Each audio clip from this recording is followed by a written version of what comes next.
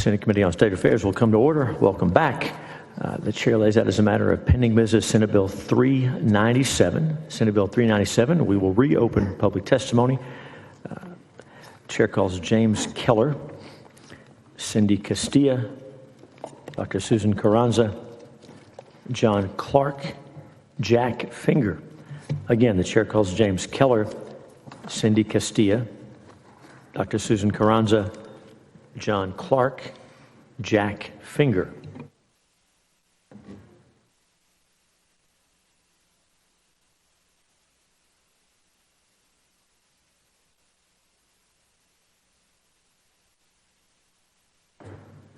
The chair calls Elizabeth Barron, Melinda Roberts.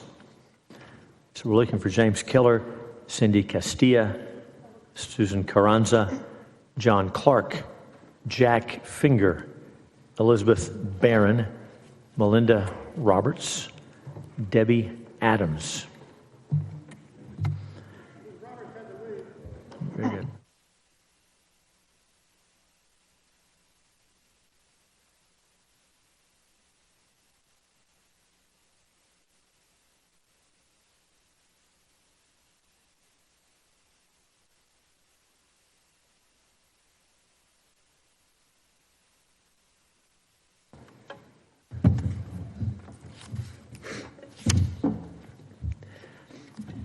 All right, welcome everyone.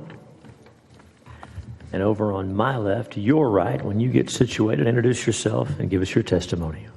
Yes, ma'am, you're up. Hi there, I'm Elizabeth Barron with Texas First, but also speaking for myself about supporting 397. And I wanted to agree with all the things that were said earlier about this bill. We would support it with some minor changes about when poll watchers may actually sign and view these tapes. However, what we really feel is the better solution, as some people mentioned earlier, is to have one voting period instead of an early voting and election day. So we prefer that solution and think it's a much better solution that will get rid of a whole lot of problems that people may have to design around. But if we didn't get that, we do support this as well. Thank you for your testimony. Dr. Carranza, introduce yourself. Give us your testimony. Hi, I'm Dr. Susana Carranza. I'm here testifying on my own behalf, and I oppose this bill. I work as both as an early voting deputy and election day judge.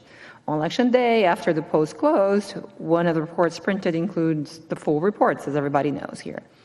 That shows all the results for the polling place. There are 2 copies of this tape that are printed. One is delivered to center count, and the other is kept by the judge that has to keep that tape and other election materials for 22 months. As mentioned by some of the other witnesses, there are some reports printed during early voting, but the total results are not. And there is a good reason for that, because there are just too many people that would have access to highly sensitive information. It's much harder to control the flowing information that shouldn't be released until after the election is over.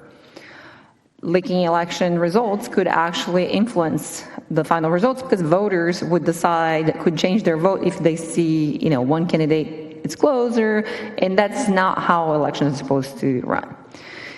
Bigger concern is always unintended consequences. And even solutions that was mentioned, that you could have a clear tape, an invisible tape that you could not see only later.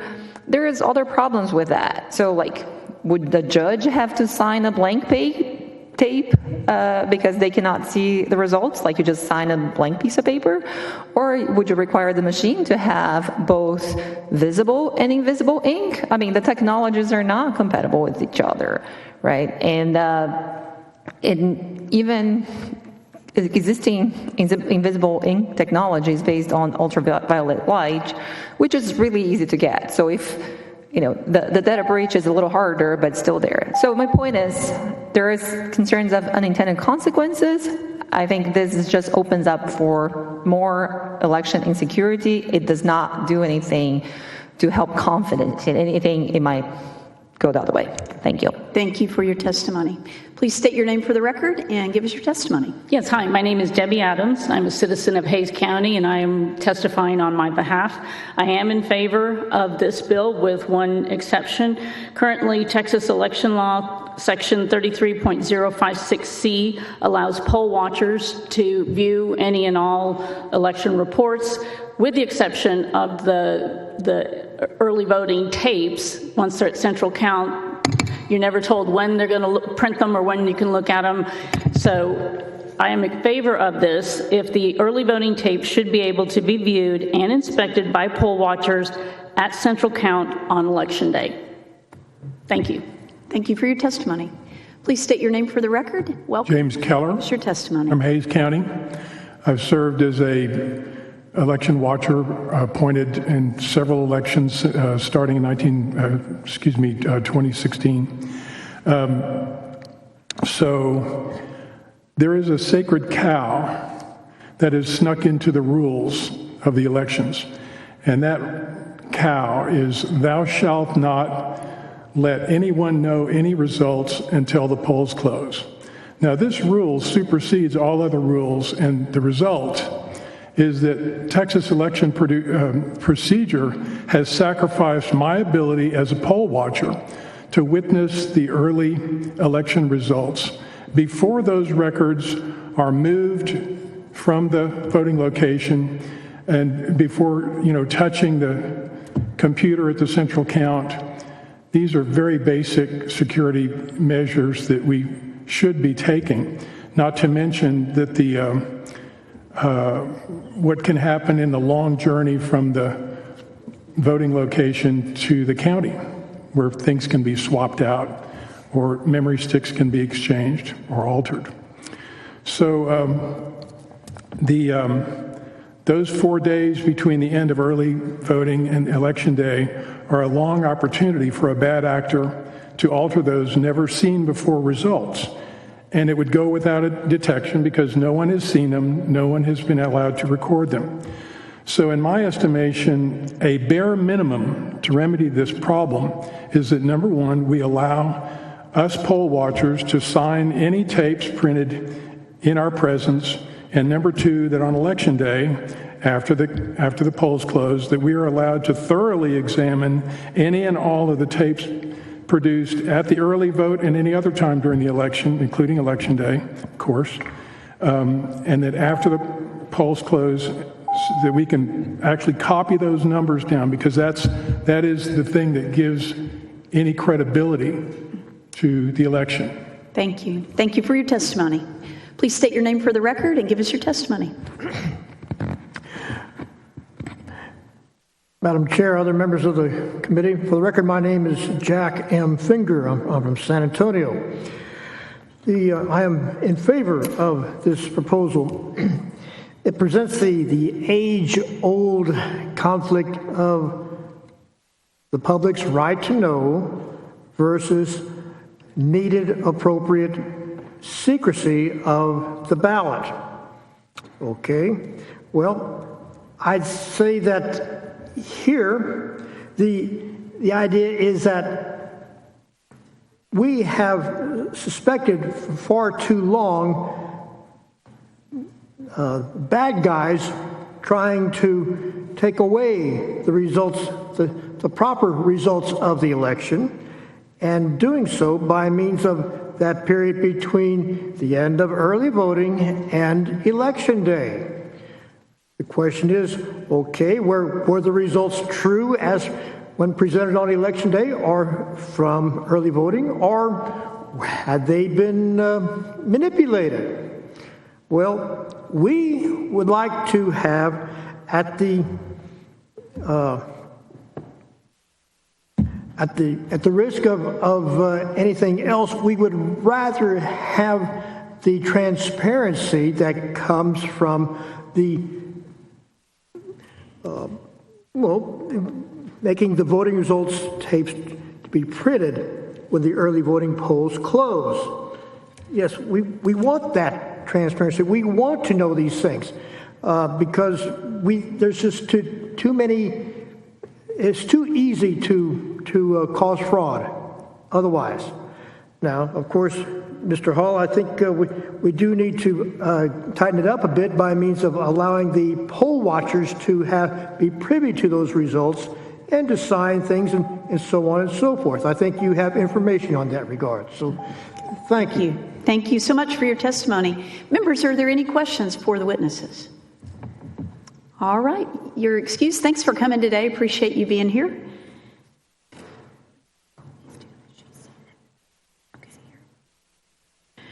The chair calls Cindy Castilla, John Clark,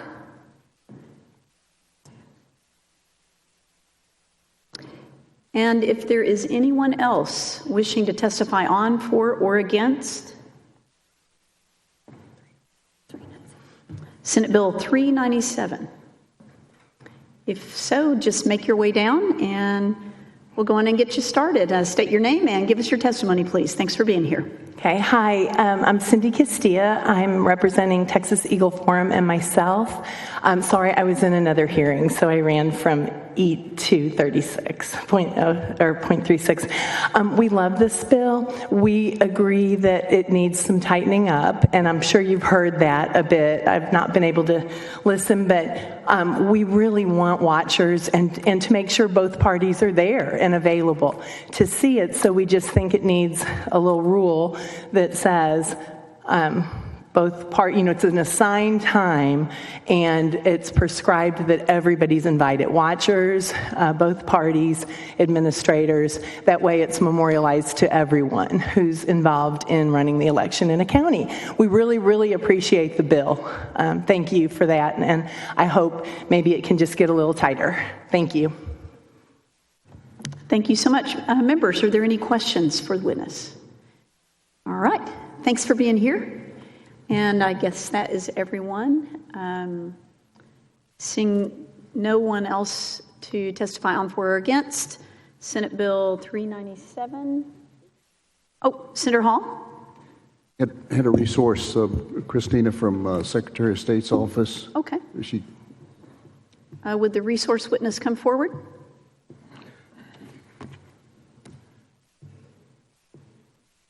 Thank you, Senator Hall. Okay. Thank you for being here. If you state your name, whom you represent, and your position on the bill, and give us your testimony. My name is Christina Adkins. I'm with the Texas Secretary of State's office, and I'm here to testify on the bill. Yes, just you've heard a lot of the testimony today and what we're talking about. Is there anything that's been talked about here today that you think would be, undoable in this particular bill? And as you know, Senator, we've talked about this idea before and some of the things that were articulated today, and I think that you bring up some very legitimate concerns about transparency. I think some of the witnesses brought up some good points too, and I think of the things that were discussed today, this is doable. Okay. And then the concept of a single in-person voting period was talked about as a solution. Is there anything you see that would be a barrier to say, oh, no, that's going to be too monumental? That's a great question, sir. I think it's a very interesting policy discussion that I think we were having today here, and I think that the witnesses brought up a lot of very interesting ideas, and I think with a little bit of time to kind of discuss this in more detail and work it out, there's definitely some feasibility to doing something like that. Okay. Thank you very much. Appreciate you. Thank you, Senator Hall, and thank you for being here. Members, did anyone else have any questions? All right, thank you. Seeing no other folks here to testify on Senate Bill 397, public testimony is closed, and the bill will be left pending, subject to the call of the chair.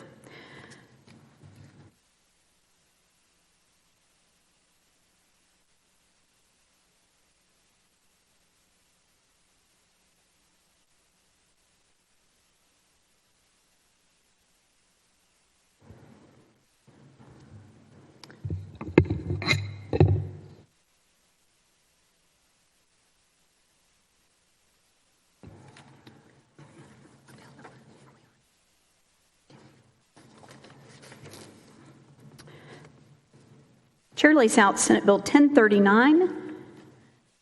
No, it's not 1039. Sorry about that. Chair lays out Senate Bill 1054 and recognizes its author, Senator Nichols, to explain the bill.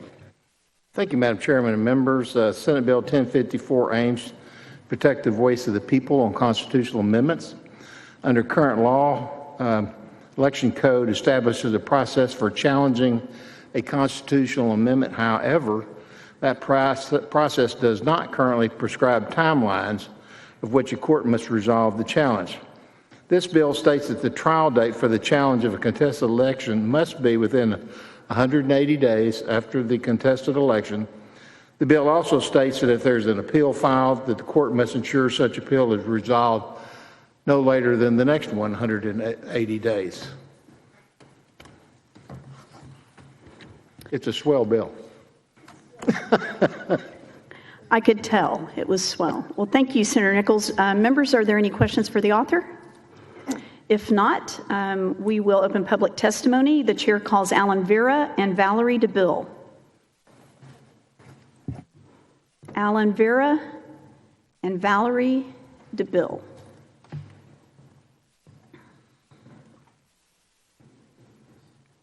Thank you for being here. If you'd state your name and give us your testimony, please. Thank you. Very quick. Alan Vera, Chairman, Harris County Republican Party Ballot Security Committee, testifying in favor of the bill. Currently involved in 21 election challenges and the background and evidence preparation. I know how massive this is, but Senator Nichols is right. We need to do everything we can to accelerate the settlement and conclusion of any kind of contest, especially involving constitutional amendments. So we support the bill thoroughly. Thank you. Thank you very much. Is there anyone else wishing to testify on, for, or against Senate Bill 1054? Seeing none, public testimony is closed, and the bill will be left pending until subject to the call of the chair. Thank you, Madam Chairman and members. Thank you, Senator Nichols. Senator Betancourt, you are recognized. Chair calls, lays out Senate Bill 1911 and recognizes Senator Betancourt, the author, to explain the bill. Thank you, Madam Chairman. There is a committee substitute for Senate Bill 1911. The Senate Bill 1911 increases penalties for failure to distribute election supplies from a Class C misdemeanor to a state jail felony, obstruction of distribution of election supplies from a Class C misdemeanor to a state jail felony, and releasing election results before the polls close on election night from a Class A misdemeanor to a state jail felony.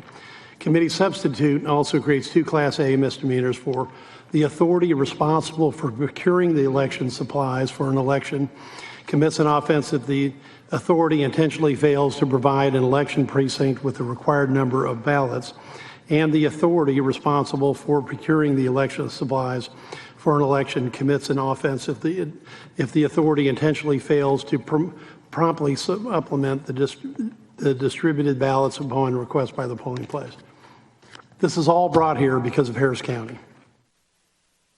It's all brought here because of the nation's third largest county running a third world election, because everything on here is true. And the problem that we have is that during the March primary, the ballot was we had ballot page issues because 4 Republican polls received 8.5 by 11 paper, not 8.5 by 14-inch paper. On November 8th, 2022, we had a tremendous disruption of ballot paper. That there were, by the few statements the election administrator's office has made, there were over 4 million supposedly ballot sheets, quote, in circulation or the warehouse. Instead, by KHOU report, Channel 11, 121 polls were undersupplied on ballot paper. The presiding judges were quite frankly panicked and jamming the elections administrator's office, but couldn't get through on the phone lines. Many presiding judges begged for paper from neighboring polls, and still several dozen polls clearly ran out of paper. We'll know how many when the election contests are completed. There's been 21 election contests in Harris County, which is a record not only for one county or for a year, but as best I can tell, it's a record since I've been in office as a tax assessor from 1998. The election administrator office was notified of the problem. You'll hear from testimony through the Republican Party, but yet when an emergency hearing was held to keep the polls open for just an hour, election administrator did not even stop the process when they knew the polls had run out of paper. The problem is when you have an election in the nation's third largest county and you put one on and either the election administrator couldn't or wouldn't get ballots to the polls is costed, in my mind, thousands of people with real voter suppression because otherwise we're telling people to go vote, but take your potluck because if you try a poll, it may be out of paper and there's 121 that are, and you just have to keep going from poll to poll till you find ballot paper so you can vote. Thousands of voters were clearly prevented. I've got 2 invited speakers on this bill. There'll be several other bills today, which is Harris County Party Chair Cindy Siegel, and then also the Rapid Response Coordinator, Bob Sumacek. And will be a bunch of other testimony, and members, you'll be hearing from presiding judges that couldn't get through on phone lines, didn't have ballot paper, couldn't get any help. And that's a preposterous thing to have happen in the 21st century. And with that, Madam Chair, I'd be happy to answer any questions. Thank you, Senator Betancourt. And to be clear, that was the committee sub? Yes, okay. I mentioned that we had a sub. Yes. I'd be happy to send it up. So, Chair sends up the committee sub, and I think you just laid it out. All good. All good. So, committee sub for 1911 members. Are there any questions for Senator Betancourt? All right. Cindy Siegel, Bob Sumacek. The chair calls Cindy Siegel. Oh, let's see. First of all, chair opens up public testimony. So, chair calls Cindy Siegel and Bob Sumacek.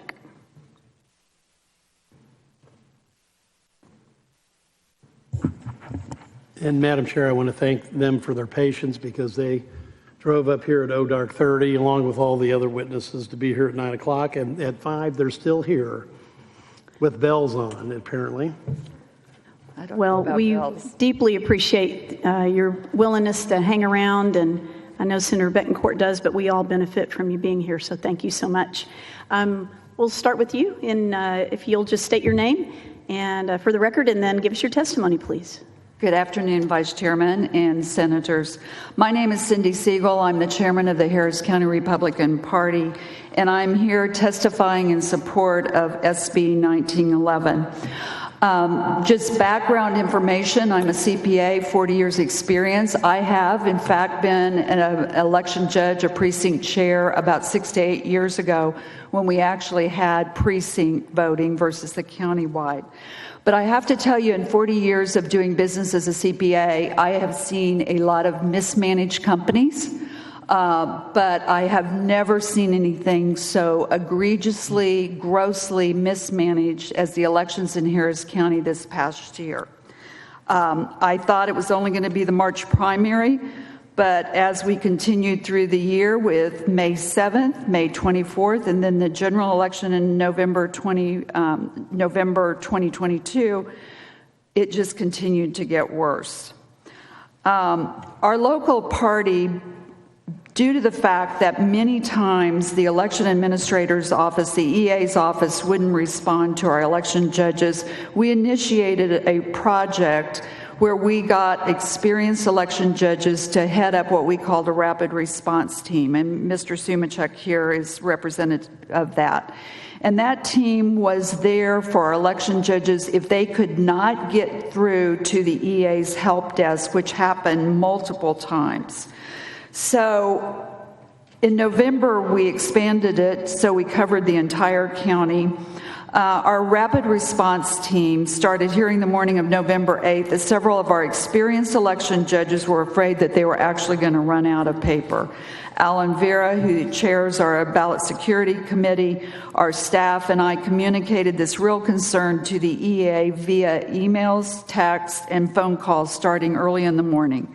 You will hear from some testimony today from some of our election judges, as well as clerks, rapid response team members, and one of our employees about the desperation that our election workers were experiencing as they had to turn away voters due to a lack of ballot paper. I still have a text to the Harris County EA when one of our polls that we had notified them was running out of paper early in the morning. Around 1 p.m., I said, Cliff, this middle school has run out of paper. Do we really need to be arguing with your staff about getting enough ballot paper delivered? Our executive director later in the afternoon, after we'd heard from almost 20 polls that were running out of paper or close to it, Cliff, someone on your staff has set you up and the voters up. Furthermore, due to a court order, because some of the polls didn't open until after 10 a.m., the election judges were ordered to keep the polls open until 8 p.m., even in light of the concerns about ballot paper. The final blow to the voters and candidates came at approximately 7:30 p.m. when the Harris County EA posted in direct violation of the election code the results of early voting, even though the polls had been ordered and were staying open until 8 p.m. Since November 8th, we have received at our party headquarters over 3,000 complaints about how badly the November 8th election was run by the EA. These complaints include voters who were turned away from a poll due to lack of ballot paper. Earlier this year, Houston's Channel 11 did an investigative piece looking into data provided by the county and found over 120 polls were not delivered enough ballot paper based upon the historical voter turnout in those polling areas. And you've got a heat map that one of our precinct chairs, who's sort of a data geek, he took that information, overlaid it with a Republican heat map, and found that it is statistically impossible, it is not random, that these polls, the majority lied in Republican voting areas. Much is said today about what voter suppression is. We talk about election integrity. We talk about voters having their rights suppressed. But to put it simply, voter suppression is when you go to vote and there's not enough ballot paper to record that vote. Voter suppression is when the polls are allowed to stay open until 8, but some of the polls don't have enough ballot paper, and you have to drive around trying to find a poll with ballot paper. Voter suppression is when early voting results are publicized before the polls actually close. As Senator Betancourt stated publicly in November, the state legislature shouldn't have to legislate that an EA should provide polls with sufficient ballot paper. But this is where we are today. Whether it was gross mismanagement or malfeasance on the part of the Harris County Elections Administration, please support Senate Bill 1911 and increase the penalties in these circumstances.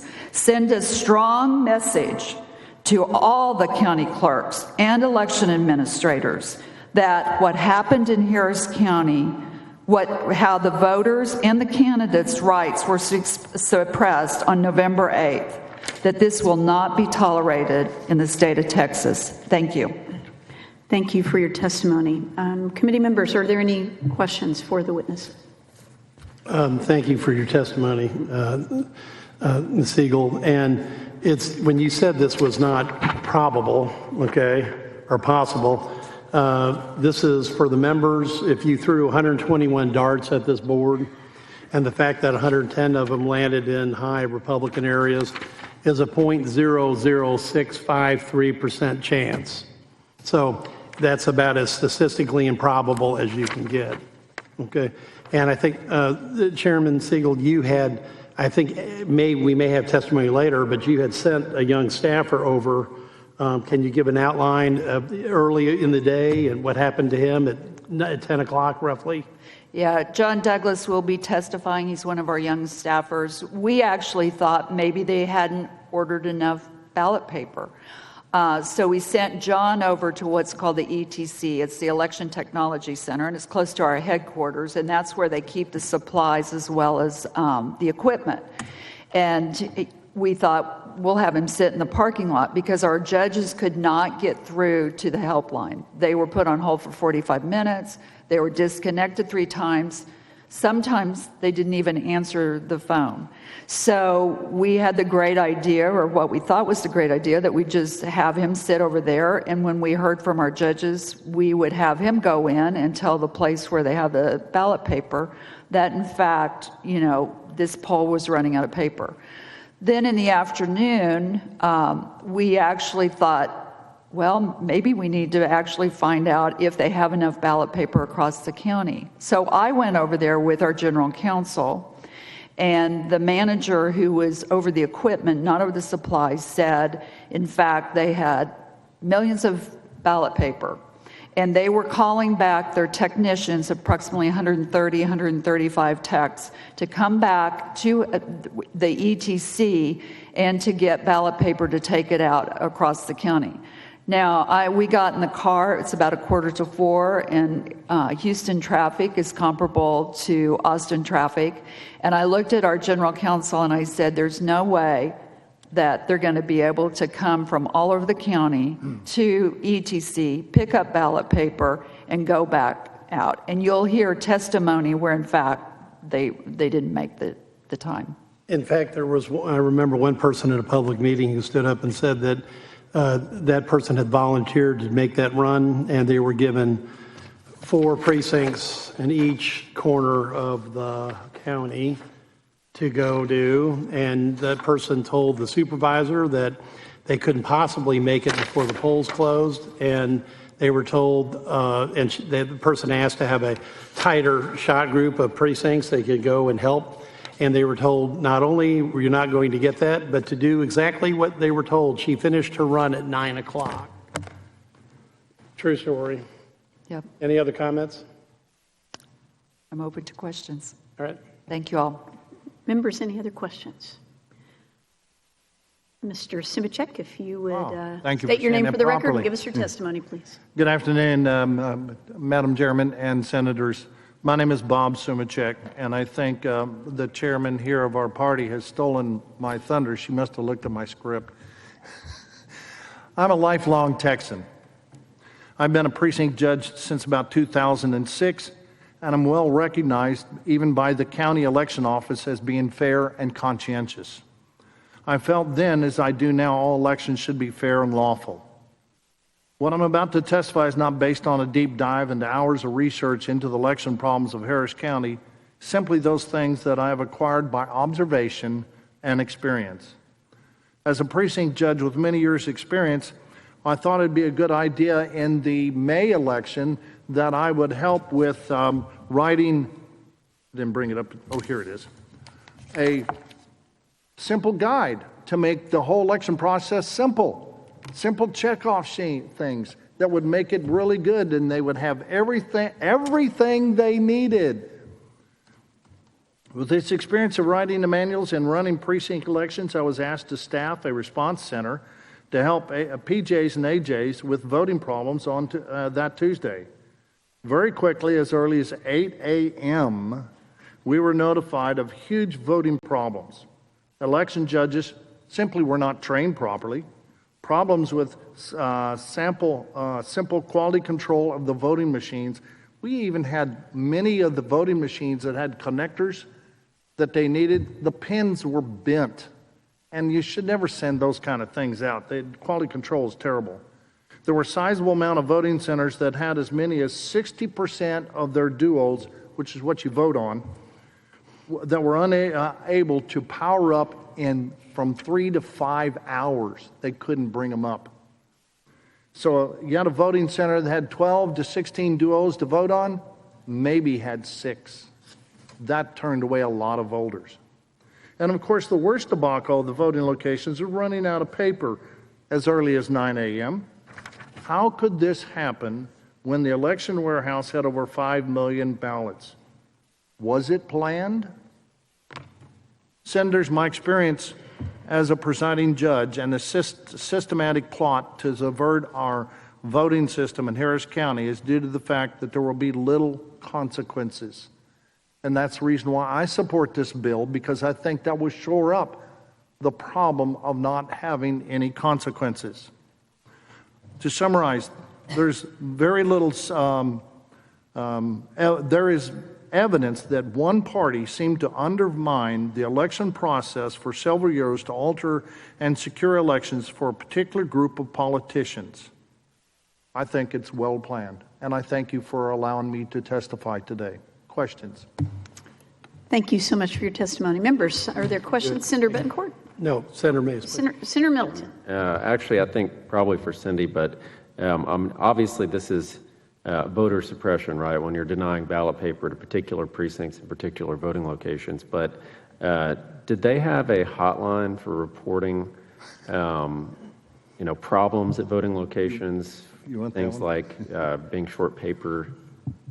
They have a helpline, and because of what we'd experienced starting with the March primary, with our judges not being able to get someone to help them, being put on hold, that's when we started with a pilot program with the May 24th runoff, and Bob was one of the members of that rapid response team.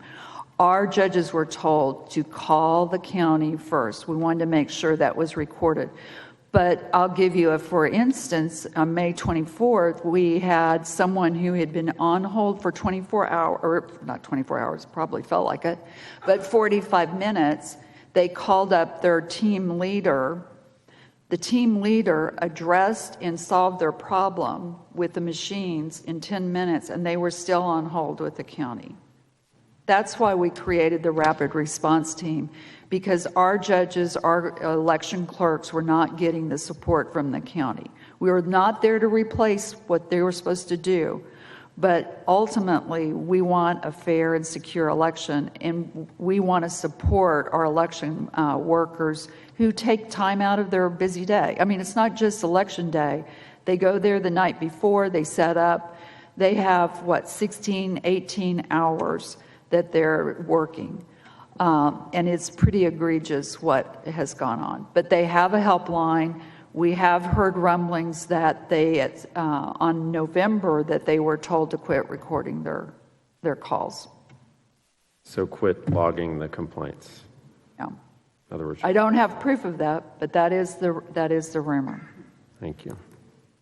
Thank you, Senator Middleton. Senator Betancourt, you're recognized. No, and Bob, we need to make sure the membership here understands, the public listening, that after the primary debacle, and then obviously what happened in May, and even before May, the existing election administrator had to resign due to complaints by both political parties. True? Yes. And unfortunately, there doesn't seem to be any lessons learned from this, because instead of getting best practices going forward, the situation actually even destabilized to the point where election judges, the presiding judges in the November election, simply could not even get anybody to answer the phone. Senator, if I may comment on that, there were several people that I know that used to work at the election office, and they were with lots of years of experience, lots of technology experience, were let go, and when these people would call with their problems, they would hear a very young voice with no experience, and they said, well, I have to find out for you. And that was causing a lot of they just simply didn't have the staff that they did have long before. There was also a complaint log that apparently was turned off. I'm sorry, what was complaint log that was turned off? Right. Now, let me just, right. Okay, and let me just point out to the members and everyone listening. A long time ago, there was voter registrars and county clerks that could take 55,000 phone calls in a presidential election and answer them within 4 seconds. That was for the general public. But if you were a presiding judge, your call was answered on the first ring. Now, that used to be the technology in Harris County. I happen to know because I put it in as voter registrar. And what is appalling to me is that no amount of public complaint seems to make a difference on performance.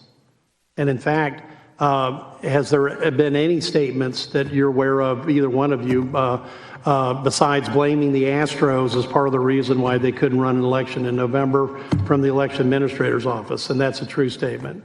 There is a report that the current EA provided the Election Commission, which as the party chair for the Republican Party, I and the Democrat chair serve on that commission, and was also provided the county commissioners. And in reading that report, I can tell you I have more questions still, and I've heard those same statements made by the press. No one has gotten the answers. There's a lot of, I don't know. In fact, repeated requests by multiple media sources have been referred to the Attorney General as a stall tactic to be able to respond. That was one of the reasons why we passed a bill about eliminating the litigation or will exemption in this. Thank you, Madam Chairman. We've got a ton more witnesses. I'd love to keep them up, but we've got other people that have waited all day as well. Yes. Thank you so much. Members, are there any other questions? Thank you so much for staying. All right. Chair calls Tom Nobis, Robert Green, David Weinberg, and David Little, and John Douglas. You'll make your way down here.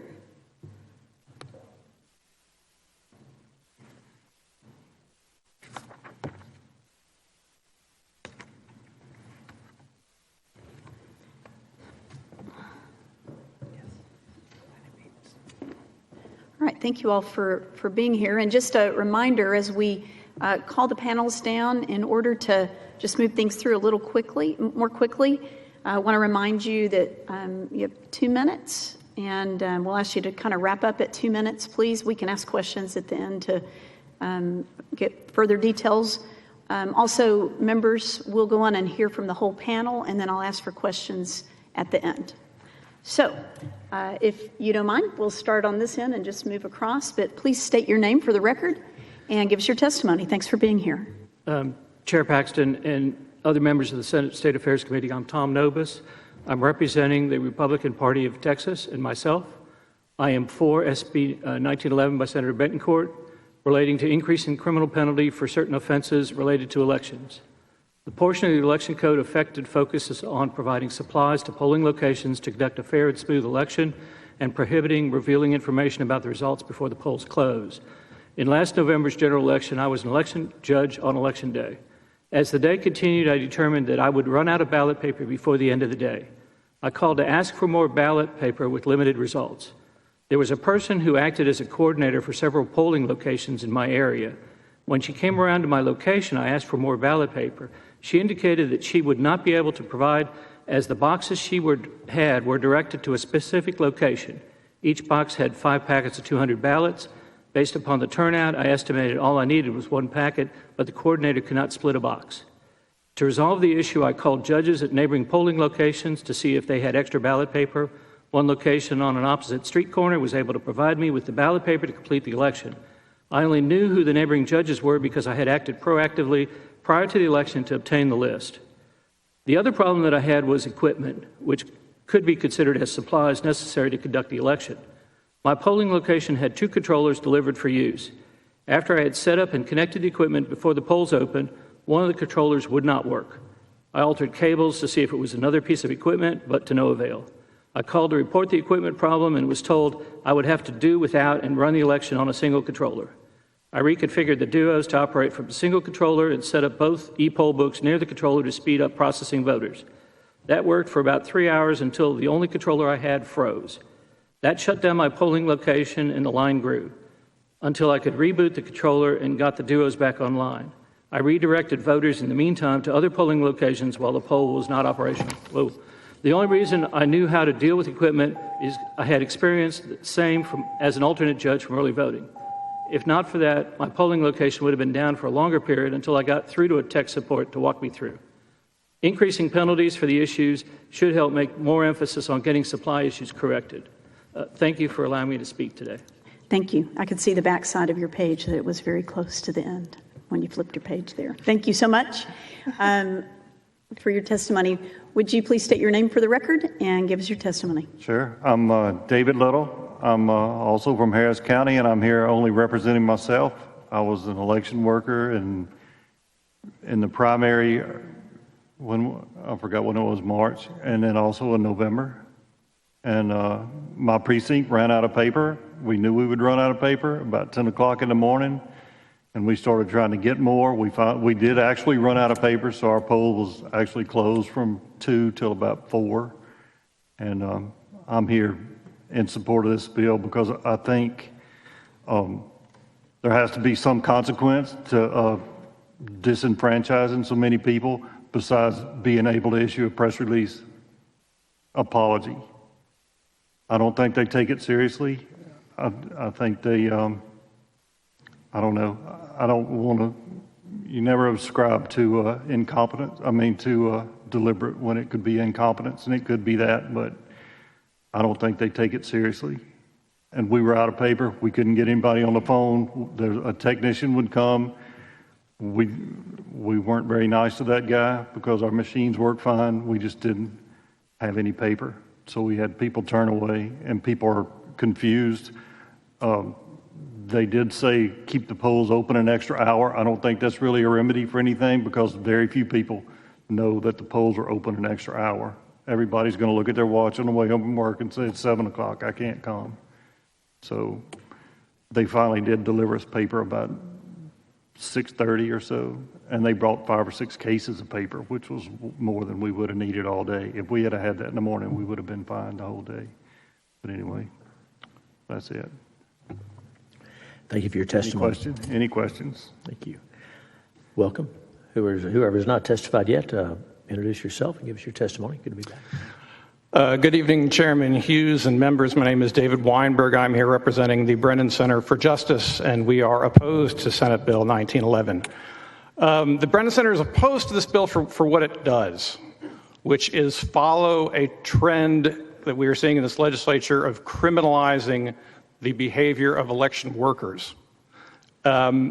And just to be clear, as Chairwoman Siegel said, this bill is not a bill about Harris County. This bill applies to all 254 counties in the state of Texas. And there has been a real issue. We've heard this in testimony on other bills today on retaining and finding poll workers. This bill would make the failure to deliver supplies, it would go from essentially a speeding ticket, Class C misdemeanor, to looking at real jail time. That could have a chilling effect on trying to recruit and retain poll workers for your elections. I also want to come to this point about, do we have a problem with poll worker intimidation? In Texas, we absolutely do. When the former elections administrator of Gillespie County resigned recently, she wrote, "The threats against election officials and my election staff, dangerous misinformation, lack of full-time personnel for elections office, unpaid compensation, and absurd legislation have completely changed the job I initially accepted. The life commitment I have given to this job is unsustainable." So I would urge this committee, let's take a long and hard look at the best policy way forward on this issue. I think increasing criminal penalties for election workers is not the best way to go. I'm not endorsing it, but there is a bill that's going to be heard this Thursday in the House Elections Committee, which takes a very different sort of approach in terms of how do you deal with an issue like this. So that is my testimony, and thank you. Thanks for your testimony. Welcome. Introduce yourself and give us your testimony. My name is John Douglas, and I am a staffer representing the Harris County Republican Party and speaking in favor of Senate Bill 1911. On Election Day, after hearing that polling locations in Harris County were running out of paper, I was sent to the Elections Technology Center at 9 o'clock a.m. to inform the distributors which polling locations are running out of paper so they could distribute more to them. After being buzzed in, I spoke to a manager. He was very hostile to me from the beginning and was telling me that the location is not running out of paper because they did not have enough voters. I told him that the judge is saying he is running out of paper, but the man continued to argue with me about it. Eventually, he said he would call the location and verify, then stormed off cursing. After waiting for several minutes, I saw no effort was being made to call the polling location, so I went to an employee in a cubicle and asked them to call the location. The employee called the location, and the judge confirmed that he was running out of paper. Then the employee started arguing with the judge, telling him there is no way he should be running out of paper. After a back and forth, she said she would put in a request, but that she could not guarantee the judge would receive any paper. That judge did end up running out of ballots in the end. Soon after, the manager came back to me with the director of logistics, Rochelle Abakazua, on the phone. He told Rochelle that I was there to pick up ballots and that I kept changing my story. I corrected him and said I was never there to pick up ballots. I was there to inform them that the polling location had run out of paper. He then argued with me again and said that they do not need paper. I told him that we just called the location and the judge confirmed that he needed paper. Rochelle then said over the phone that I still had no right to be there and that I had to leave the property or they would have the police escort me out. This was even though I was let in by them and was a credentialed party employee sent personally by our county chair. I complied and left the property at about 9:45 a.m. The entire time I was very respectful and kept assuring them that I am not there to cause trouble or to be a nuisance, but to tell them the issues that we are having so we can all have a good election. I was only treated with suspicion and disdain the entire time to the point where I was threatened with a criminal trespassing charge. My experience there left me with no assurance of a well-run election after seeing the elitism and disdain that they treated the election judge with and myself. Because of all of this, I ask that everyone support SB 1911. Thank you for your testimony. Mr. Green, welcome back. Introduce yourself. Give us your testimony. My name is Bob Green. I am the chair of the Travis County Republican Party Election Integrity Committee for Legislation. After hearing all of the testimony of what has gone on in Harris County, I can only say that problems in Travis County pale by comparison, but there are always some issues that come forward. I would just say one thing with regard to this bill and the other 5 nice bills that Senator Betancourt has put forward. Without significant penalties for violations, what benefit is any law? If people feel like that they can move forward and there won't be any circumstances, there won't be any ramifications of violating those rules, why not go ahead and do it? But if you have any questions, I'll be happy to answer them. Senator Betancourt. Thank you for your testimony. And I want to go make sure everybody heard because you were doing it rather rapidly, okay? You went over to Election Central at 9 o'clock. Correct, at 9 o'clock. Right, this is 9 o'clock now let's think about what the day is. The polls open at 7, they close at 7 p.m. And 2 hours later, you have so many complaints and so many some presiding judges are worried they're running out of ballot paper, and they are, that you go over to Election Central. At 9 o'clock, you're buzzed in because they recognize you. And even though you had some obvious back and forth about why you were there, even when they got presiding judges on the phone who said, I'm running out of paper and I'm the presiding judge of the polling place in this county, they still didn't believe them. Correct. That was really the moment I saw the incompetence because the employee herself literally told the judge that he was wrong and there's no way he's running out of ballot paper. That is just not possible, even though he was there on the ground. Right. So the fact that they suspended disbelief is clearly there. And because you were there, okay, because you kept repeating that they're polling places that are running out of paper, they literally threatened you with criminal trespass and told you to leave. Correct. I assured them that I was only there to inform them which polling locations was running out of ballots. That's why I was not a nuisance. I was very respectful, and they only treated me with suspicion to the point where they wanted me completely gone, even though I'm a party employee who's bringing a serious issue to them. And this was at 9:45 on Election Day. Correct. And I don't believe any of these resupplies even attempted to take place until after 3 o'clock. Is that what your knowledge is? Correct. The person I was there on behalf of, the location that I was telling was running out of paper, ended up running out of ballots, even though I was there advocating for them. Okay. And this goes to your comment, my good friend from Travis County. If there's no penalties for this type of behavior, it will just continue. Because even with the evidence there on the phone and in person, the person said, the presiding judge obviously doesn't know what they're talking about. And the fact that this happened in 121 polls over and over again all day long. And by the time any resupply was attempted, it was already 8 hours of a 12-hour day were gone. That's what happened. That's why there's voter suppression. That's why there's 21 election challenges. That's why the judge said and told everyone on the call that a lot of these elections contests are going to trial. Because for the first time, we've had the third largest county in America put on an election where they wouldn't bring ballot paper out of the warehouse to the polls, knowing the problem. Not speculation, knowing the problem firsthand. And then the messenger is literally said, if you don't get out of here, we're going to shoot you with trespass, effectively. So that's what's called denying the obvious and shooting the messenger politically. Thank you for your testimony. Members, any other questions for the witnesses? Thank you each for being here. Thank you. Thank you. The chair now calls Jamila English, Linda Zachary, Hyder Garcia, Christopher Russo, Bethany Scanlon. Again, the chair calls Jamila English, Linda Zachary, Hyder Garcia, Christopher Russo, and Bethany Scanlon.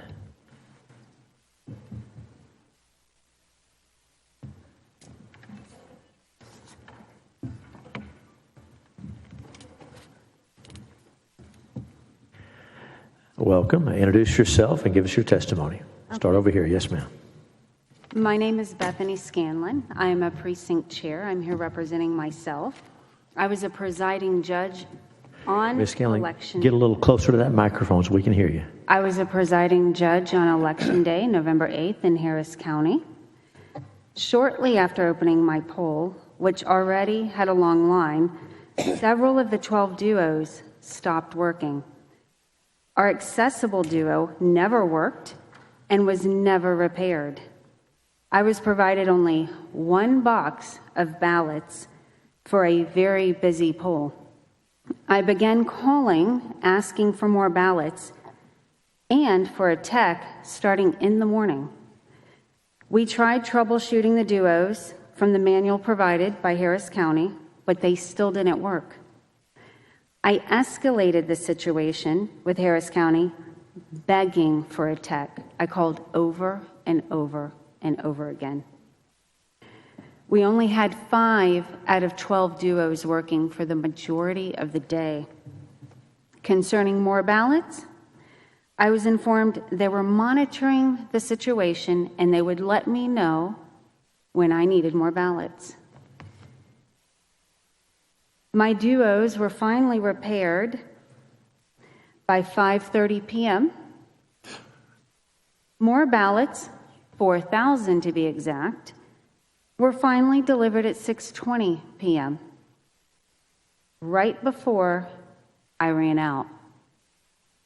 I believe I did not run out of ballots only because many voters left frustrated due to long lines from lack of working duos. I sincerely ask that you vote in favor of this bill. Thank you. Thank you for your testimony. Welcome. Introduce yourself and proceed with your testimony. Thank you, Chairman. I'm Linda Zachary, and I'm representing myself. I am a Harris County Precinct 50 Chair for the GOP. I am for SB 1911 by Senator Betancourt. The focus of my testimony pertains to the election code on providing supplies to polling locations to conduct fair elections. In the November 2022 general election, I was a presiding judge in a county-wide election day in Harris County. As the day progressed, I determined that I would run out of ballot paper. I began calling to request more at 2 p.m. I made follow-up calls. Ballot paper arrived at 6:15, a 4-hour delay.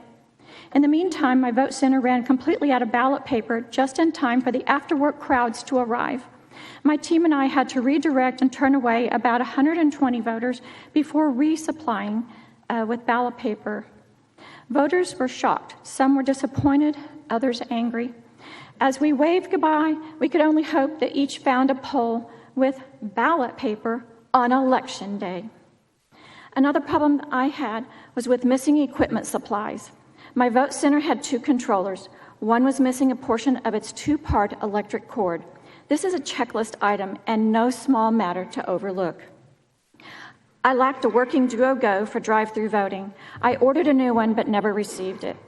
The most grieved hopeful was a woman who had just finished a round of chemo. She didn't know if this might be her last election. My poll was missing several required forms for closing polls. I was also missing the bond election notebook. This is one vote center with all these issues. Please help us and vote in favor of SB 1911.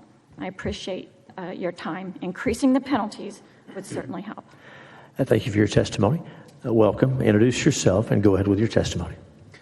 Thank you, Chairman Hughes, members of the committee. My name is Chris Russo. I'm representing myself, and I'm testifying in favor of SB 1911. On Election Day last November, I was the presiding judge at the City of El Lago City Hall polling place in Harris County. What I experienced should never happen in any election in the state of Texas. After some initial equipment failures, like these other witnesses have described, we started processing voters at a pretty steady clip. I realized around 2:30 p.m. that at the pace we were going, we would eventually run out of ballot paper. I called the Elections Administration supply line, and after a dropped call and a long hold, I was eventually told that someone would be on their way with additional supplies. These never materialized. I called several more times throughout the afternoon and was told at least one more time that ballots were on the way. They never came, and we ran out of ballot paper in the middle of the after-work rush around 6 p.m. So I called at 2:30, we ran out at 6. We had about 40 people in line at the time, most of whom left to find another polling place once they learned that we ran out of ballots. I told people in line that if they stayed in line, they would be able to vote, but I didn't know when they would receive paper or when they would be able to vote. I kept calling the Elections Administration and was told that my case had been quote-unquote elevated and that ballot paper was on its way. I finally received ballot paper at 9:05 p.m. By that time, there were only 4 people who had remained in line, and I would estimate that about 100 people who came to the polling place to vote either left or were turned away because of the lack of supplies. Even worse, 2 nearby polling places also ran out of ballots, making it even more difficult for people in my area to vote. This can never be allowed to happen again in Texas. I hope that increasing the penalty for this kind of malfeasance will ensure that. Thank you. And thank you for your testimony. Mr. Garcia, introduce yourself, give us your testimony. Yes. Good afternoon. My name is Jairo Garcia. I'm the Tarrant County Elections Administrator. I'm testifying on behalf of the Texas Association of Elections Administrators and myself, and we're just testifying on the bill. And to be honest with you, some of the testimony this morning might have rendered our comment. We were just going to say that Section 3 related to some bills we heard earlier about printing early voting results ahead of time. But I believe the clarifications this morning make it pretty much irrelevant at this point, so I'll just be here if you have any questions for the association. Thank you. Thank you. Senator Saffarani, you're recognized. Thank you, Mr. Chairman. You've heard the testimony about the problems in Harris County and to some extent problems in Travis County. Have you, through your association, have you heard of similar problems in other counties in Texas? Ma'am, there's always something to deal with. I believe that's probably more of a county-by-county question. Some might have had more issues, and it also, our different sizes and different geographies are going to make that a very difficult answer for me to generalize in one statement. I feel that if you have questions, we can circulate them throughout the membership of the association and get you more of a... But you haven't heard of the same kind of problem statewide, then? I've heard about sometimes machine breaking and things like that. That's why I say I don't want to give you a generic answer. Okay, but it sounds like you're answering me. It sounds like you're saying no. Yes, there's always something to deal with in any county, in any But not election. the same kind of problem statewide. For Some of them, no. running out of paper. We've heard several witnesses say they ran out of paper, they ran out of paper, they ran out of paper. I can't recall any of Any other that magnitude any of other running out of paper. Run out of paper countywide or in specific precincts. Not in my recollection. Thank you. Thank you, Mr. Chairman. Senator Betancourt. Mr. Garcia, thank you for your testimony. Have you ever heard of any problems of this magnitude in your entire existence as an election administrator? Where 121 polls are not supplied with ballot paper? No, I haven't. And to my witnesses here, okay, El Lago happens to be right down here, okay, and the other 2 ladies are on this side, right? Okay, and I bring this up because this didn't happen at all the polls in Harris County. But it happened repeatedly, and despite these three rational, very, well-trained presiding judges, they either couldn't get through to somebody or somebody kept telling them the wrong answer on purpose, okay? And that meant just between these two, there's hundreds of people that were suppressed, that were disenfranchised. There's no factor supposition of fact that this is not what we're talking about here. And I want to say back to you, Mr. Garcia, I think that instead of testifying on, you need to talk to the membership. They need to be testifying for, because if there's somebody's doing their job, I won't have to be here raising criminal penalties because other people simply aren't motivated to do the right thing. This isn't about politics, it's about performance. We could have brought in 100 of these people because they had that many problems. And that's what's so sad about this. I cannot even imagine if this continues, what happens? Let me ask all three of you. Were the voters happy or were they outraged by what occurred? They were outraged, they were shocked, they were disappointed. Some, were frustrated. They just could not believe we were out of ballot paper. They couldn't believe that one of the wealthiest counties in America with a tremendous election budget couldn't get ballot paper out of a warehouse. Comments? What I think was unique about my situation was that some of the people who were coming to my polling location, I was their second or third location that they had come to, and we were out of paper. And so I told people, if you can't make it to another location by 7 p.m. or you're not sure, please stay in line and I'll get you processed. And at 7 p.m. we had about 10 people in line, and by the time I got ballots at 9:05 p.m. we had 4 that were remaining. Because 4 people knew the obvious truth that the entire existence of the American Democratic Republic revolves on voting. So they stayed 2 hours just to exercise their right. It's astonishing because in your case, you might have been their third poll, and I've actually heard of 4 or 5. Now I want to go back to this first problem. When you have so many machines that are down, you're already running people off constantly because people can't stand the line. They bounce off and they move on. Okay? And how many people did you think you observed just leaving because of the long lines? You have an estimate? I don't have an estimate, but we had a lot of people leave. I kept walking the line. We never had a break in the line. I had a long line from 7 a.m. all the way to close. Even at 7 p.m., there was a very long line. People were frustrated. People had to go to work. I had people angry. I was walking the line trying to cheer people up.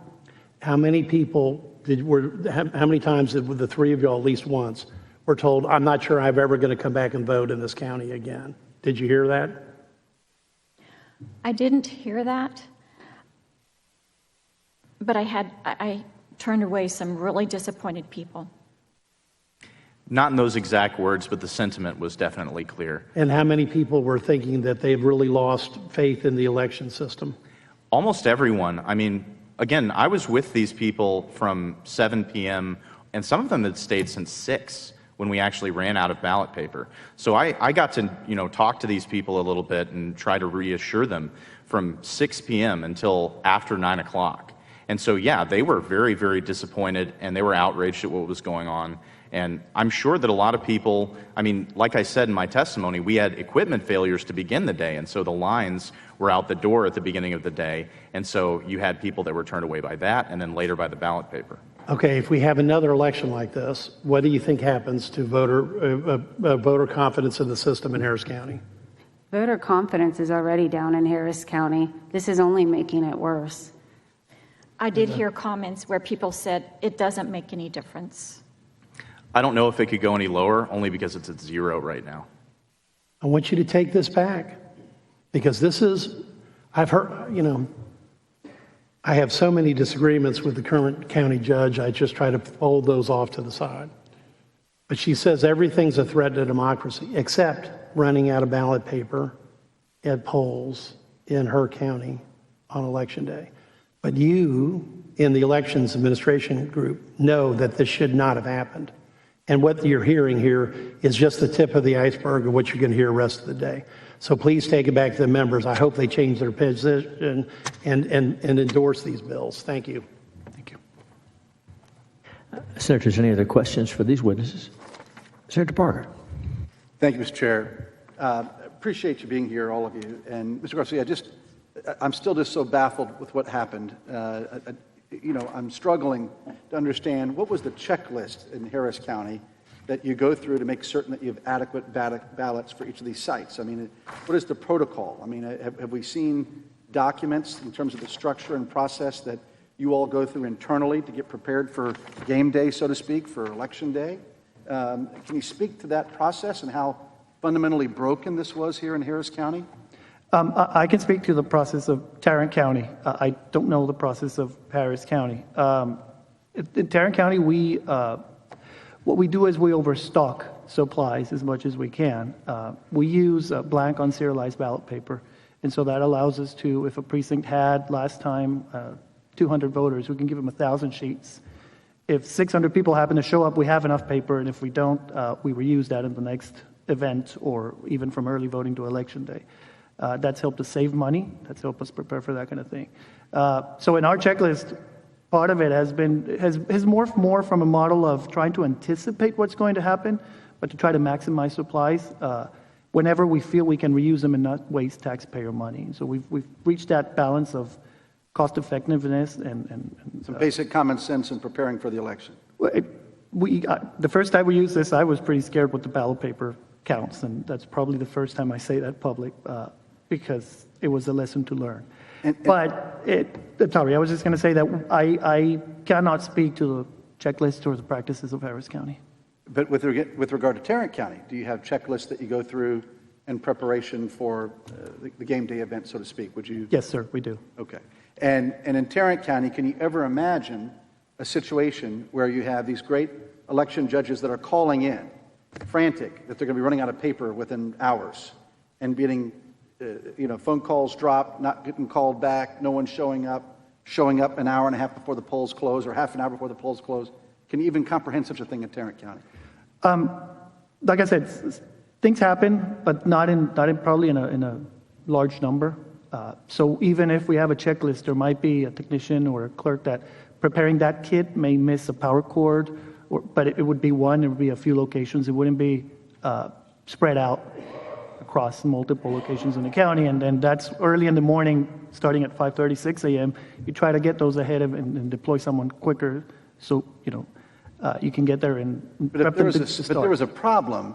You or a senior member of your team would be replacing it, fixing it in the field within minutes, I would think. In any normal functioning county. Yes, and problems as they get reported, they get categorized, right? So a lack of ballot paper, which will prevent you from opening, will be critical.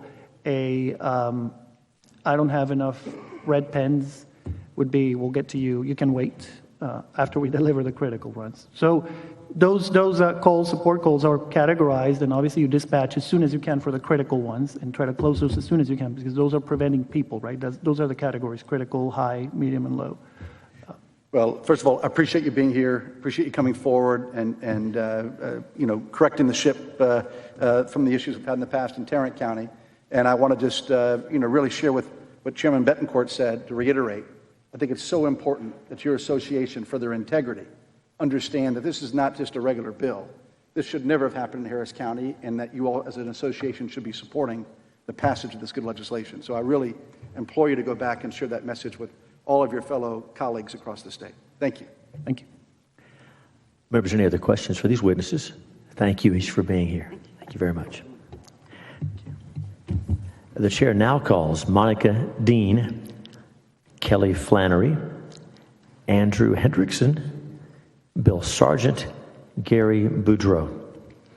Again, the chair calls Monica Dean, Kelly Flannery, Andrew Hendrickson, Bill Sargent, Gary Boudreau. It's unbelievable, guys. It's just unbelievable. And you're going to hear more. Either one is fine, wherever you're comfortable. If you just get the mic that looks closest to you, and whenever you're ready, introduce yourself and give us your testimony. Hi, my name is Monica Dean, and I'm representing myself. I'm speaking in support of SB 1911. I'm a lifelong resident of Harris County. I worked as a poll watcher in early 2022 and as an election clerk for 2022 primary and election day. In the primary election last year, we had an overwhelming amount of issues with the paper ballots. The thickness and tears in the paper caused paper jams, which resulted in a large number of ballots having to be spoiled and increased wait times. After experiencing those issues in the primary and knowing it was a 2-page printed ballot, I made sure to explain the process to voters to avoid a redo. However, this time around, it wasn't paper jams and spoiled ballots. We actually came very close to running out of ballots. The only reason we did not run out of ballots was because of the ongoing machine issues, and many people left.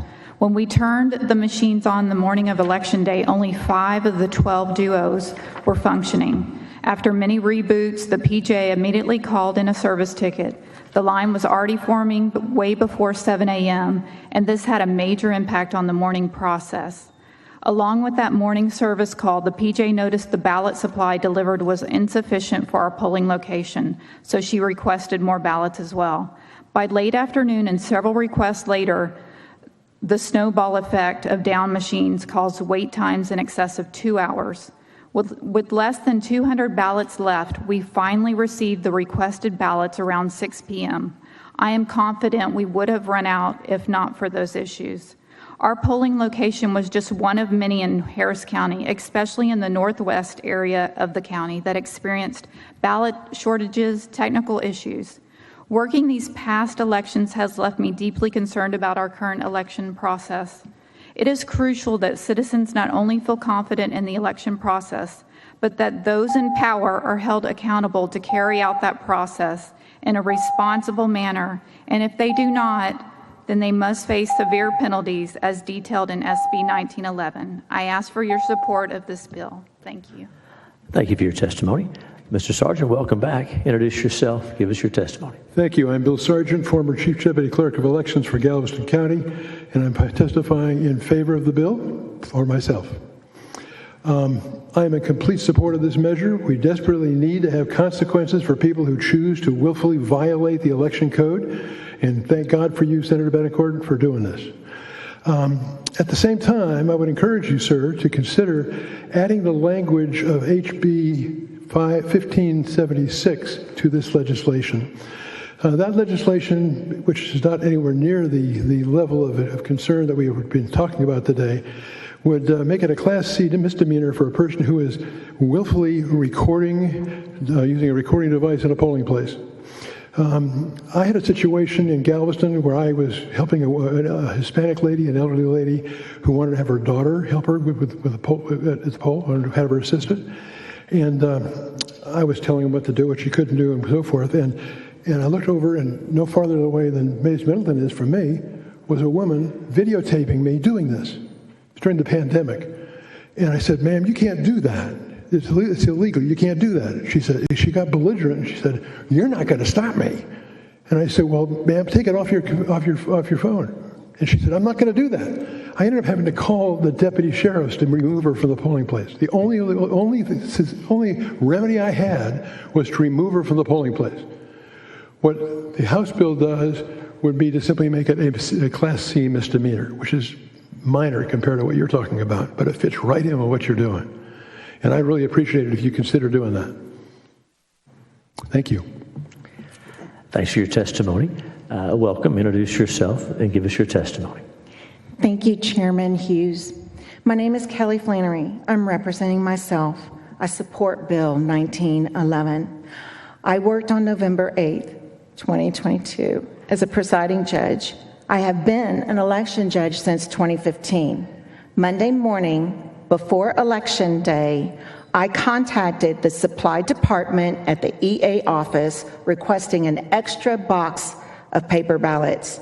On Election Day, my alternate judge called 4 times for paper starting at 9 a.m., only to receive a busy signal with every call. By 2 p.m., the poll watcher noticed our limited paper ballots. He called the EA's office, spoke to someone, and informed the EA about our situation. 4 p.m., my polling location ran out of paper. I turned away 204 voters in my community, referring them to the closest polling location, only to find out that they too had run out of paper. One voter was quite irate with me.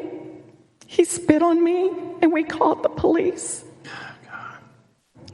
8:15 p.m., after polls closed, an employee of our county commissioner, who was a candidate on the ballot, had dropped off 3 boxes of paper. The EA had full knowledge of my polling location, and now we were running out of paper. 24-hour notice, to be exact. My request was ignored. Our community was obstructed from voting that day. Please pass Bill 1911 to ensure that judges like me never have to go through this situation again. Thank you. Thank you for your testimony.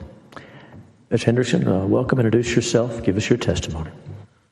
Thank you, Chair Hughes and committee members. My name is Andrew Hendrickson. I represent the ACLU of Texas, and I'm opposing SB 1911.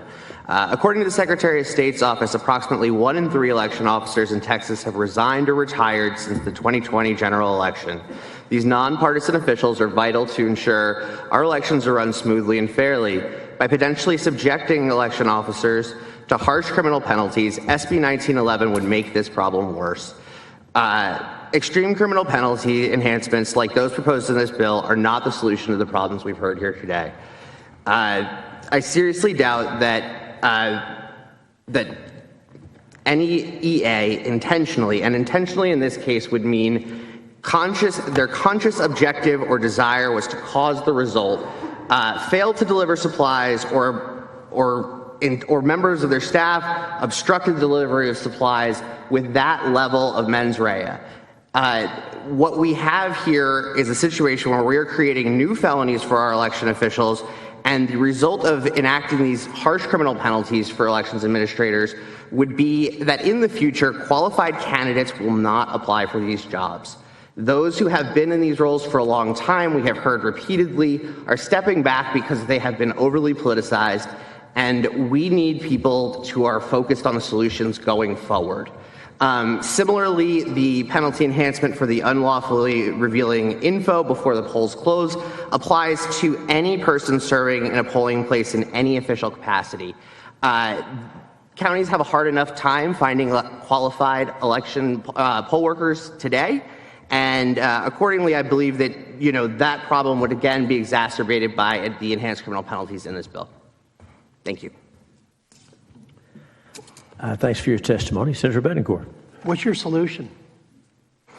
Off the top of my head, I can think of a few things that would help. One, we could encourage more people to vote during the early voting period. No. Sir, my specific question.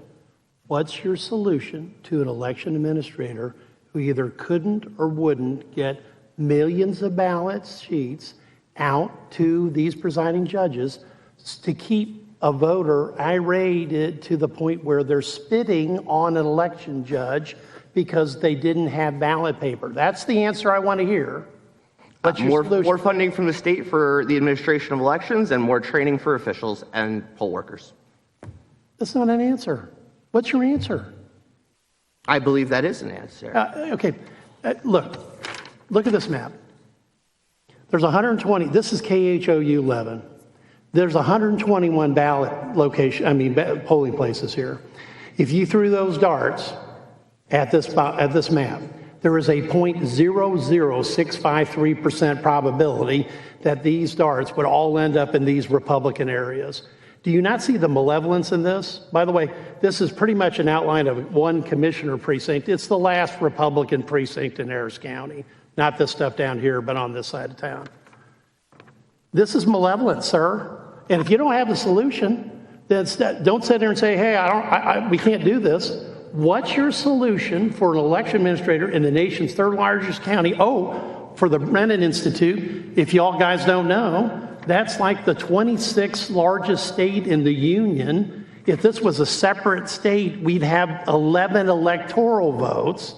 What's your solution to election administrator? And you've heard enough testimony that refuses to return calls, that refuses to resupply, that refuses to answer. What's your solution?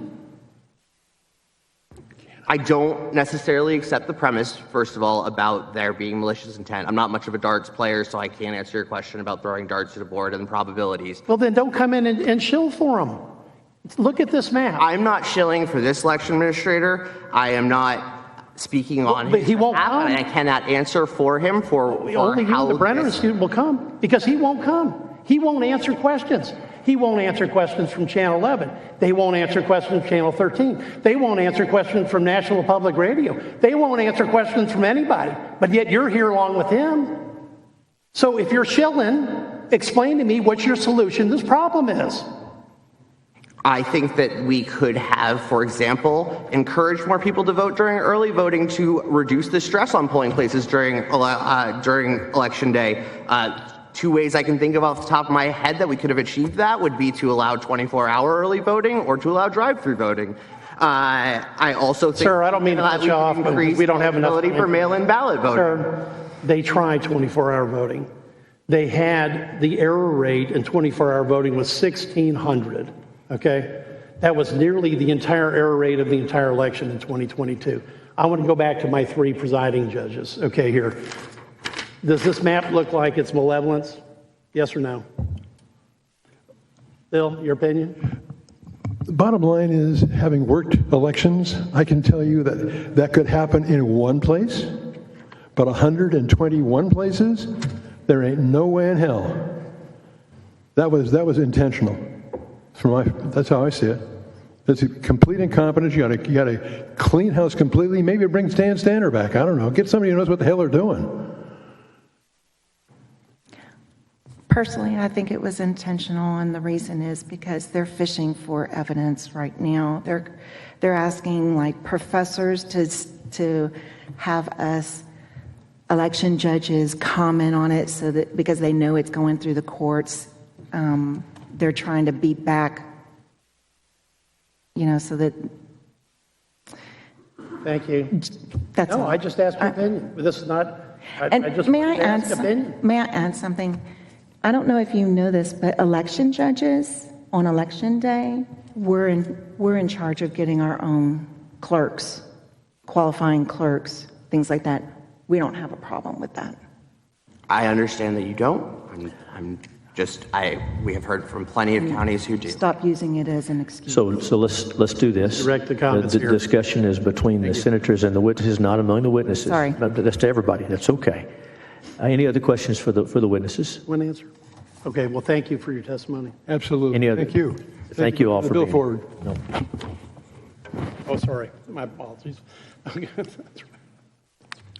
The chair calls Louise Joy, Marcia Strickler, James Keller, Lucy Traynor, and Ed Johnson. The chair calls Louise Joy, James Keller, Lucy Traynor, Ed Johnson, Marcia Strickler.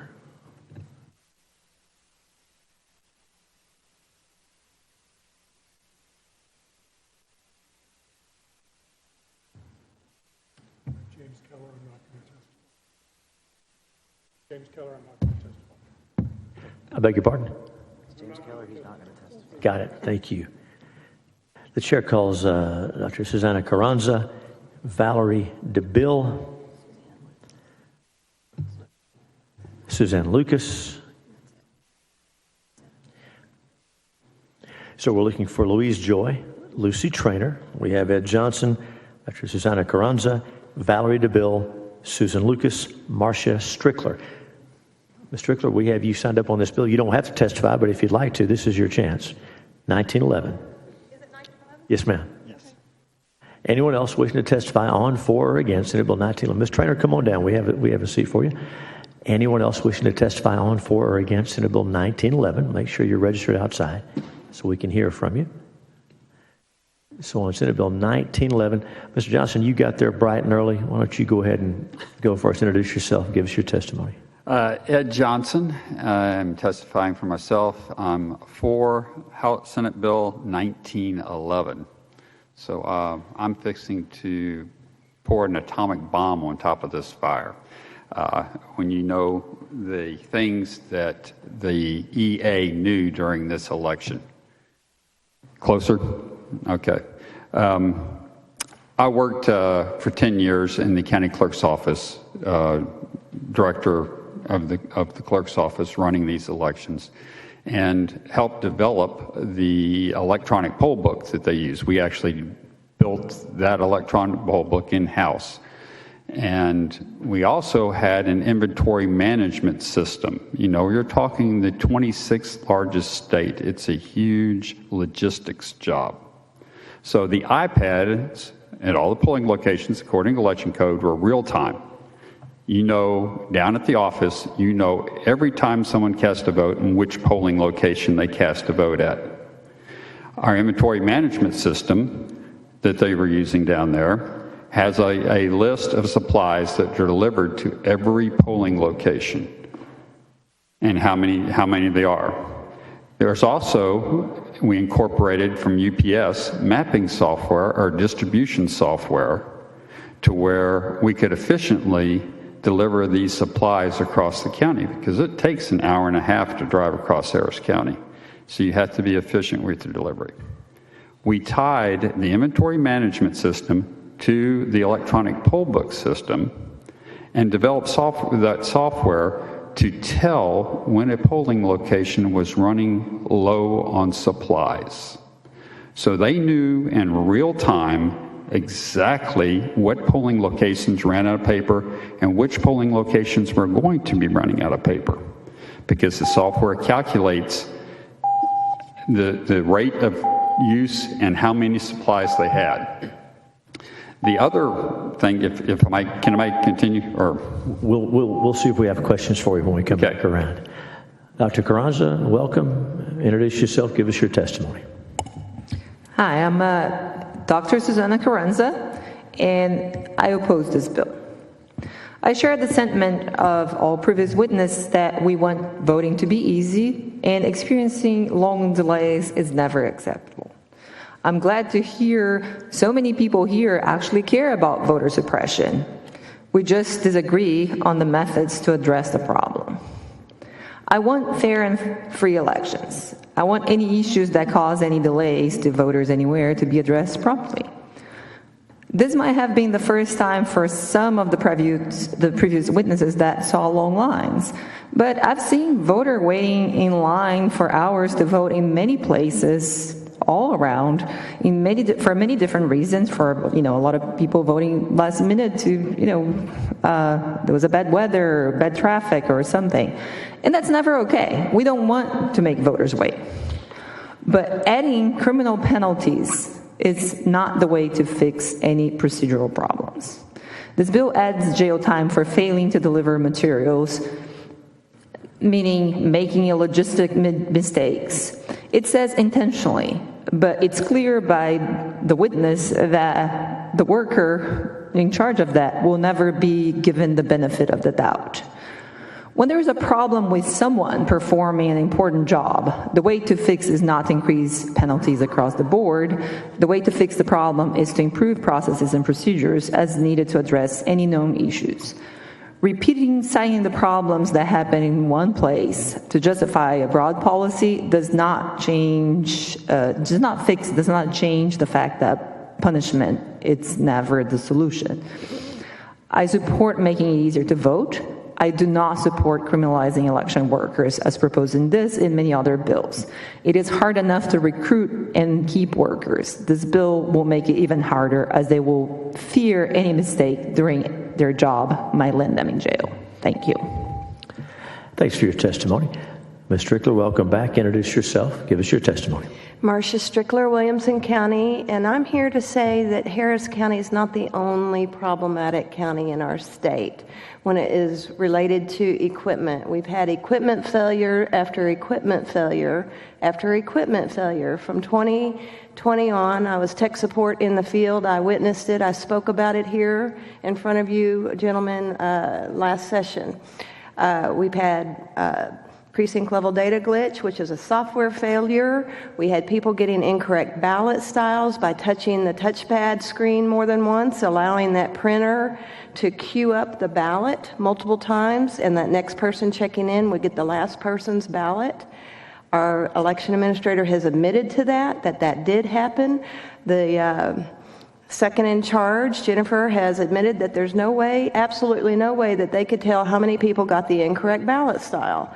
That is a software failure. That is a hardware failure. And in my personal opinion, if we had precinct level data, precinct voting with a certain amount of ballots per precinct, a lot of these problems that we've been talking about and hearing about today would go away. So thank you for your time and consideration. Thank you for your testimony. Mrs. Trainer, welcome. Introduce yourself. Give us your testimony. Thank you, Chairman. Thank you, members. My name is Lucy Trainer, and I'm the Election Integrity Director for the Republican Party of Texas.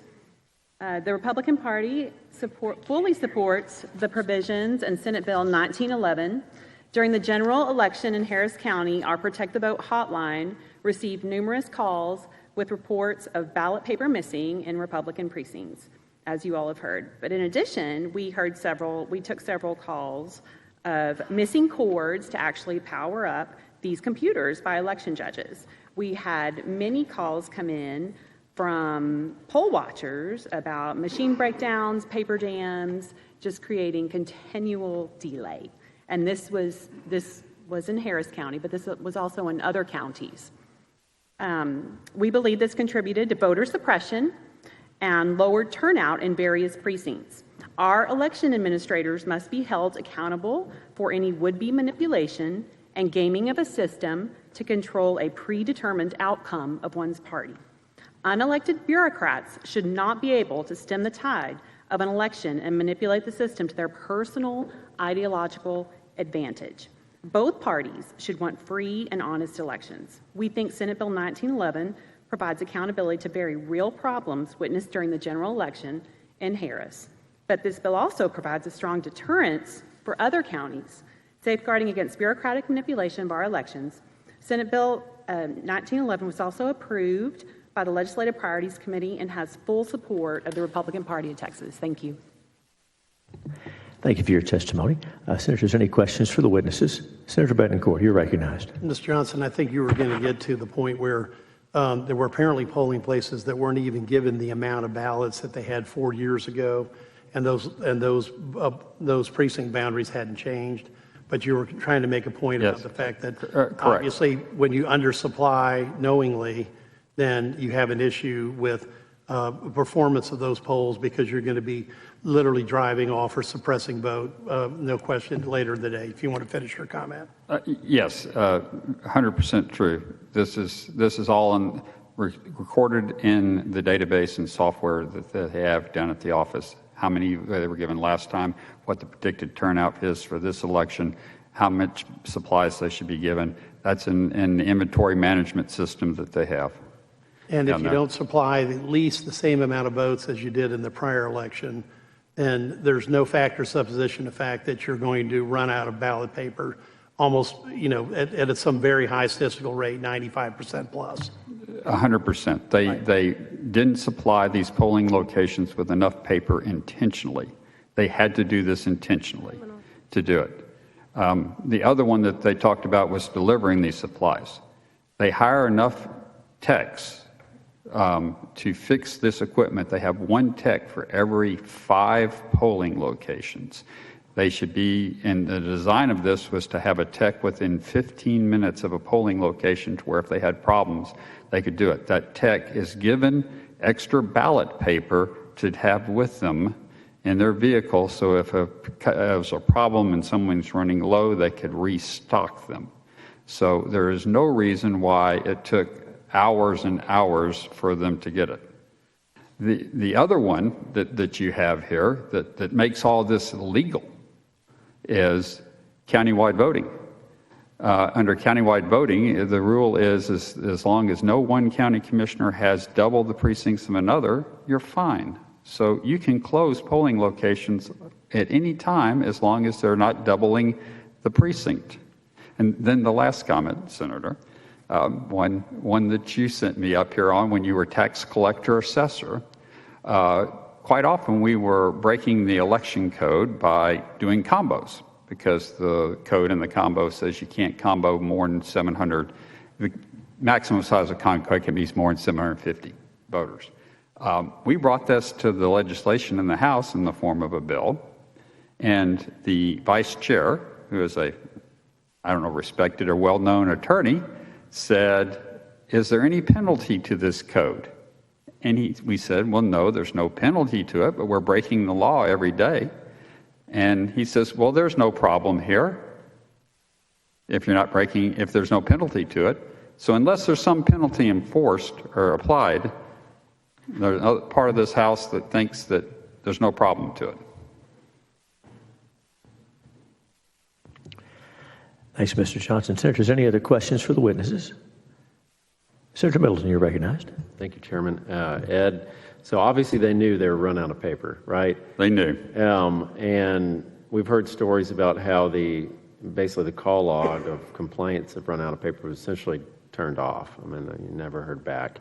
But then all of a sudden, at 7 o'clock, they became concerned all of a sudden and petitioned a district court to keep the polls open for another hour, right? That is correct. And not due to the paper issue, due to machines being broken at a particular polling location. Right. And my understanding is that really only benefited the polling locations that already had paper that are not on the heat map, right? Correct. I mean, right? Keeping the polls open for an extra hour when you have no way to vote voters doesn't help the situation at all. So there was not just the voter suppression of denying the paper, there was an additional 1 hour that sure looks like to me was designed to make sure there were more votes gotten out of the areas that they did supply paper to. I would say that's 100% correct. Thank you. Thanks for your testimony. Thank each of you. The chair now calls again Louise Joy and Susan Lucas. Louise Joy, Susan Lucas, and I'll ask, is anyone else present wishing to testify on, for, or against Senate Bill 1911? Senate Bill 1911. Seeing none, public testimony is closed. Bill's left pending at this time.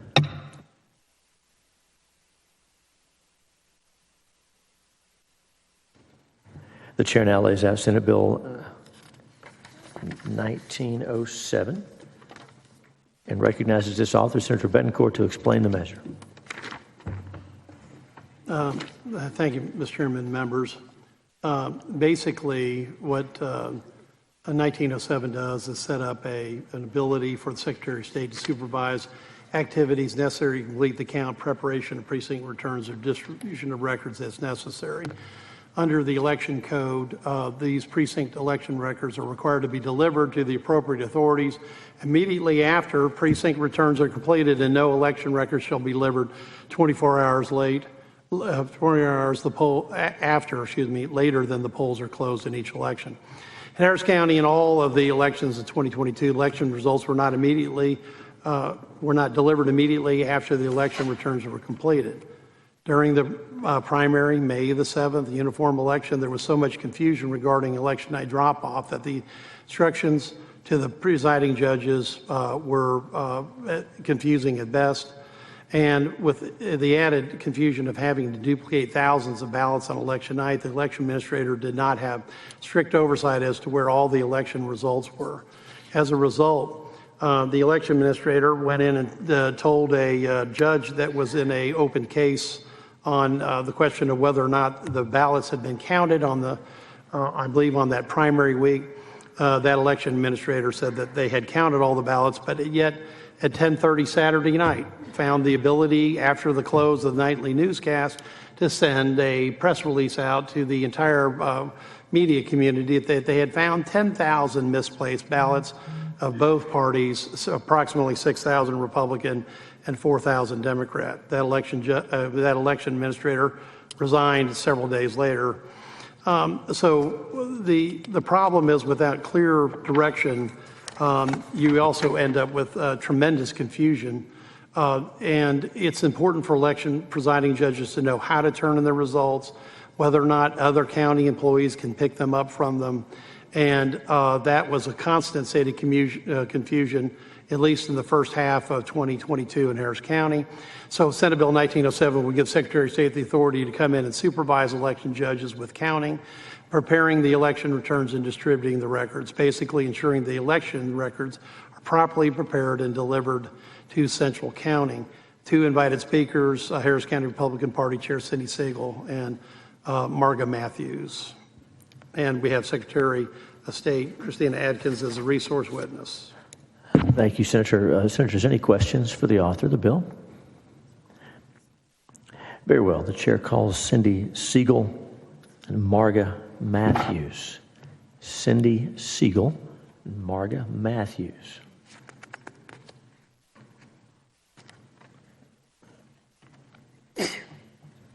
Bless you.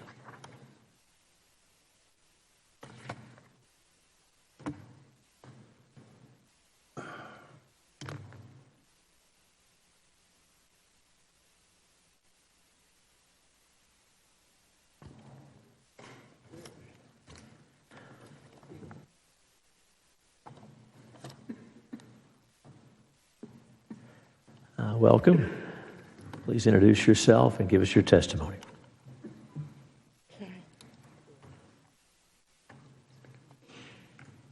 Hi, my name is Marga Matthews, and I am for SB 1907. And Ms. Matthews, get a little bit closer to that microphone so we can hear you. Hi, my name is Marga Matthews, and I am for SB 1907, and I am representing myself. Thank you for allowing me to speak on this important bill. Failure to distribute supplies and release results before polls close is unlawful and unexcusable. The EA first has to be knowledgeable on conducting a smooth and efficient election, and Harris County is lacking that.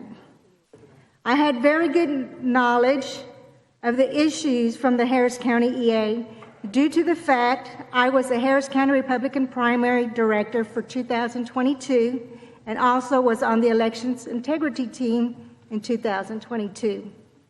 Both Isabel Longoria and Clifford Tatum have made so many errors.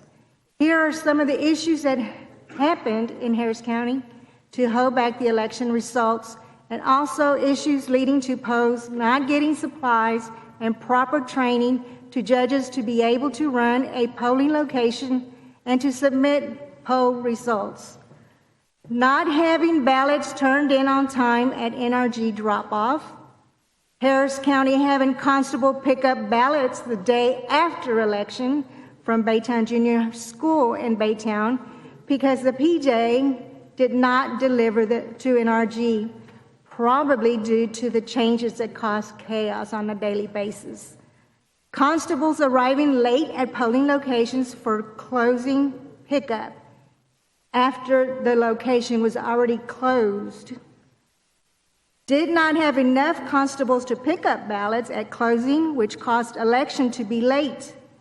Harris County having to tell PJs to bring in their ballots after all closing, which caused chaos a week before election. So Harris County decided to pay PJs to bring them into the NRG drop-off. Harris County issued wrong-sized ballot paper at polling locations. Duos voting machines not working properly at several polling locations. Voting machines delivered to wrong locations by Harris County. Voting machines not cleared for new election. Harris County did not have correct mail ballot paper to print as distribution at the distribution center. Harris County did not notify polling locations that they were in fact polling locations till the week before election. Overstaffed judges and clerks on top of each other at locations, so it made a presiding judge having to leave with $5,000 worth of voting equipment in a trunk of his car. And then he was sent somewhere else to work by Harris County with the equipment still in the trunk. Harris County did not instruct good training instructions to judges to return scanner black box that held the ballots at polling locations, and then directed judges return back to their polling locations when already closed at NRG drop-off before they could get checked back in. Giving wrong access codes to the log on and off at polling locations, which delayed polling locations closing and submitting ballots. Giving wrong gate access to judges at the NRG drop-off. Harris County personnel at the NRG drop-off did not follow correct chain of custody. Training was insufficient. Clerks and PJs were given wrong information, causing clerks giving back second-page ballot to voters. Clerks did not know how to correct the jam duos. Judges at polling locations were not getting their phone calls answered at Harris County. Provisionals were not entered correct at some polling locations. They were not even given ballot style for provisionals. Harris County gave wrong instructions to judges on handling smudged ballots and told judges to give voter another access code and reprint and submit another ballot when the first paper ballot was already entered into the scanner. EA told judges to come sign provisionals at Harris County downtown after the election. Not enough ballot paper at 121 polling locations verified by news media. Harris County not delivering ballot paper in timely manner, which caused voter suppression because voters left. Is that 5 minutes? Got a few more, but can I just do my end clause? I beg your pardon? Can I just do my end clause? We'll probably have questions for you. I bet Senator Bettencourt will. So thank you for your testimony. Introduce yourself. Give us your testimony. My name is Cindy Siegel. I'm the chairman of the Harris County Republican Party and testifying in support of SB 1907. Thank you, Chairman Hughes and senators, for listening to us today. As I mentioned earlier, I've never in 40 years as a CPA seen anything so mismanaged. Now, I'm a fairly easygoing person, I think most people would say. I wanted to give the election administrator the benefit of the doubt. I became chairman in December 2020. And I can tell you, as the primary, as you heard from Marga, our primary director, progressed, it became obvious that, again, gross mismanagement or malfeasance. I'm still not sure about that. But as it relates to SB 1907, there were, throughout the year at the various elections, there were delays in processing votes and created concerns about the ballot chain of custody. For example, due to the poor training by Harris County EA about the new equipment and new procedures, many of the election judges did not know what equipment and materials should have been returned the night of the March primary. Both parties received a late notice after the polls closed that there were several Republican and Democrat election judges that had not returned their ballot bags. We found out later that the EA's office had sent the presiding judges a reminder that afternoon, but it went to their personal emails, which they weren't supposed to be checking during the day. We had several reports of presiding judges arriving at Central Count at the NRG Stadium late Tuesday evening, only to be told that they had to turn around and drive back to the poll to get the ballot bag and bring it to Central Count. One judge in particular, it added over 3 hours, and it was already like 10:30 or 11 o'clock at night.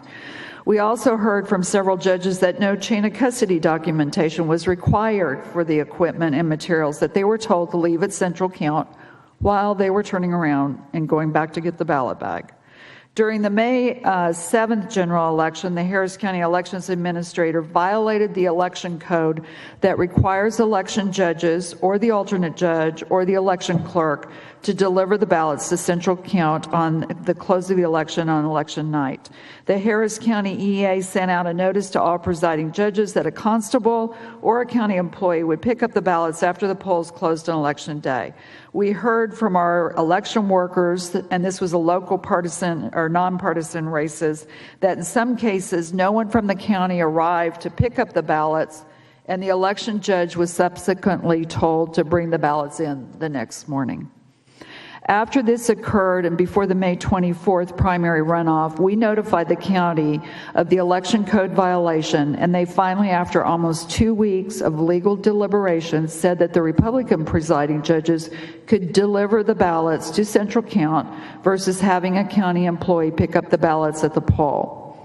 The next day, we had several reports from our Republican judges that their Democrat counterparts waited several hours the night of that election for the ballots to be picked up by a county employee, only to be told after 10 or 11 p.m. that they needed to just get in the car and bring the ballots into central count themselves because the county didn't have enough people to pick them up. And I would also add that as it relates to this, that the way the county ended up the 2 weeks deliberations on the legal, that they got around the election code, is that they would have the election judge actually sign and swear in that county employee as their election clerk. So it complies technically with the election code, but I don't think it meets the spirit of the election code.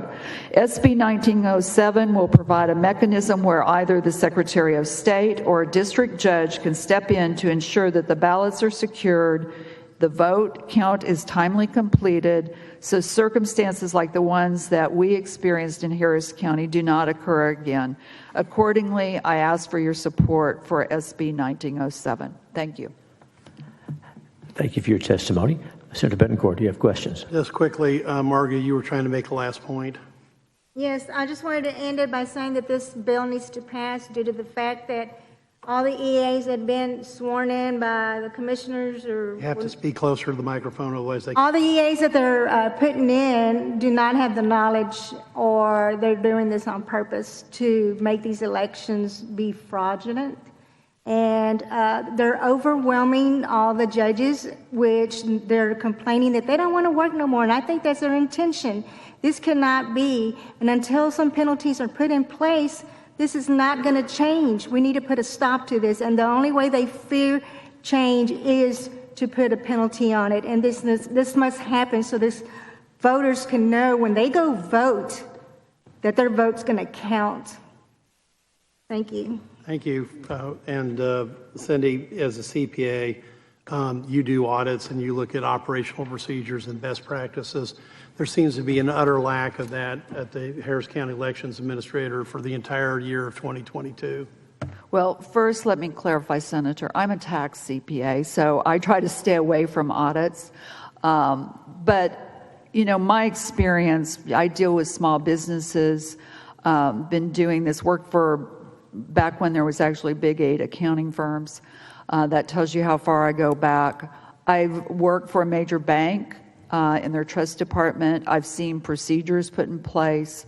And to this day, I still can't believe it. And in listening to Marga go through some, not all of what we experienced in Harris County, this is ridiculous. This is the United States of America. This is the state of Texas. This is the 3rd largest county in the country. And if anyone thinks that it can't happen at their county, they're fooling themselves. If you can pull this off in the 3rd largest county in the country, you can pull it off anywhere. It needs to stop. This isn't a partisan issue. I know I come here representing the Republican Party, but I'm telling you, people that lack ballot paper or they don't get the ballots returned, there were Democrat voters that it happened to too. This should be something that everyone should be concerned about, and I really ask for your support. So this isn't about politics, it's about lack of performance? Correct. extreme lack of performance. Right, and I believe malevolence. Thank you thank you. Okay. Thanks for your testimony. Senators, any other questions for these witnesses? Thank you very much. Thank you both. We'll open public testimony. The Have chair a great calls. day. Thank you. Hope you will too. The chair calls Alan Vera, Robert Green, Jamila English, Thomas Korkmaz, Marcia Strickler. So we have Mr. Vera. We're looking for Robert Green, Jamila English, Thomas Korkmaz, Marcia Strickler.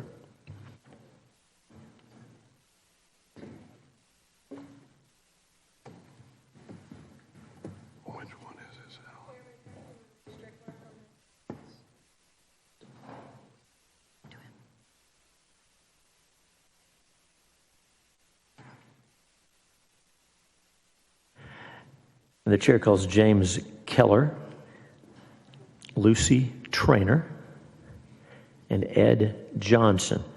Again, we're looking for James Keller, Lucy Trainer, Ed Johnson.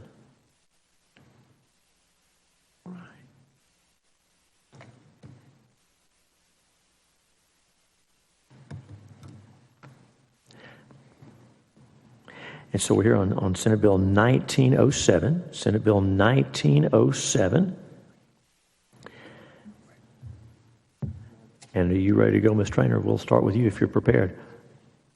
Yes, ma'am. Introduce yourself. Give us your testimony on 1907. Welcome back. Thank you, Chairman.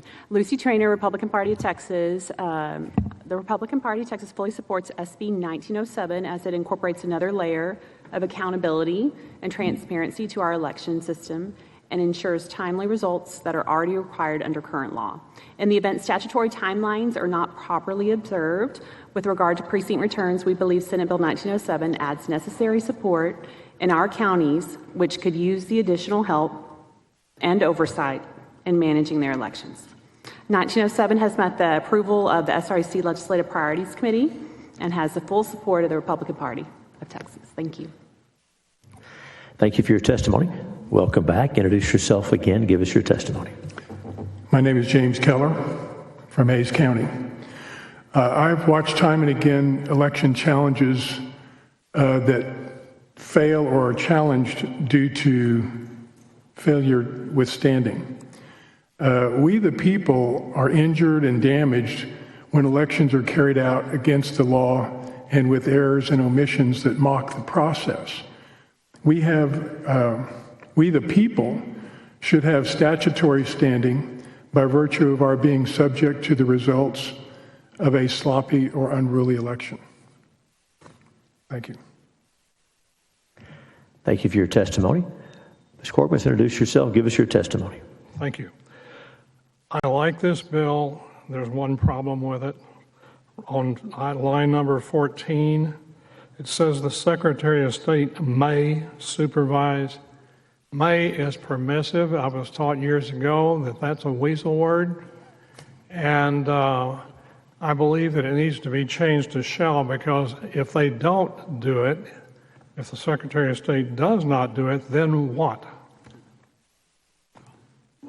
Thank you. And thanks for your testimony. Yes, sir. Mr. Vera, welcome back. Introduce yourself. Give us your testimony. Alan Vera, Chairman, Harris County Republican Party Ballot Security Committee, testifying in support of Senate Bill 1907. I'm going to take Mr. Korkmaz's testimony just a step further. In the 2022 primary election, we lived through the nightmare of having the EA miss the election result deadline specified in TEC 66.053C. It ain't pretty. We went to a judge. We got a district judge involved.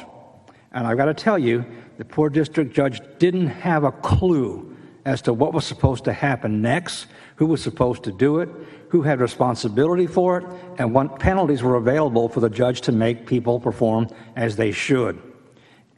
I agree with Mr. Korkmaz. Adding the provision for the SOS to supervise these activities needed to complete the work would definitely help prevent a bad problem from getting worse, and it needs to be shall, not may. Guys, our judges mean well. They don't have a clue as to how to fix the problem at that point. We urge the committee to give SB 1907 favorable consideration. Thank you. Mr. Johnson, welcome back. Introduce yourself. Give us your testimony. Ed Johnson. I'm testifying for myself for Senate Bill 1907. And just say Lyndon Johnson, Box 13. It's what can happen when you don't get your ballots in on time. So these are all paper ballots now. So if you have a recount, the paper is the ballot. And if something has been tampered with it, it does become the official vote. So they need to be in on a timely manner. Thanks for your testimony. Senators, any questions for these witnesses? Senator Bettencourt. Just a comment, gentlemen. Good comments. Understand that in legislative terminology, may is a permissive that doesn't have a fiscal note. Shall is not a permissive, and it has a fiscal note. And you'll see the difference on the audit bill at 1039. But I appreciate your observations of what is. Thank you, guys. Okay. Thank you. All right. Thank you for your testimony. Thank you very much. The chair now calls Robert Green, Jamila English, Dr. Susanna Carranza, John Clark, Valerie DeBille,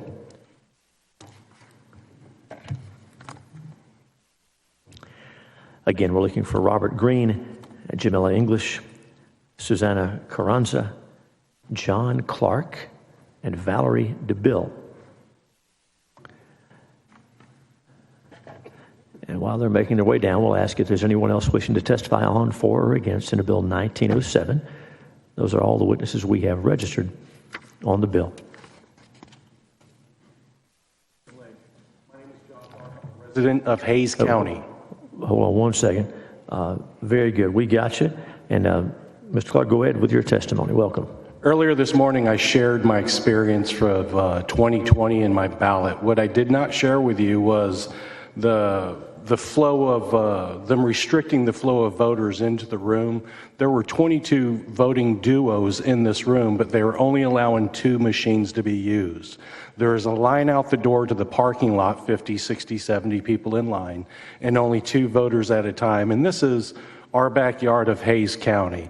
I keep hearing about Travis County and Harris County, but our little town of Buda, Hayes County, this was occurring. Now, in 2022, I served as a poll watcher. The level of pushback that I received, I was threatened with the fire marshal, that there was too many people in the room, and me being the only poll watcher, I was expendable, so I needed to leave. Well, the elections judge moved people from outside waiting in line to get checked in into the room in order to claim that now we have too many people in the room. So whatever it is, whatever penalties that y'all can increase, the Class C misdemeanor isn't cutting it. People aren't being discouraged from these actions, and it's putting people like me who are participating at risk, because it is illegal for me to interfere with the flow of elections. That's only an allegation that could follow me for an extended period of time.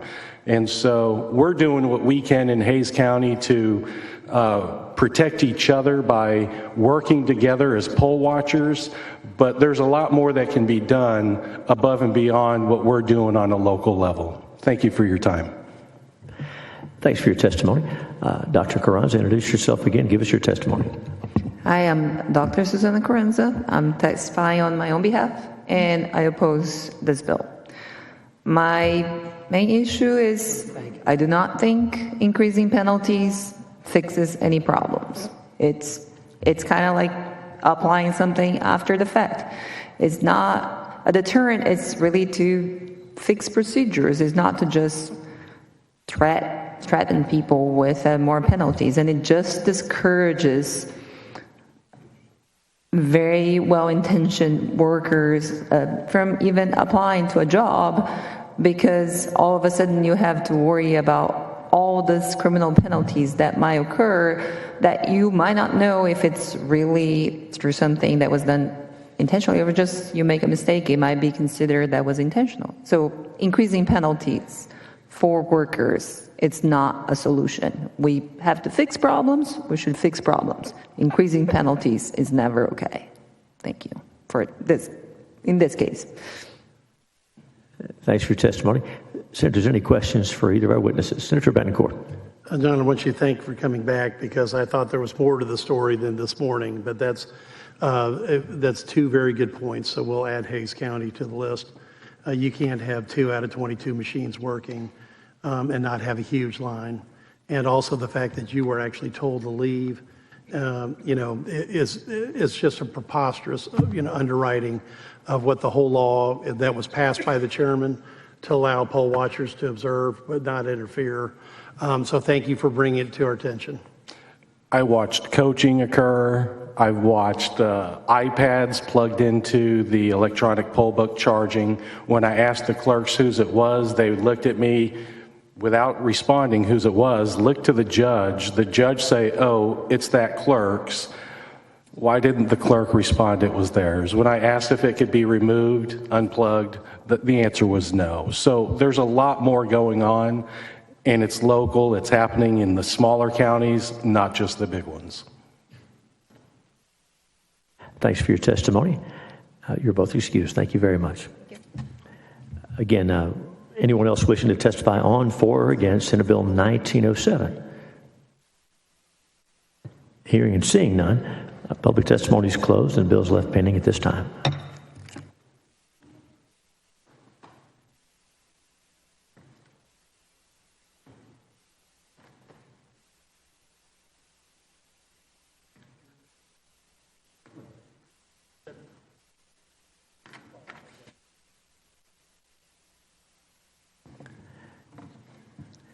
The chair now lays out Senate Bill 1039, and recognizes its author, Senator Betancourt, to explain the measure. Thank you, Mr. Chairman. I do have a committee substitute for Senate Bill 1039. The chair sends up the committee substitute, recognizes Senator Betancourt to explain the substitute. I think we've heard enough today that we know irregularities happen in every election cycle. Some are significant and other minor. Harris County has suffered a large number of significant voter irregularities in elections since 2020. There's currently no mechanism requiring election officials to explain an irregularity to those that are involved. A candidate, election worker, party chair, proponent or opponent of a measure can send a request to explain an irregularity, but there's no requirement election officials need to respond. We've heard so many points about what happened in Harris County. I'll just briefly summarize them. Why were 10,000 mail-in ballots not counted, in a primary election? Why did 2-page paper jam machines and no one has figured the solution?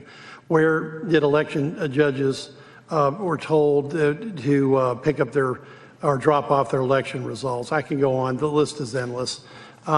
The basic point of Senate Bill 1039, this is the basic of a bill that we passed twice in the special session, and it was basically designed to get back to answering questions if asked. Because the real problem that we've got is the election system is so in such a frothy political environment, people now can just stop answering questions at all. So I gave a great intent of my prior experience and all of what we've seen in elections to 1039 to just set up a simple system. Allows election workers, candidates, party officials, opponents of a measure to ask election officials questions regarding the election. After 2 attempts, the requesters are unsatisfied with the answers. The requester can submit information to the Secretary of State to request an audit. After review, the Secretary of State can determine if there's a violation or concern or perform an audit over those issues that is the subject of an inquiry. Again, this is permissive. If the Secretary of State finds a violation, the SOS can require the county to remedy the situation and assess a penalty of $500 a day. The county does not remedy the situation. Additionally, in severe situations, the Secretary of State can appoint a conservator to oversee elections in a county for 2 federal election cycles. Senate Bill 1039 would provide a means to use audit elections, means to have audit of elections based on targeted issues. Also bring transparency and confidence back in the election process in Texas. The committee substitute would change the use of the conservatorship from a mandatory requirement to a permissive requirement. This will significantly reduce the fiscal note on the bill. today. We've heard so many people about the existence of irregularities. I won't go into them any further. We've got invited testimony again from Cindy Siegel, Harris County Republican Party Chair, Chuck DeVore, who is also the Chief National Initiative Officer for TPPF. And I'd like Christina Atkinson with the Secretary of State's office here as a resource witness, talk about the revising the physical note based on the committee substitute. Thanks, Senator. Members, any questions for Senator Betancourt? Very well. The chair calls Cindy Siegel. Chuck DeVore. Invited testimony, Cindy Siegel. Welcome back. And there's Assemblyman DeVore.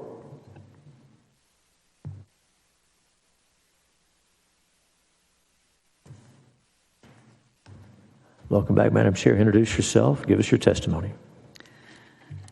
Thank you, Chairman Hughes, Senators. My name is Cindy Siegel. I'm the chairman of the Harris County Republican Party and testifying in support of SB 1039. You've heard a lot this afternoon about everything that went on in Harris County this last year in terms of elections. After the March primary, I thought it couldn't get worse. I thought it was the worst election fiasco I'd seen in the almost 40 years that I've lived in Harris County. Everything that could go wrong did go wrong. However, it turned out that election was just the beginning of what turned out to be a year of grossly mismanaged elections by the Harris County elections administrators. From the ballot styles not coded correctly to incorrect size ballot paper, they actually delivered to 7 or 8 polls in the primary regular size ballot paper. So that meant that instead of the legal size, that if you voted in those races, the first page, over half of the races that you voted on didn't get recorded. We had, of course, what we mentioned earlier, not enough ballot paper.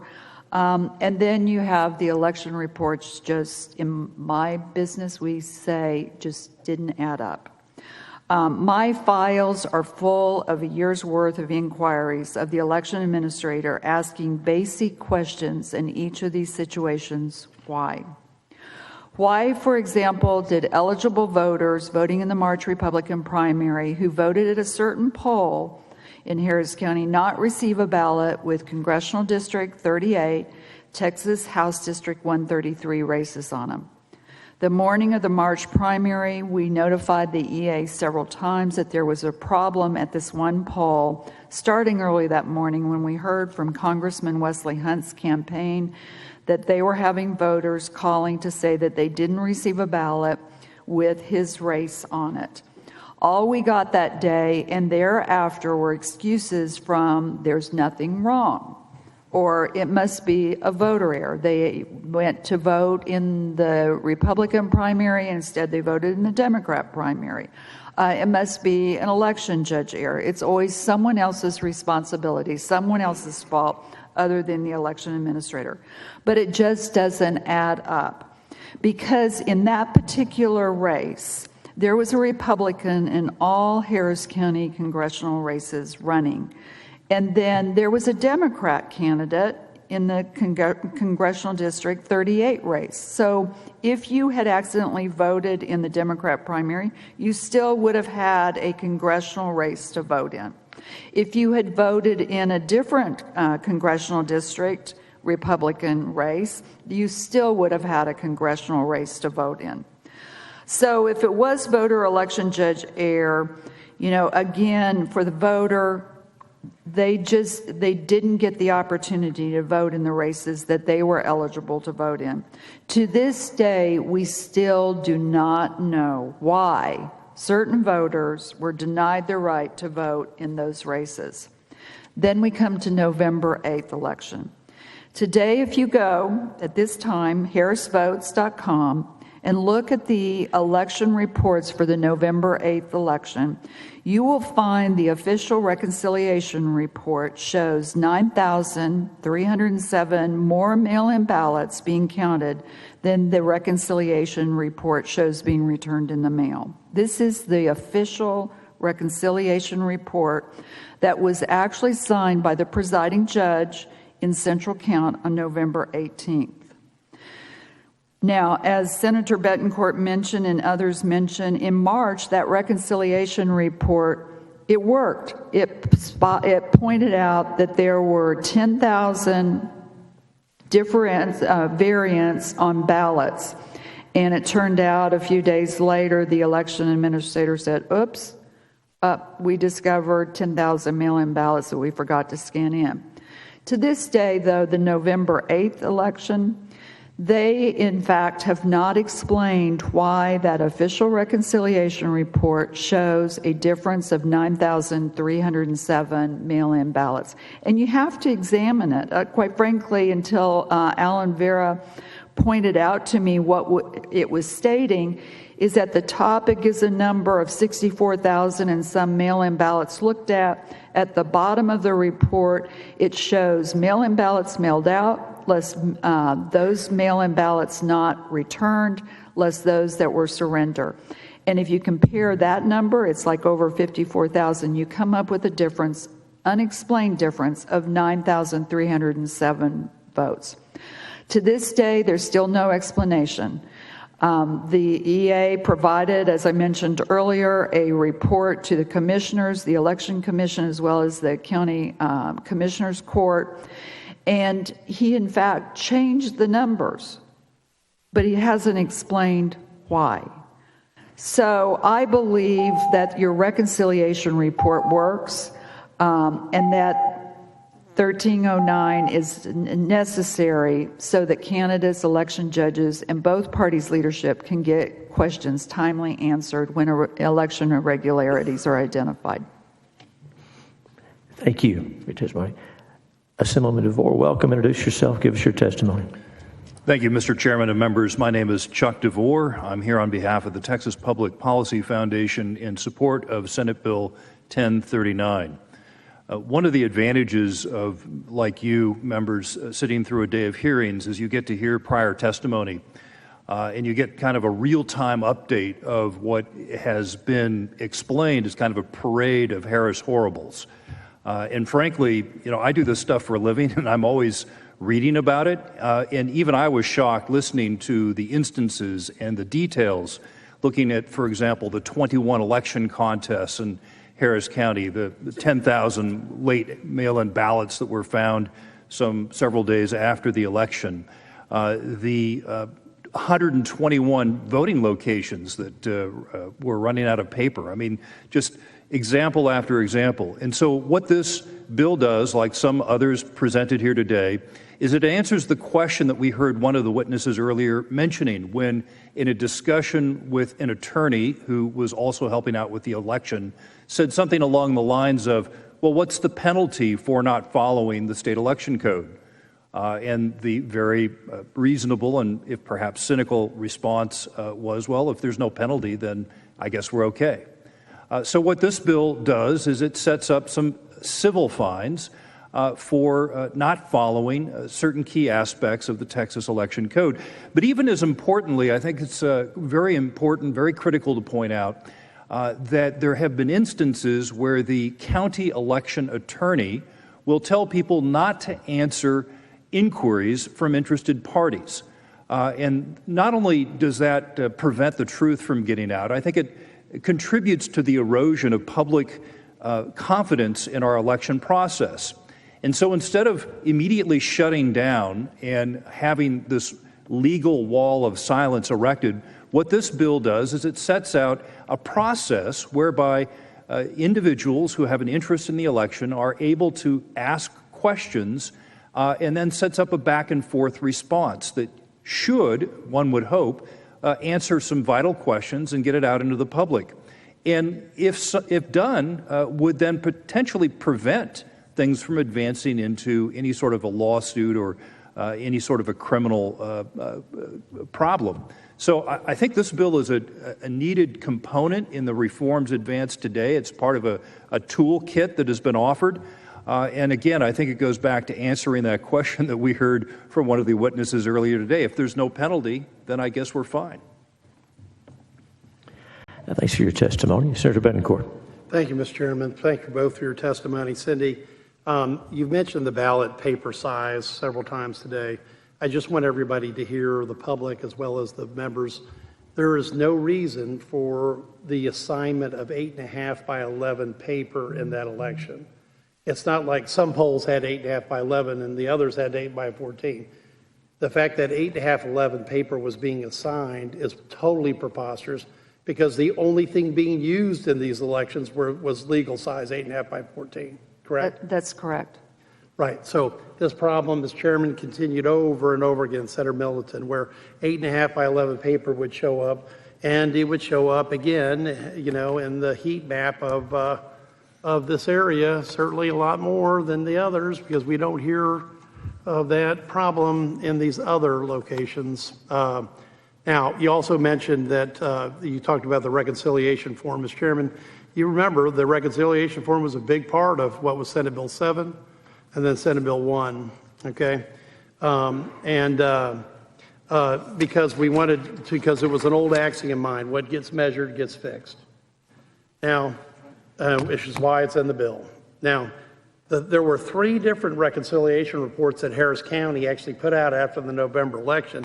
I'm going from memory, but I think the first 2 had more ballots than people, voters, thousands of them. And then the third one that came out had more voters than ballots. Is that true? Yeah. So the reconciliation report changed not once, but twice, but 3 times.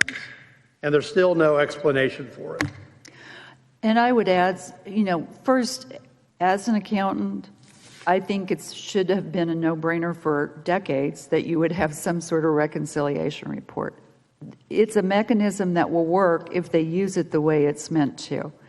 And a lot of people, if you'll give me a little latitude, talk about, I've heard testimony earlier about, oh, I feel sorry for the EA, you know, you don't want to penalize them, you won't be able to recruit them.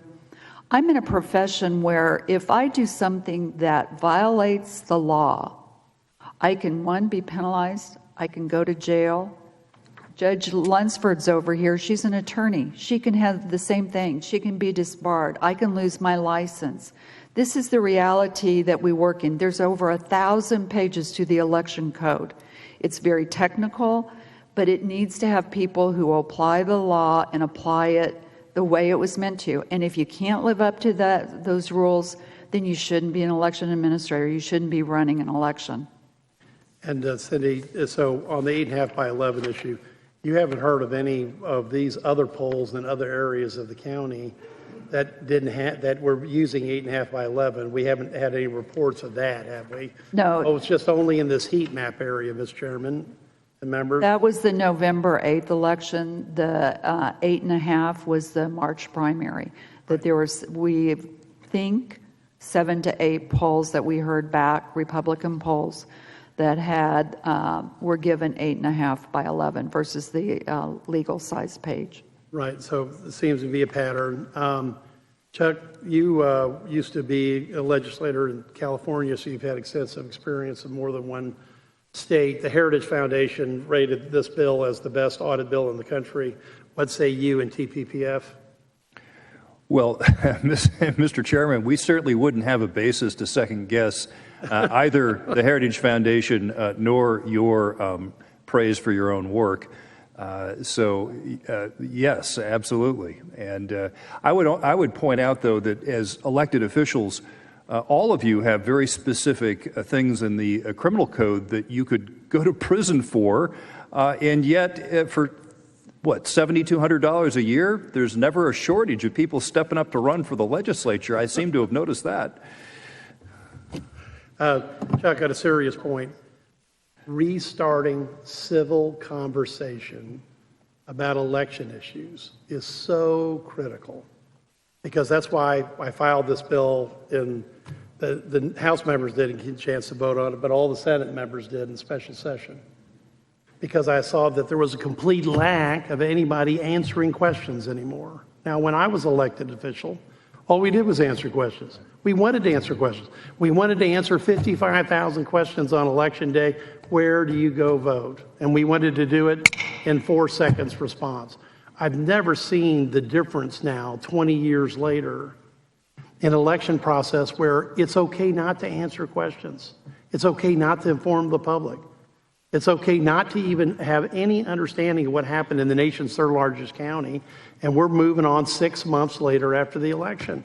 And so that's the genesis of this, is to get back to forcing people, if that's what it takes, to at least answer 2 inquiries. Now, if there's frivolous inquiries, that the buck stops after that. There's no requirement to keep answering those. But it is so critical to restore the integrity of the election process. And because you had mentioned that before, so I'll give you final comment on that. Senator, you're correct, and I think this testimony shows that this is a systemic issue. You heard several individuals testify earlier today about how their calls were not returned. They were threatened when they went to the central location to report on the lack of paper. They were threatened with criminal trespass. So it isn't just at the highest level or in the calm after, relative calm after an election, where you have the back and forth question, hey, what happened here with these mail-in ballots? Well, I can't tell you, talk to the county attorney. I mean, that's unacceptable. We can't have that. And I think this bill provides a path to, as you say, Senator, bring us back into the civil discussion, lower the temperature, share the information, and to begin the long and arduous process of restoring the public's faith in our election system. Thank you.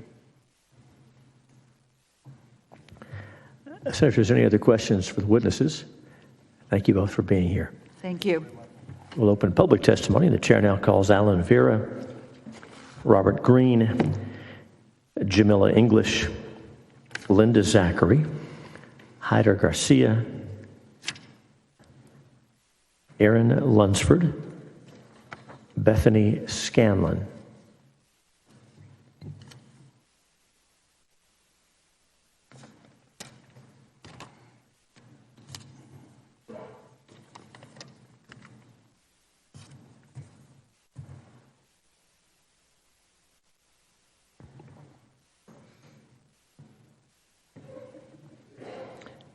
And the chair calls John Beckmeyer,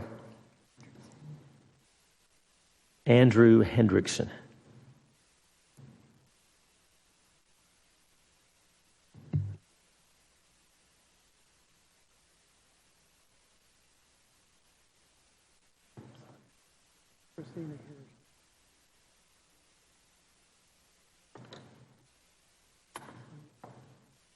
All right, Mr. Henderson, welcome back. Whenever you're ready, you're up first. Introduce yourself. Give us your testimony. Thank you, Chair Hughes and committee members. My name is Andrew Hendrickson. I represent the ACLU of Texas, and I'm testifying against SB 1039. By allowing candidates, political parties, and presiding judges to initiate an election process, SB 1039 would undermine confidence in our elections, not increase it. The bill would create an enormous amount of unnecessary work for county clerks and elections administrators, making it more difficult for them to perform their duties, requiring clerks and EAs to respond to requests within 20 days and provide additional information within 10 days whenever a requester is not satisfied with the response for any reason would cause chaos for elections officials who could receive hundreds of inquiries after an election. These responses, even to frivolous requests, would require detailed legal analysis because SB 1039 gives the Secretary of State discretion to use them as the basis for determining a violation of the election code occurred without conducting an audit. One of the most troubling provisions of this legislation is that it permits the Secretary of State to appoint a conservator to oversee elections in precincts where they determine violations occurred for 2 federal election cycles. Partisan actors would have the ability to make allegations targeting precincts in which voters support their opponents, creating an unacceptable opportunity for abuse. State and county party chairs could file numerous requests for information related to such precincts, hoping that a political appointee would gain control over administering elections of them. At a time when election administration is increasingly politicized and claims of partisan interference in our democracy are the source of extreme polarization, we should not establish a new mechanism with the potential to be exploited for political gain. Our democratic institutions should be above reproach. Regardless of any disagreements we may have about how this audit procedure would play out in practice, the appearance of impropriety created by this unnecessary proposal is detrimental to our electoral process. Thank you, and I'm happy to answer any questions. Thanks for your testimony. Mr. Beckmeyer, welcome. Introduce yourself. Give us your testimony. Good evening. Good evening, Mr. Chairman, committee. I appreciate you all listening to us today. It's been a long day. You are a lot tougher than I am. But I do appreciate what you all did last session and what the rigor that you're attacking this again this session to go ahead and shore up some of the things that have gone on. Believe it or not all the stories are about Harris County. It is extreme. I lived it with my good partners there in Harris County like Chair Siegel, but it's been, as our team has crisscrossed the state this cycle, we've encountered irregularities, we've encountered problems across the state. We support this bill because we believe that it provides an added layer of transparency and hopefully some closure as we move forward to issues that we've encountered. Most times when we encounter these issues, we go to the county and we say, hey, we have this, we have that, what's the explanation? And the explanations we get many times leave us feeling just pretty empty, to be honest about it. Whenever you have explanations that are less than suitable, even if nothing nefarious is at hand, there is a perception that something's not above the board. And this perception will take and it will discourage and it will disenfranchise those more educated voters out there. And we've had to fight this the whole time.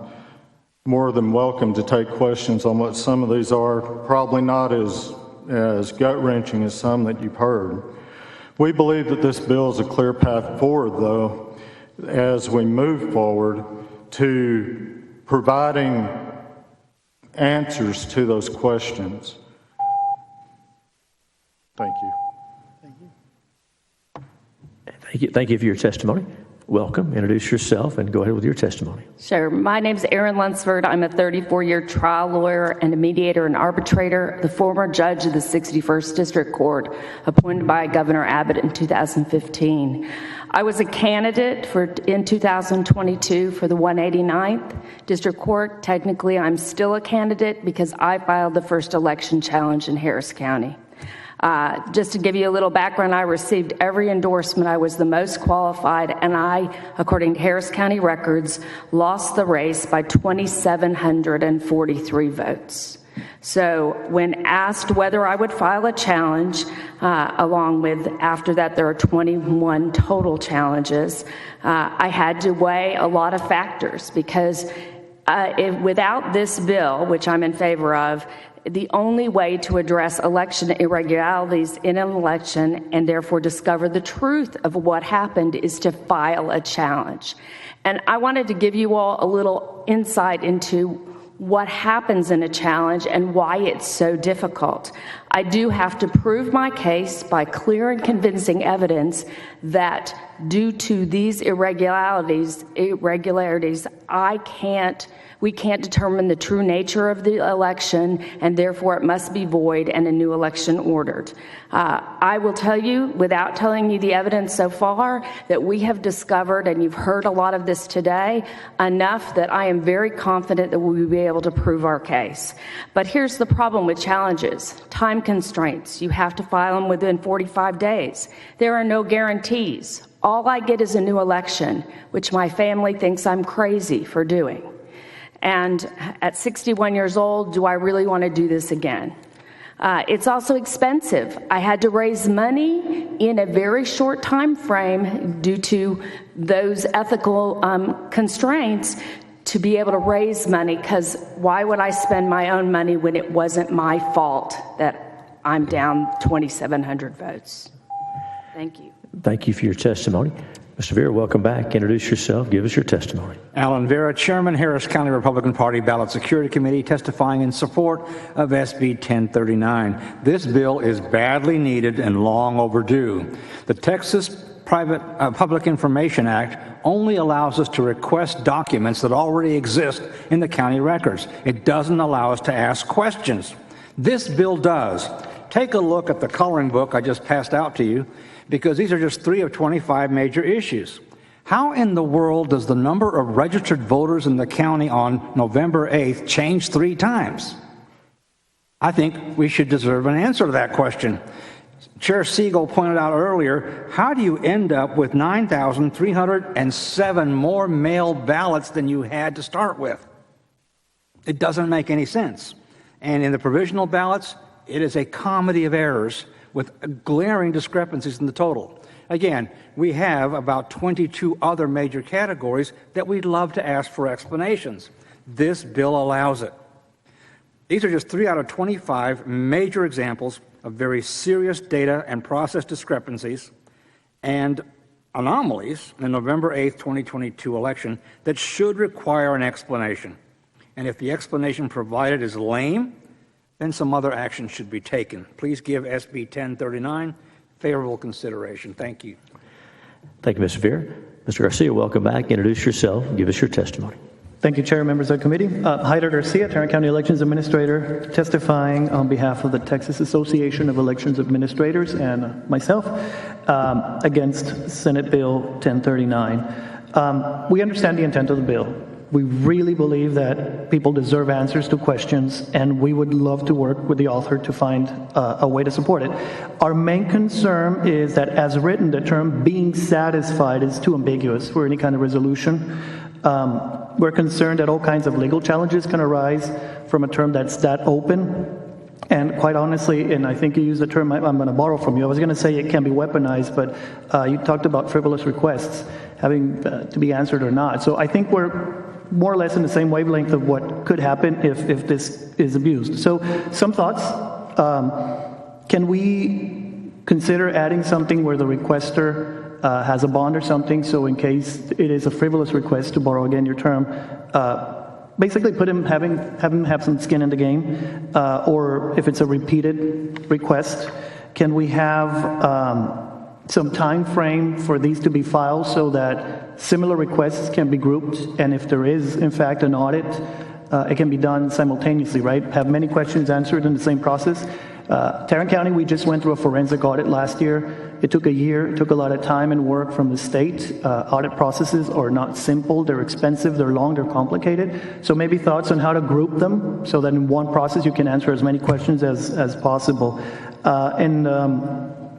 Again, in section 280.002, there was a reference to violations triggering sanctions. Are we talking about major, substantial, or are we going to leave it open to anything? I can go on, give you examples, but I think we're on the same page on wanting to answer questions. I think most of our membership would sit here and tell you as well, we want to answer questions. We just don't want this to become impeding for us to carry on our duty, to execute our duties. Thank you for your testimony. Senator Betancourt. Judge, when you went to look at the election results and you started hearing the stories of what occurred, you went to a press conference and you made a very profound statement. I think you just said you were the first person to file in December because you just wanted to find the truth. That's exactly what I said. I wanted to find the truth. And the only way you get at a truth without this bill is to file an election challenge. Right, because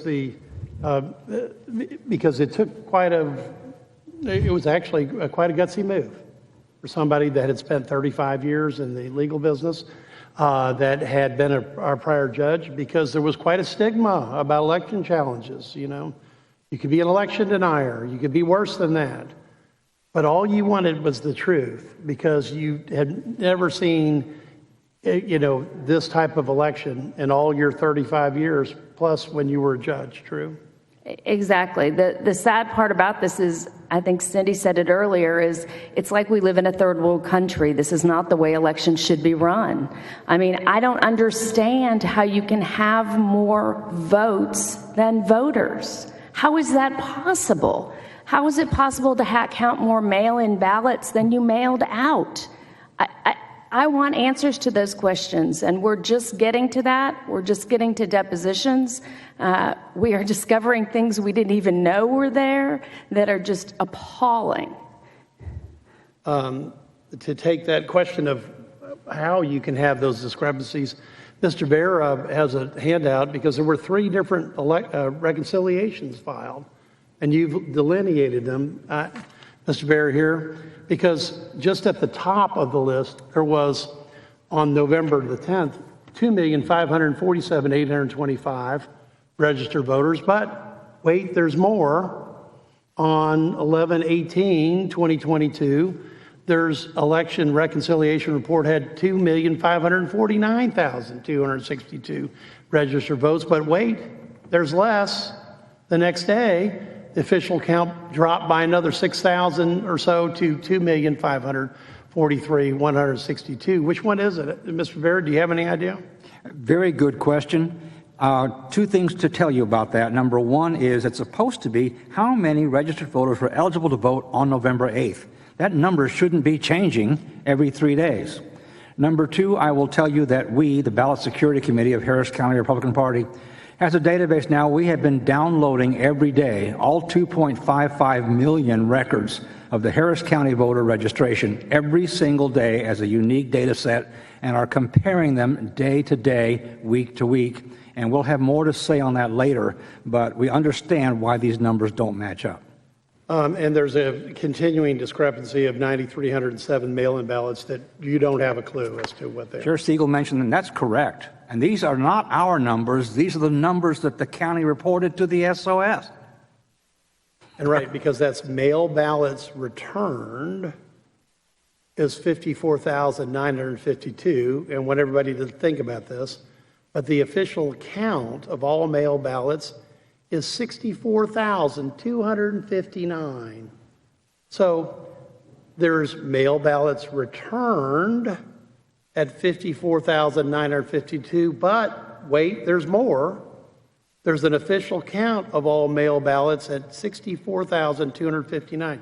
So we apparently have counted 9,307 more mail-in ballots than were returned. Senator, not Where since did the these miracle 9,307 come from? Not since the miracle of the loaves and fishes have we seen this kind of multiplication. We don't know.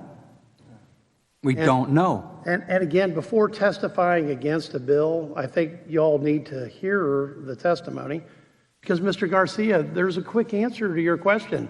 It causes to read the bill. But if you're against it, I'm going to have to read it to you, because we've already limited the number of people that can ask the question. Because the people that can answer a question is clearly identified in subsection 5. A person may make a request in this section if the person participated in the relevant election as a candidate, like the judge, a county chair like Ms. Siegel, or a state political party chair of any party, a presiding judge, of which there were as many that you've seen here today, an alternate presiding judge, because they're there all day too, and the head of a specific purpose political action committee that supports or opposes. These are the only 5 people that can ask these questions. How is this going to overload an election administrator that's doing their job? How does these 5 people overload an election administrator that's doing their job? I'm fascinated. And the answers are the same, Senator. In each election challenge, the evidence is exactly the same. It's not duplicate requests.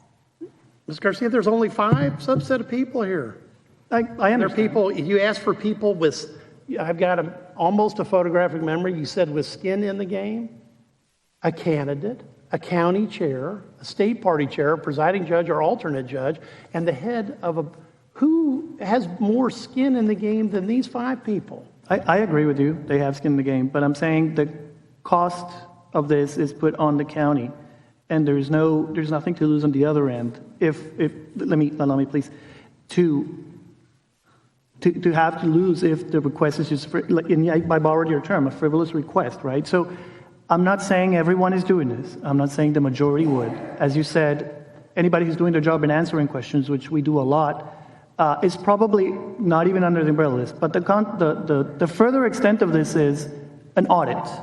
And that becomes a huge process. I just went through one. Okay. And so I'm only laying it out for you to see where it could go. Bring up the Secretary of State representative after this so we can talk about the fiscal note and the audit. But which one of these 5 people would you eliminate to lower the number of requests that an election administrator would be doing their job on? Would you eliminate the candidates? The county chair? Oh, how about the presiding judge or the alternate judge? I would not. Well, so then these people then don't come in and testify against a bill and say that we need people with skin in the game if you're not willing to say one of these 5 needs to be off this list. You need to reconsider your opposition to this bill. Thank you. Senators, any other questions? Senator Parker. Thank you, Mr. Chairman. Mr. Garcia, again, I appreciate everyone's testimony, but the commentary that you just had with Chairman Betancourt, I just find to be unbelievable. I mean, the fact that this is not an expense that should be recognized as being one of the most important things that we can do to safeguard and protect our elections. I mean, at the end of the day, we have nothing if we don't have this fundamental basis that is restored and there's confidence in our election system. And so I know firsthand, Judge O'Hare being a dear friend, that he would think of no better expenditure by the people of Tarrant County than to make certain this was the case. I can't speak to the disaster that we have here in Harris County, but I know that to be the case with a strong county judge and commissioner's court there in Tarrant County. So again, I just urge you to go back to your fellow administrators and bring some common sense on these issues, because there's a huge disservice that's being done to the people of Texas. This is not Republican or Democrat politics. This is common sense. This is basic governance. And I just urge you to take that message back and let's get this straight. And I want to also share with you, Judge, thank you for your leadership and challenging what we're seeing here. Thank you for being courageous and doing so. And I know all of us want to get to the root cause and get to the real thing that happened. But in my estimation, with all these sites, all these issues, you would have had a blowout victory if justice is served. And let's hope that does happen. Sooner the better. Senator, may I? Thank you. Just one last thing. And just in case I'm conveying the wrong message here, maybe it's a matter of words, I want to reiterate, we're not saying we shouldn't have to answer questions. We want to answer questions. We want to make sure that we are accountable for our job and that we provide people the answers they want. In Tarrant County, for example, we've created a full-time position of someone whose daily only job is to answer to public records requests to make sure that we try to get speedy, because they have grown to that level. And so we're just trying to give the message that this could have that workload, and again, the Secretary of State might have more to say on that, fiscal note and all of that, and the ambiguity of the term being satisfied. That's our only concern with that. And I appreciate those workload concerns, I truly do. But again, what is most fundamental is making certain that the people of Tarrant County, in your case, the people of the state, have confidence, and that confidence is restored in our voting processes. And when you see this kind of banana republic situation in Harris County, that's really what it is, if not worse. We've got to send a message in the other 253 counties that Harris County is an outlier. They should be ashamed by what they did, and all the other counties in the state need to step up and send a message that this will not be tolerated within your association of election administrators as well. But I appreciate the feedback, and I'm thankful for you being here. But please let them recognize what really is going on here. Understood. Thank you. If I could, Mr. Chairman. Senator Betancourt. Mr. Garcia, I'm glad you're here. Absolutely. But you have a public information officer answering these questions right now. There is no incremental cost for you. Why is your association here saying that you can't answer questions and that there's something wrong with, you personally said, these 5 people that are asking the questions? You need to really reconsider this point, because you're already doing the work. The difference is you get credit for it here, for doing it right, versus a group that is already proven to do it wrong, and I believe malevolently. Thank you for your testimony. Members, any other questions for the witnesses? Thank you each for being here. Thank you very much.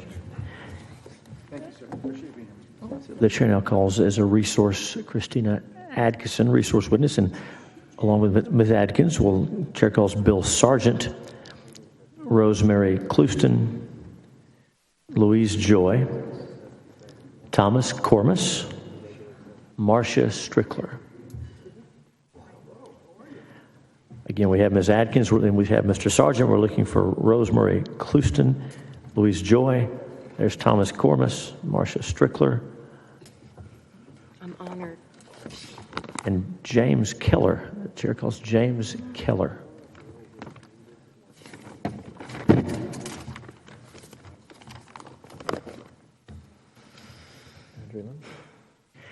The chair calls Andre Lemke. James Keller, Andre Lemke. And even though we normally go right to left, we're going to recognize Ms. Adkins first. Introduce yourself, tell us who you represent, and then I think Senator Betancourt has a question for you. Yes, sir. My name is Christina Adkins. I'm with the Texas Secretary of State's office, and I'm testifying on the bill. Senator Betancourt. Thank you, Mr. Chairman, Ms. Adkins, for coming in. The committee substitute changes the shall to a may, which would substantially change the fiscal note. Would you like to comment on that at this point? Yes, sir. With the previous language in here where it's mandatory that we appoint a conservator of a county election precinct based on the irregularity, looking at our numbers, that would be a pretty substantial number of appointments, and they're appointments that last for a number of years. And so by making it permissive, it's drastically going to reduce the cost. There still will be some cost to it, sir. I don't want to mislead you on that, but it'll definitely reduce that cost because there are a number of irregularities that could be resolved in other ways without the appointment of a conservator. Well, that was the intent of the whole procedures, to resolve irregularities without using an election challenge or without having to go to conservator. Do you have an estimate on what the number would be instead of $3 million, or are you going to provide that at a later time? We are happy to provide an updated estimate. I probably need to go back and talk to a few folks to revise that to give you an accurate number. I don't want to do that on the fly, but I think it'll go down pretty substantially. I suspect it would be down substantially, so thank you. Thank you, Senators. Any other questions from Ms. Adkins at this time? Thank you very much. Thanks for your testimony. And now, Ms. Strickler, introduce yourself. Give us your testimony. Thank you. Marcia Strickler, Williamson County, the 12th largest county in Texas and growing, the largest, fastest growing county in Texas right now. So I am for this bill. Senator Betancourt, thank you so much for this. I'm very encouraged by what I've just been listening to for the last 30, 45 minutes. This bill helps to provide a way to hold our county election administrator or officers accountable to the laws. I believe it was Mr. Beckmeyer earlier that spoke about disenfranchised. Our county has been disenfranchised for many months, for the last 3 elections at least that I have witnessed myself, and we're discouraged, and we have no standing. I remember having a conversation with one of you in the cafeteria a couple years ago, telling you that we had no standing. An average voter, a judge, an election judge, a clerk, a poll watcher, and really even a candidate.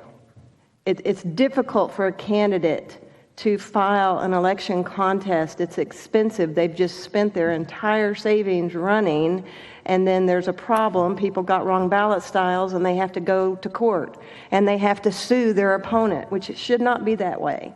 So voters, poll watchers, candidates, we need a civil cause of action that gives us statutory standing to sue in district court and request a jury trial to determine facts and damages incurred. We are the ones that witness when these laws are being violated, yet we have no standing. So thank you for giving us a little bit of direction where we can actually have communication back and forth and have some transparency. The Secretary of State, no offense. Okay. Ask me a question later. Thanks for your testimony. Mr. Sargent, welcome back. Introduce yourself. Give us your testimony. Bill Sargent, Chief Deputy Clerk for Elections, or former Chief Deputy Clerk for Elections from Galveston County. Senator Betancourt, you have a good piece of, no, it's not a good piece of legislation. It's a great piece of legislation. Thank you, Bill. But as I often do, I have an improvement I want to suggest to you. The language in the bill says, quote, The county clerk or other authority conducting the election shall cooperate with the office of the Secretary of State and may not interfere or obstruct with the audit.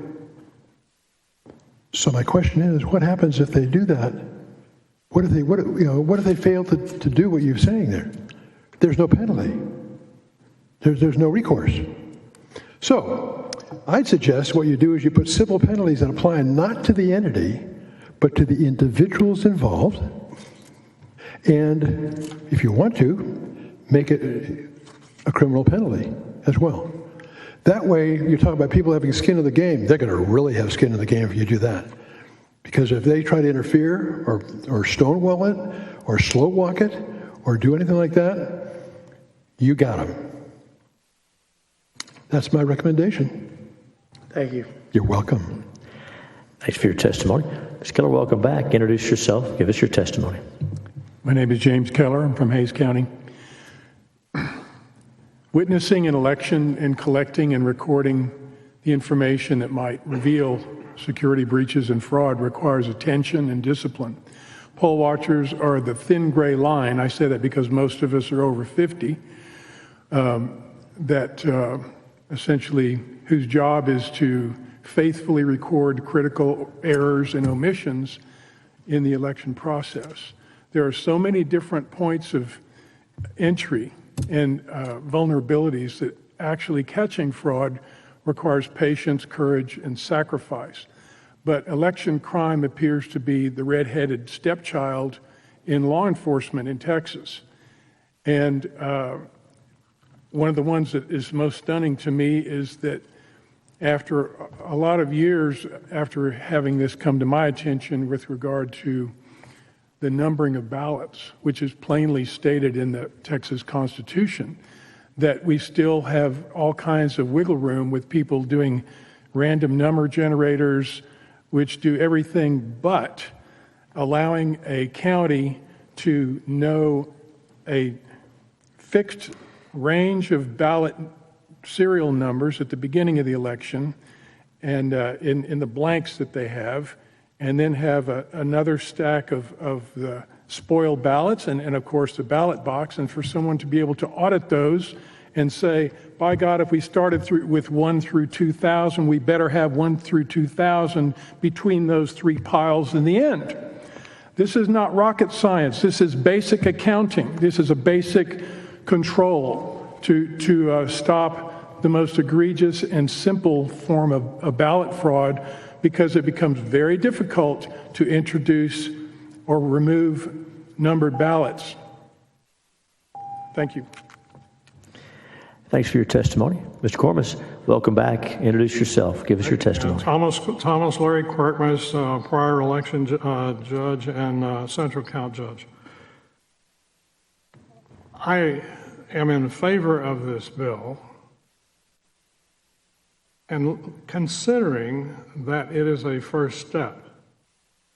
I have a great deal of respect for Ms. Atkins. She and I have spoken on the telephones late at night when we were trying to figure out some problem on elections. I have your cell phone number, incidentally. So, don't say it. Yeah, I won't tell. I won't tell. But the point that I am trying to make is the Secretary of State's office has issued waivers before on a multitude of things, including what was just mentioned here in regard to the numbering of ballots. I don't believe that the Secretary of State's office, and I've written about this before, has the right to waive numbering of ballots and state statute. That is your job to make the statutes. It is their job to enforce them. This has been a problem all along, and there's always been some excuse for it.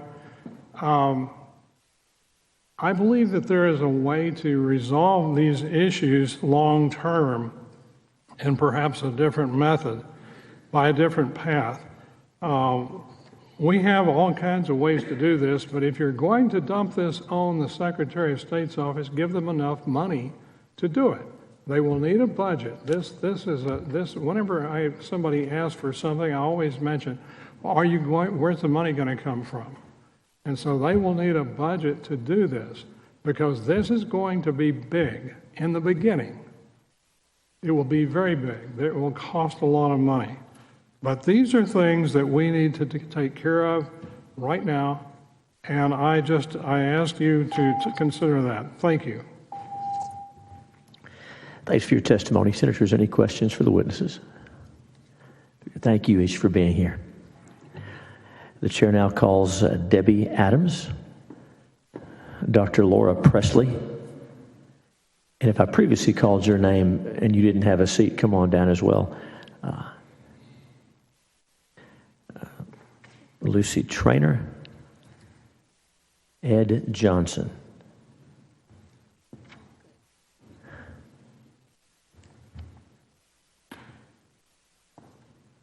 And that will round us out. We'll go ahead and get started over here on my left, your right. Introduce yourself. Give us your testimony. My name is Andy Lemke, and I am in support of this bill. I thank you, Senator Hughes, and members of the committee for putting this forth. As a healthcare worker, if I were to make the kind of mistakes that have been made in these elections, the last 2 cycles that I'm aware of, I would have been fired, probably after 1 time. Anyway, I've been testifying in my commissioner's court with others from Hays County about the maladministration of the 2020 election and now 2022. I served as a poll watcher in the 2022 election, and I served in a location. I entered at 5 p.m. One of the duos was not working, and I asked the poll judge about it, and they said it hadn't been working since 2 o'clock in the afternoon. The lineup was out the door. People were very frustrated, and there were a lot of other issues with the duos.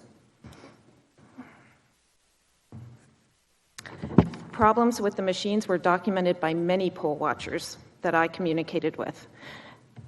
Other issues from public records obtained from the county: of the 67 precincts in Hays in the 2020 election, there was a difference in the number of votes cast between the county's website and the voter roll in all precincts, except for 2. And these should match exactly. They did not. There were many other anomalies in the last 2 cycles, including the deletion of election records prior to the 22-month retention period laid out in Section 129.023 of the TEC, which notably is a felony. Also, the chain of custody of our election records in Hays County has seemingly been unimportant to our elections administrator, who stated she didn't understand why citizens were interested in observing the PMC. No one ever cared about it before. We care. Thank you for your testimony. Thank you. Welcome. Introduce yourself and proceed with your testimony. Thank you. I'm Debbie Adams. I'm representing myself, and I'm from Hays County. I'm going to give you just a very short glimpse into the outrageous conduct of elections in Hays County that have occurred without consequences, and I'm passing a more in-depth picture so you can look at it. Our elections administrator, Jennifer Doinoff, committed both a state and federal felony in 2020 when she illegally deleted the entirety of the election results well short of the mandatory 22-month retention period.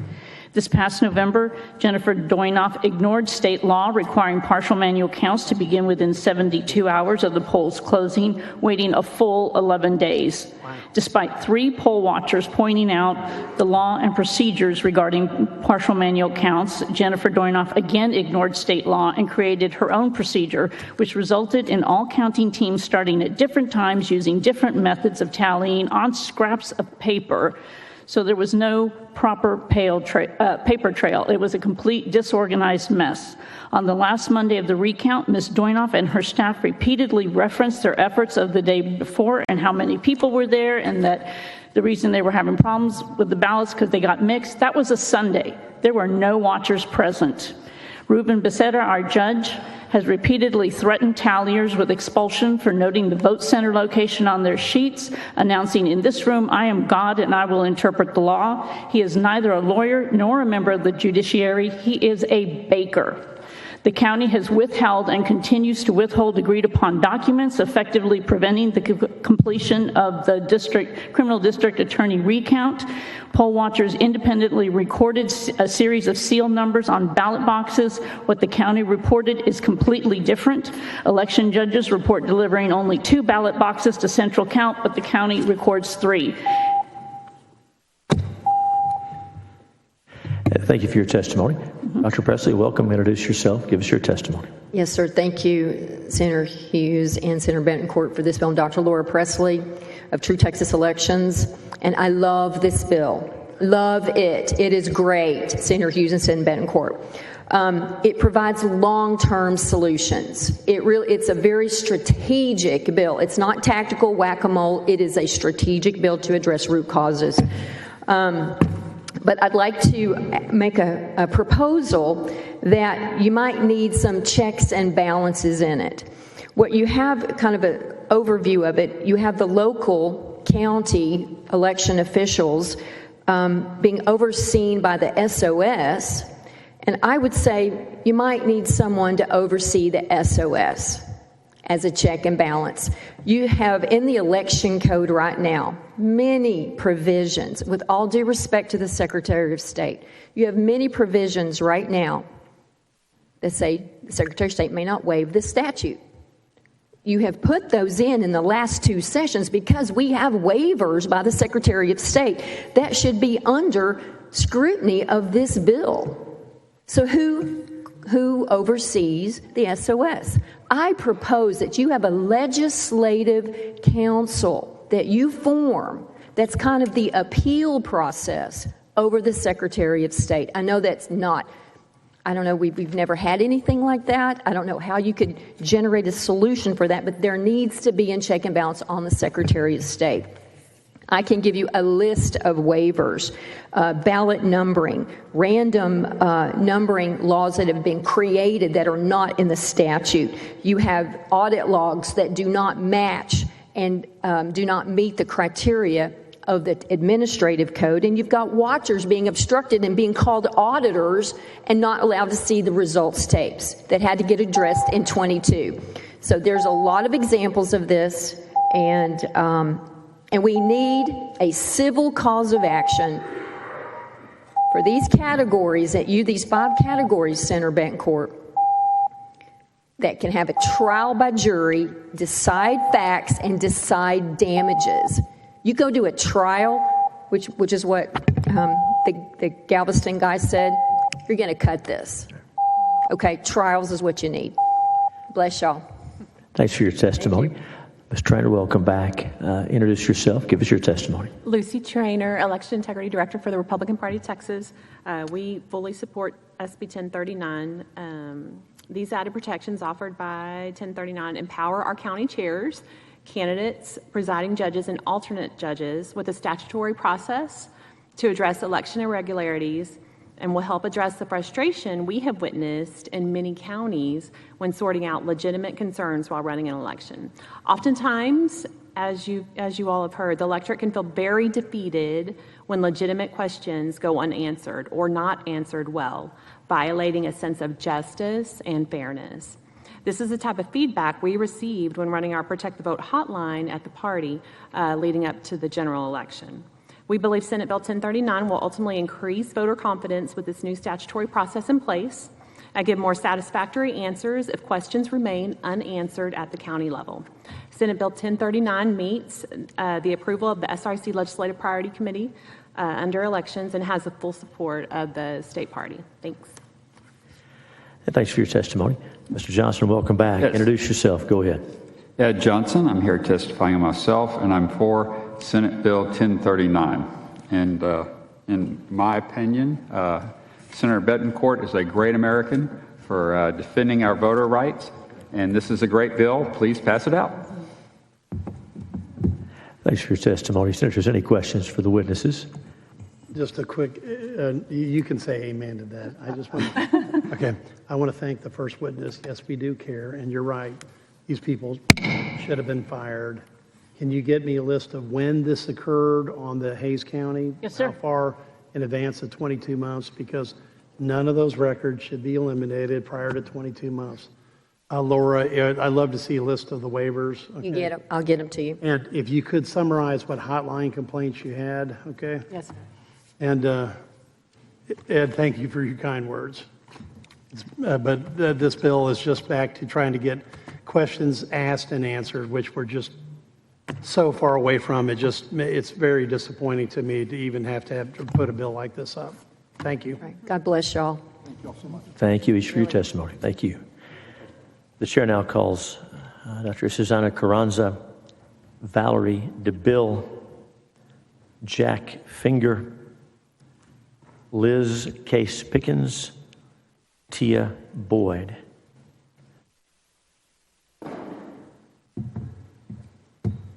And the chair calls John Clark.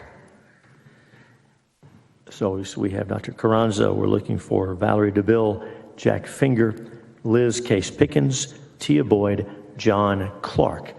Those are all the witnesses we have registered to testify on for against Senate Bill 1039. Dr. Carranza, introduce yourself. Go ahead. Welcome back. Hi, I'm Dr. Susanna Carranza, and I oppose this bill. I do think it's important to have transparency. I do think it's important to have a process to request for information, because we really want to know, to have the access if there's actual something wrong or there's clarifications. I think it's important to have that. But I do think the parts of the bill that it specifies the kind of irregularities and complaints, it's so vague that, as Senator Betancourt pointed out, it could lead to frivolous complaints. There's a paragraph about irregularities. It doesn't define anything at all. There's a paragraph about if an official might be in breach of the election code. Again, the requester doesn't have to specify anything. So it really could open for somebody asking repeatedly, and there's no criteria from when enough of an answer is an answer. So again, if we have a process that could specify more, maybe you have to put everything in writing and have some criteria for what's acceptable. Otherwise, you could have somebody asking over and over and never be satisfied. And that would pretty much jam the system. And instead of providing confidence in the election, it would actually sow more doubt. So I'm all for transparency, but I just think we need more clarity instead of being so open-ended. Thank you.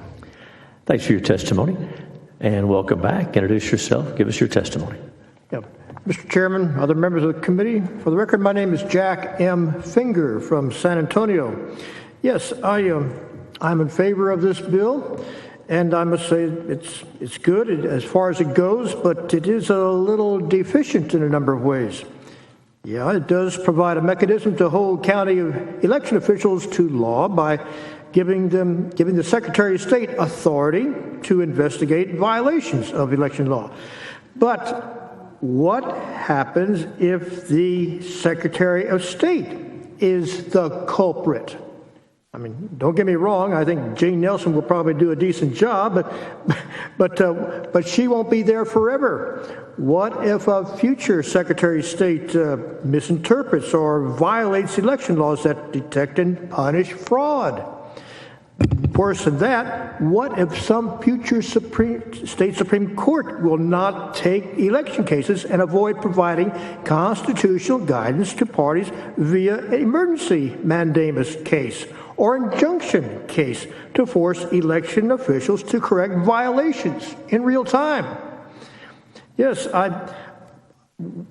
the voters, the candidates, etc., they need a civil cause of action that gives them statutory standing to sue in district court and demand a jury trial that decides facts and damages when county election officers violate election laws, specifically intending to detect and punish fraud. Yes, like I say, it's as good as far as it goes, but it needs some help on this one. I hope you will take it to heart there. So, Thank you. Thank you for your testimony. Senator Bettencourt. Doctor, just so you know, the very first part of this bill specifically specifies a person described by subsection F may issue a written request. Okay, so please read the bill before you oppose it. Jack, just one comment about Secretary of State. All 31 senators voted for her. She's the first person to be confirmed in quite some time. We expect her to be in the job for a while, so I just want to make sure that you knew we had already approved her nomination. So thank you, but thank you for your testimony. Yeah. Senators, any other questions for the witnesses? May I, sir? May I respond or just comment? No? All right. You were proposing a bill for clarity information. I was going to, but that's all right. Thank you. Thanks for your testimony. Thank you very much. That's all the witnesses we have registered on Senate Bill 1039. No one else is registered or expressed an interest in testimony, and therefore, public testimony will close at this time. Bill will be left pending.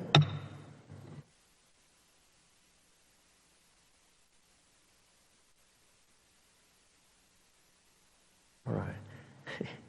Chair now lays out Senate Bill 1938. Senate Bill 1938 recognizes its author, Senator Bettencourt, to explain the bill.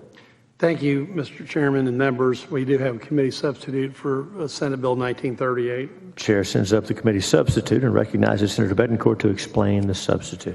The National Voting Rights Act requires states to maintain an accurate and current voter roll to ensure that all eligible voters are properly registered. Texas law requires voter registrars to remove voters from the voter roll who are ineligible to vote. In 2021, the legislature passed Senate Bill 1113, which it can be used as a penalty for a voter registrar not removing ineligible voters from the voter roll once they receive notice of the voter roll's ineligibility. The penalty is withholding Chapter 19 funds. This was in litigation but recently settled by a federal appellate court ruling. 2021, the Harris County voter registrar had been notified by Secretary of State of voters who were ineligible to vote, but the voter registrar refused to remove the voters from the voter roll. However, when the Secretary of State threatened to withhold the Chapter 19 funds, the ineligible voters were removed. In addition to cancellation by voter, a registered voter may be challenged the eligibility of voters. Currently, that's not a part of Senate Bill 1113. There was an election challenge of approximately 600 voters who are registered at private P.O. boxes. This is something, Mr. Chairman, you and I testified to many times on the floor of the Senate on Senate Bill 1113, was to keep people from registering at impossible addresses. And a P.O. box at 2 by 3 inches is not an address anyone can live in. However, as apropos with all requests to Harris County, after the request was made, it was ignored. And again, that continues. So SB 1938 would extend the penalty for withholding Chapter 19 or 31 funds if the voter registrar fails to timely perform their duty in election code that requires the voter registrar to approve, challenge, or cancel voter registration, schedule a hearing, and make a determination on the challenge.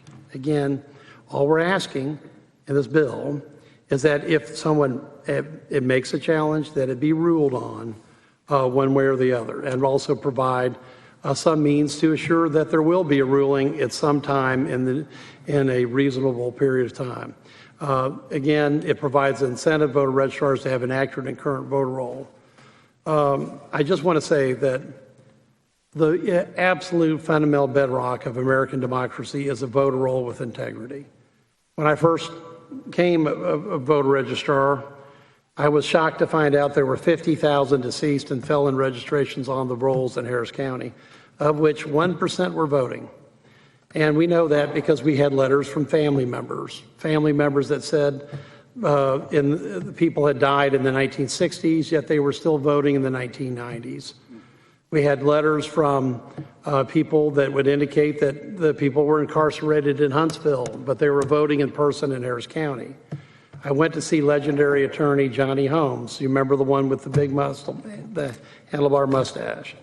And I'll always remember his comment. He said, "Paul, I don't think that that gentleman is voting in Harris County because I know he's incarcerated in Huntsville. And we went through a process to clean up the voter roll because what was important was if Texas had been Florida, we had 500 voters that were voting that were clearly ineligible, most of them deceased, and we would have been the margin of victory in a presidential election that is well known in history for having a 500 vote margin. So this bill, all it does is extend the same point, which is if you have an additional challenge or a question, then if the voter registrar refuses to do their job under the code, that the bill allows for the withholding of funds, and that's already worked once, and so I suspect it'll work again. We have invited testimony from Alan Vera, and we can also have Christina Atkins as a resource witness if anyone has questions. Thank you, Senator Betancourt. Members, any questions for the author? Very well. We'll open testimony and call Alan Vera. And after Mr. Vera, we'll be looking for Tom Nobis, Robert Green, Ed Johnson. You guys be ready to go. Mr. Vera, will you go ahead and, whenever you're ready, introduce yourself and give us your testimony. Alan Vera, Chairman, Harris County Republican Party Ballot Security Committee, testifying in strong support of SB 1938. We need this bill if we're going to have any chance of significantly improving the accuracy of our county voter rolls. In September of 2021, following the guidelines of SB 1111 and 1113, from last session, I filed voter registration challenge affidavits with the EA of Harris County. I challenged several hundred voter registrations which used a commercial P.O. box as their residence. My challenges affidavits were reviewed by election attorneys who gave me an A+ for the first time on the content and the format. Senator Betancourt has told you the follow-up on that. 60 days later, I got written confirmation from the EA that they had taken no action on my challenges.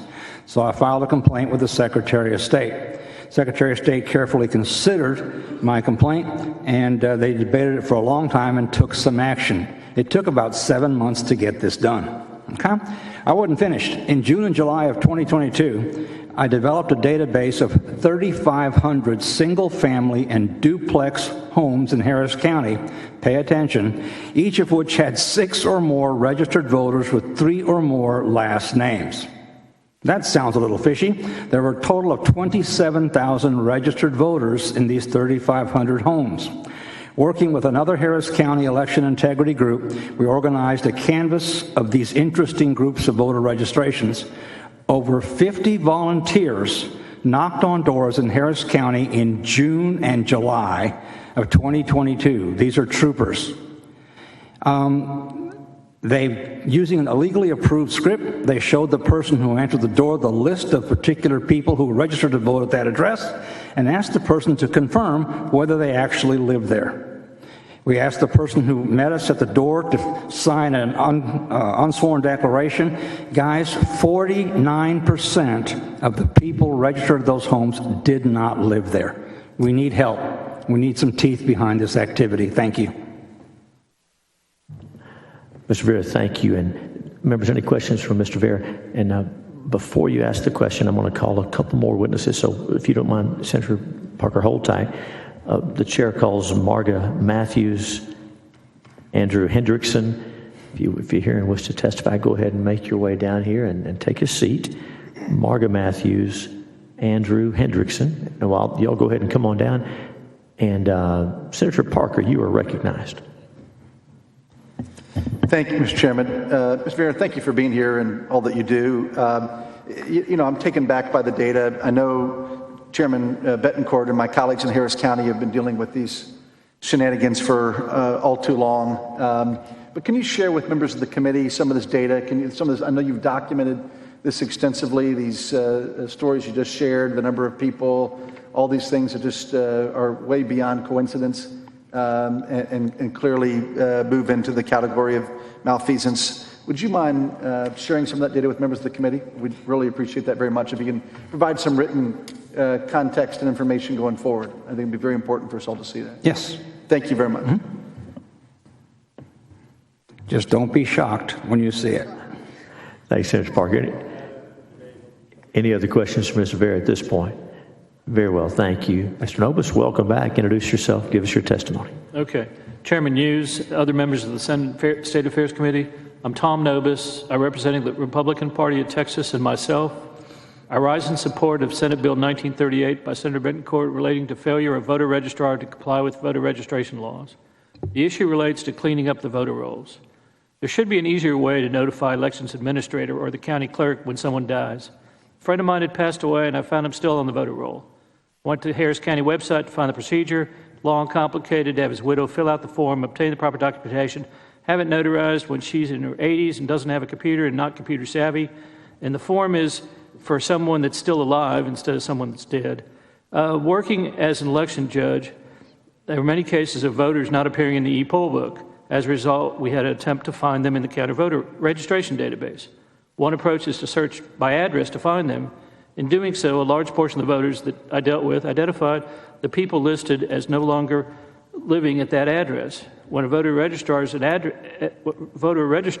address, it would be easy to check the voters listed at that address to identify if they have the same last name, if they have different last names. Some effort could be made to determine if they actually live at that location. My most interesting voter registration issue was when I went to Denver for my brother-in-law's funeral. I ran into a gentleman there that I used to go to the same church that goes to the same church I do in Cyprus. He had moved to Denver in 2018, yet in 2023, he was over 65. He was getting ballots by mail because he was over 65, but I was just amazed that he said he was still getting ballots by mail from Harris County, but living in Denver. Voter registrar could use Harris Central Appraisal District information to identify when property ownership changes and thus when it is likely that a voter has moved. Thank you, Chairman and members, for allowing me to speak today. And I'm supporting, hope you pass out SB 1938. Thank you. Mr. Nobis, thanks for your testimony. Mr. Hendrickson, welcome back. Introduce yourself. Go ahead. Thank you, Chair Hughes and committee members. My name is Andrew Hendrickson. I represent the ACLU of Texas, and I'm testifying against SB 1938. Leading up to the 2020 election, Texas saw a significant increase in voter registration challenges. In Harris County, one group submitted 119 affidavits challenging the eligibility of 6,000 registered voters. This is part of a nationwide trend. In Georgia, 65,000 registrations were challenged recently, and in Michigan, more than 22,000 registrations were challenged in a single complaint. Establishing penalties for failure to review challenges timely would require local officials to prioritize reviewing these challenges, potentially diverting resources from their other duties and making it more difficult for them to focus on preparing for elections to ensure they run smoothly. Moreover, withholding funds from voter registrars is an ineffective way to promote compliance. Asking them to work faster while giving them fewer resources to help them complete the work sets them up to fail. The legislature continues to ban more and more of our local officials without providing them funding to help them comply with the new laws. Rather than penalizing voter registrars for delays in reviewing the influx of voter registration challenges, we should be supporting our county's efforts to administer elections effectively. Thank you, and I'm happy to answer any questions. And thanks for your testimony. Mr. Johnson, welcome back. Introduce yourself and go ahead. Ed Johnson. I'm here to testify on myself. I am for the bill, 1938. When I started working in government, I started working for a great tax collector assessor named Paul Betancourt. And he gave me the task of director of voter registration and sent me off and said, make the office more efficient. And I came back and said, well, this is easy. We just need to follow the guidelines of the National Voter Registration Act. I said, they have guidelines in here about how you're supposed to maintain your voter roll. So we did that. We put together a bipartisan group of members. We went and advertised to the community and used other databases to find people that had moved and sent notices to them. This actually cut costs in the office tremendously by a third. The mailing certificates that you get every year, we have to pay for the returns that come back on those when they don't live there anymore. He cut that by 100,000 that came back from the previous year. And this, by far, helps the voter. When you get the voter registered at the correct address, then they're easier for them to go vote. The polling location that they need to go to is closer to their house. They're not on suspense. They don't have to fill out forms when they go in to vote. It's a much easier process, and by cleaning and maintaining your voter roll helps increase voter turnout. Thank you for your testimony. Ms. Matthews, welcome back. Introduce yourself. Give us your testimony. Yes, I am for the bill, SB 1938, and because of the fact that the EA, I guess, forgets that that's their job. And maybe when people don't do their job, they shouldn't even get paid. Maybe he'll do it.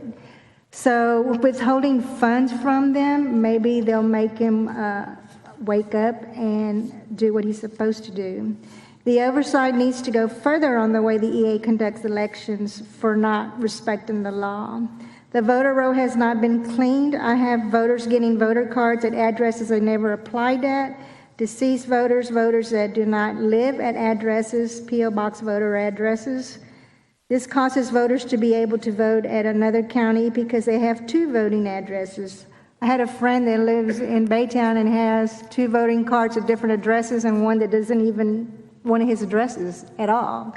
He showed me the voting card and just laughed about it, but that was several people have called and stated that.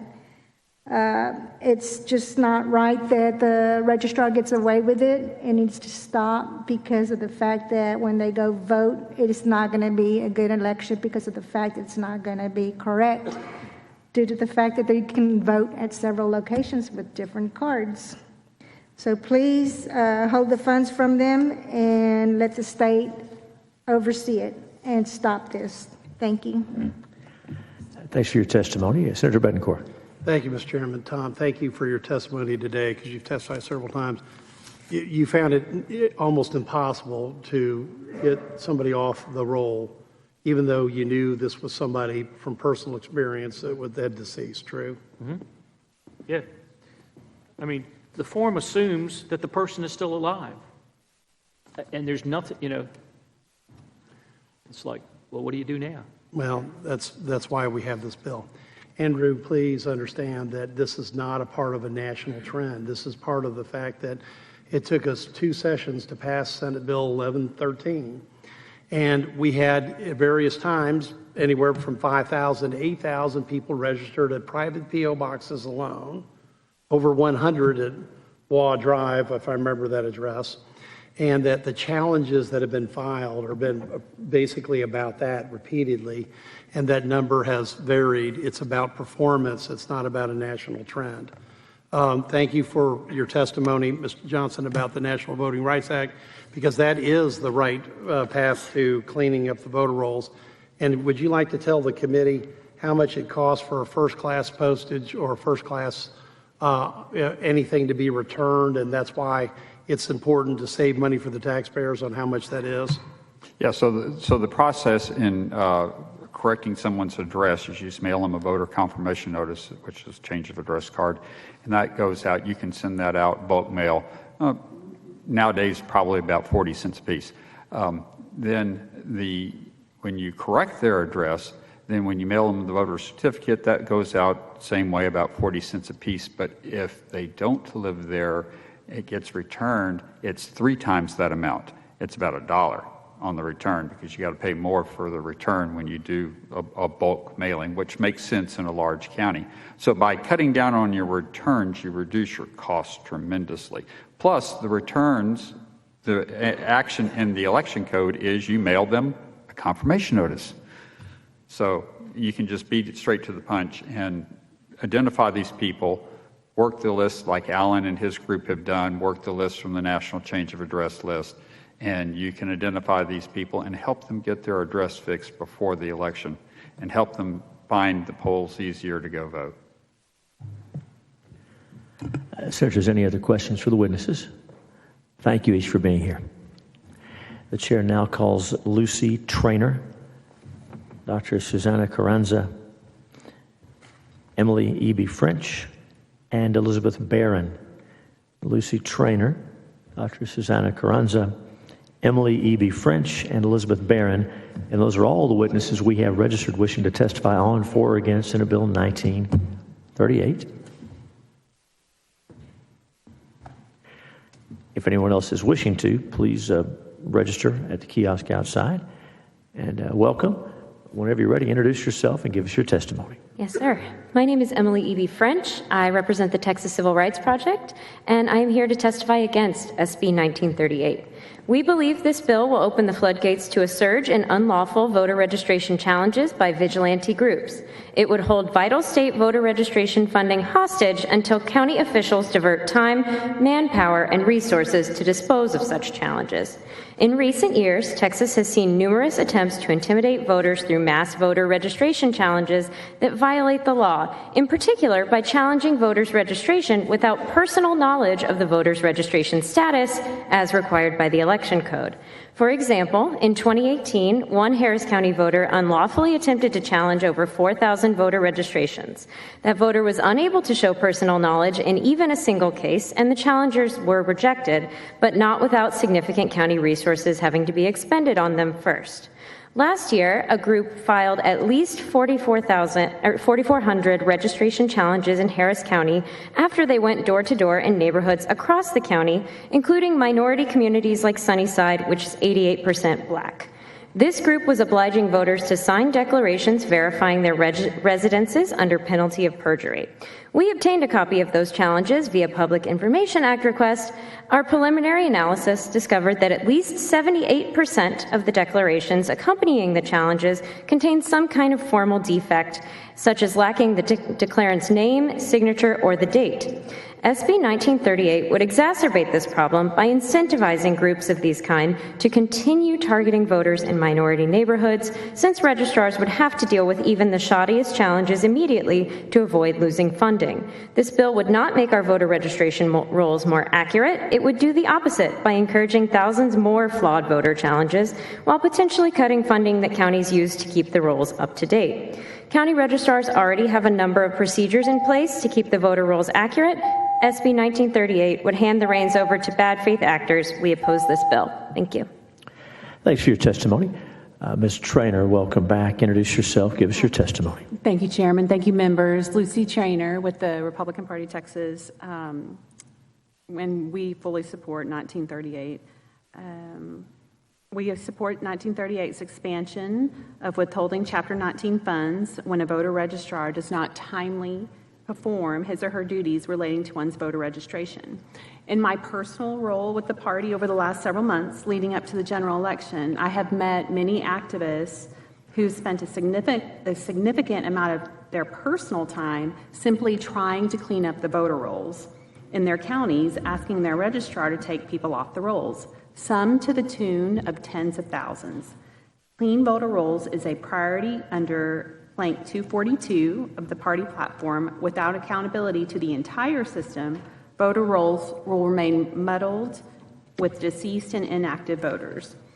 A few examples of this, some of these ladies couldn't be with us here today, but in Travis County, we have met an activist who has found 98,000 challenges total to the voter rolls in Travis County.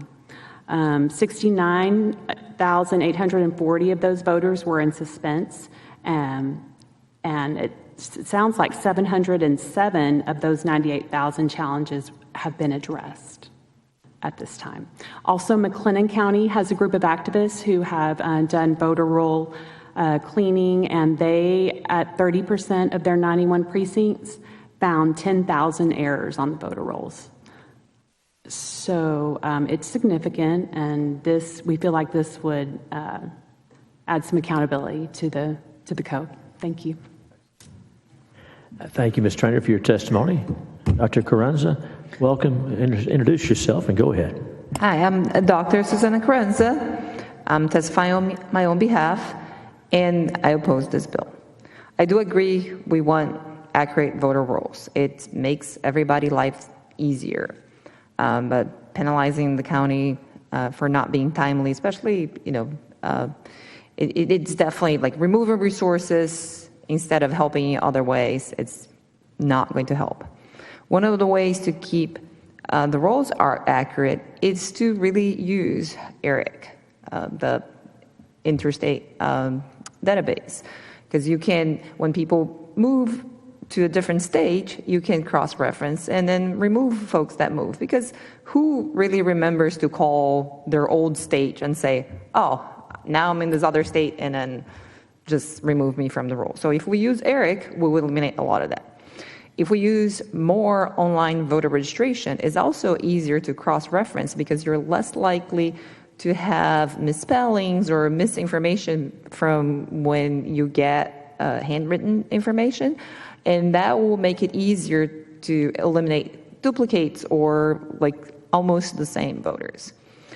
To me, individuals showing up at people's doors, like we heard here before, to challenge their voting status, to me that is actually harassment. It's like you're showing the door and say, like, are you really registered to vote? And also, I have seen many voters that received suspense, even though they're not, there was no reason for them to be in suspense. Like at the polls, people will show up and say suspense, but they have not moved. They live in the same place. There was nothing there to be there. So I don't know if it was because there was some typo somewhere, but it's like if you want to clean things up, more online voter registration, more collaboration with DPS to make sure the information is cross-checked, and really use the interstate data, the ERIC, that many governments across the country decided that was a good idea to keep track. Those are things that we want to do to clean it up. Thank you. Thanks for your testimony. Members, any questions for the witnesses? Thank you each for being here.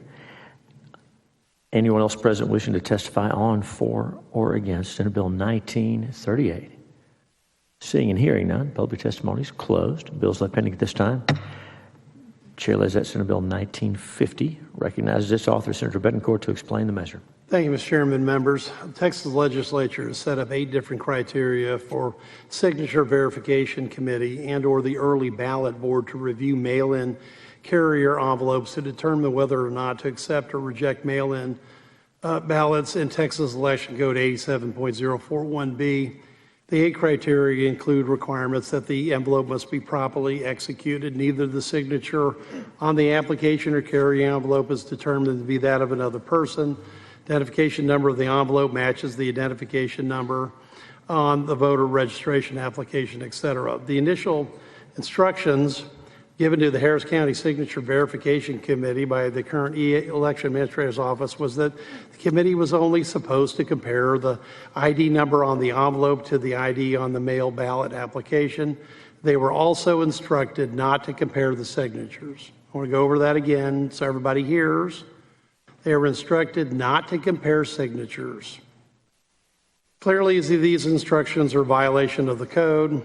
The election code. It's essentially useless to compare the ID number from the application of the mail ballot envelope. The only true verification is to compare the carry envelope information to the voter registrar's application. This activity opened the door for fraudulent ballots to be counted and diluting every voter. Now, I want to say in previous testimony, again, I want to point out in Harris County, the official count of all mail ballots voters is 64,259. The mail ballots returned in this election are only 54,952. There's a discrepancy of 9,307 more ballots counted than mail ballots returned. While there's been explanation of a lot of things, there's simply no explanation or supposition of fact that you're going to have an election administrator that is absolutely telling their signature verification committee to violate the law. And if they do, under this bill, it's creating a Class A misdemeanor. We have 2 invited speakers, Republican Party, Board Security Member Alan Vera and Karen Marshall, and she is still here. Karen, thanks for staying so late. That's the chairman's line, sorry. Thanks, Senator Betancourt. Anybody, any questions for the author? All right. The chair calls Karen Marshall. And and Alan Vera. And then you're next.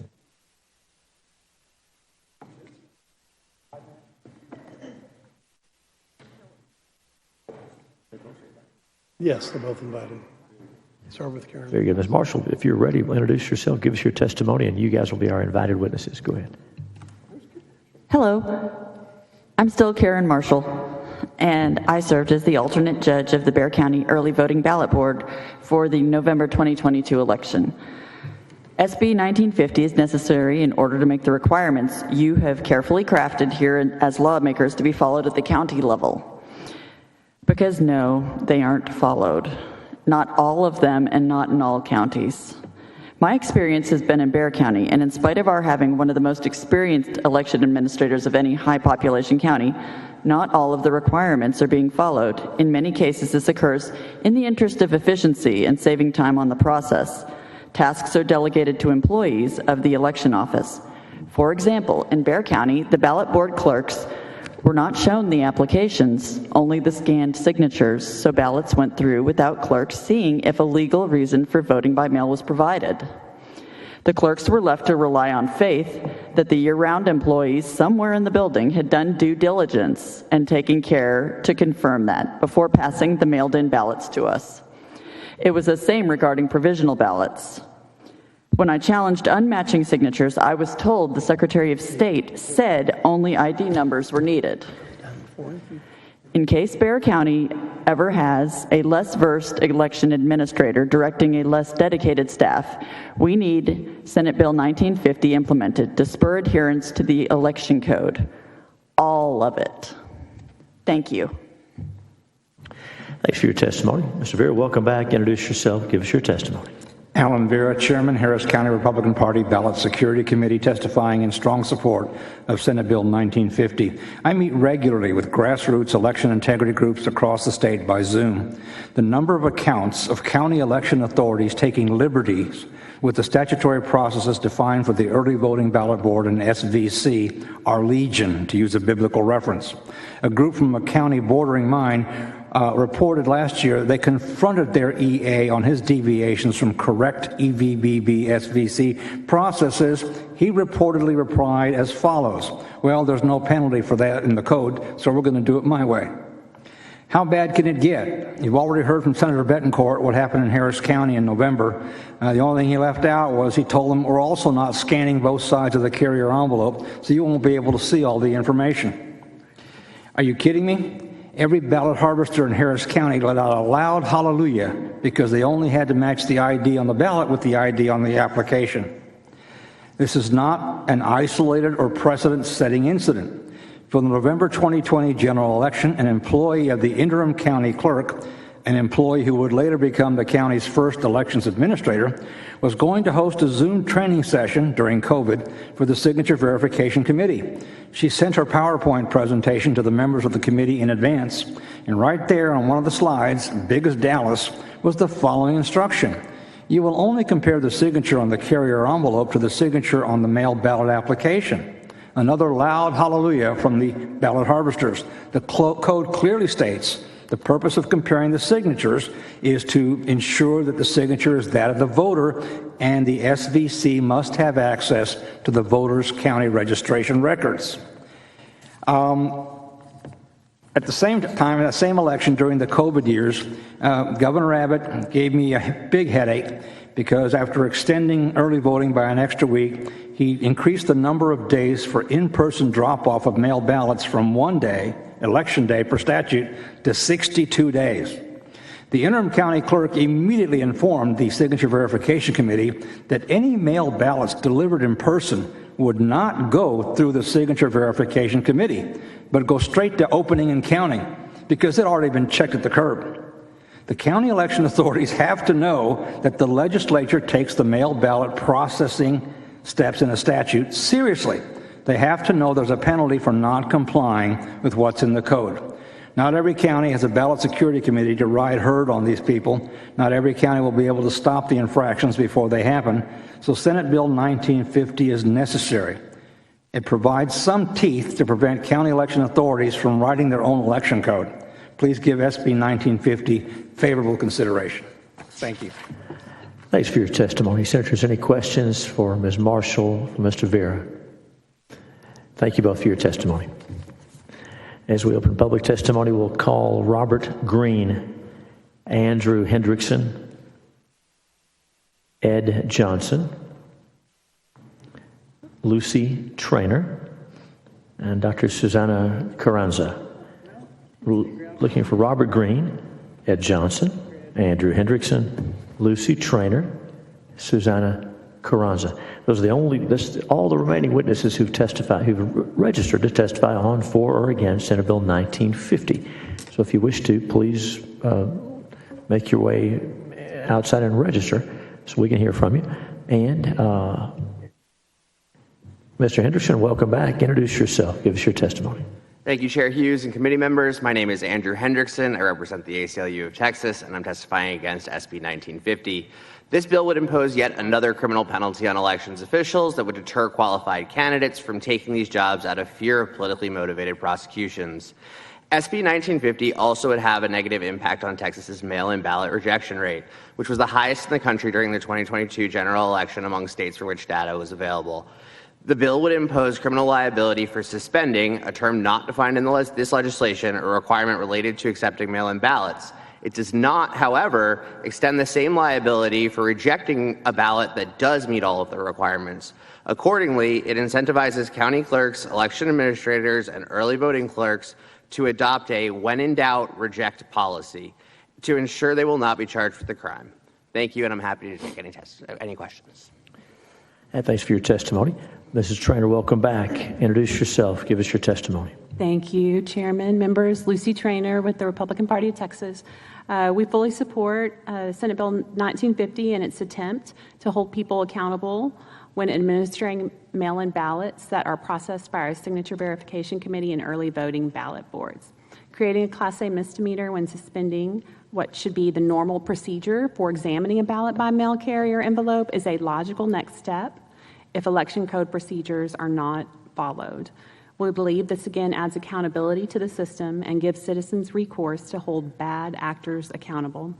Going back to our Protect the Vote program, we have met many activists who were extremely frustrated with their local Signature Verification Committee and early voting ballot board procedures when they were not properly followed, and there was very little recourse. We took the calls and did what we could, but very little recourse and a lot of frustration when it comes to this particular system. So this bill, again, is approved by the SREC Legislative Priorities Committee and additionally has the full support of the Republican Party of Texas.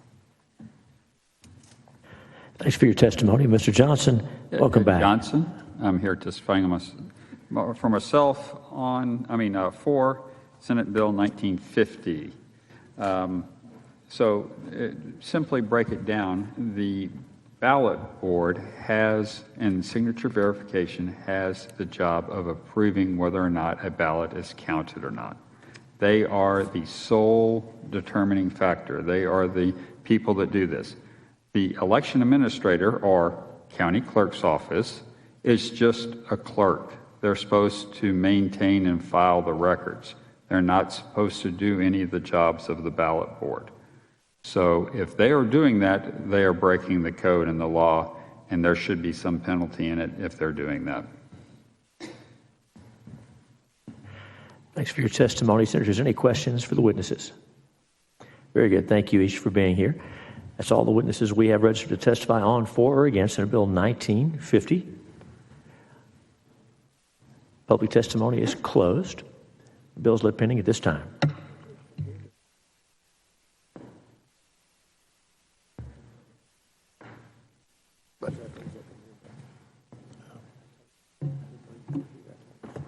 Turn you off. Turn her on.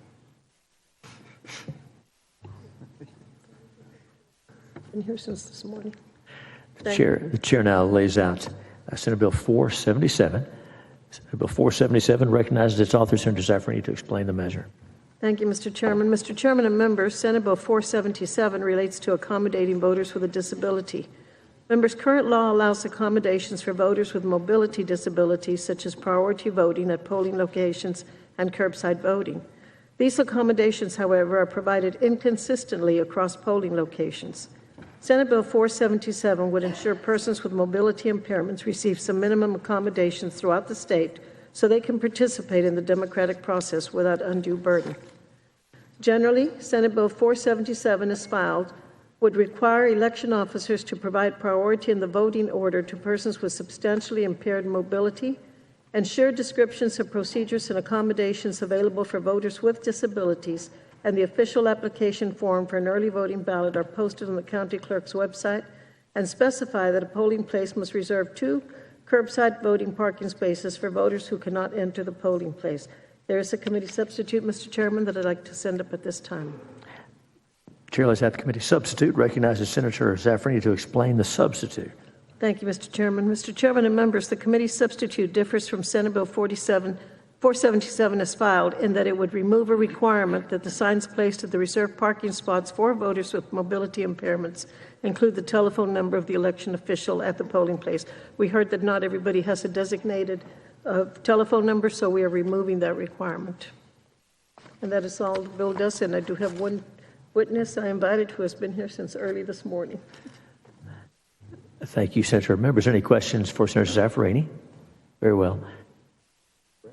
Yes, Dennis Burrell. The chair calls Dennis Burrell. Invited testimony. Mr. Burrell, have a seat.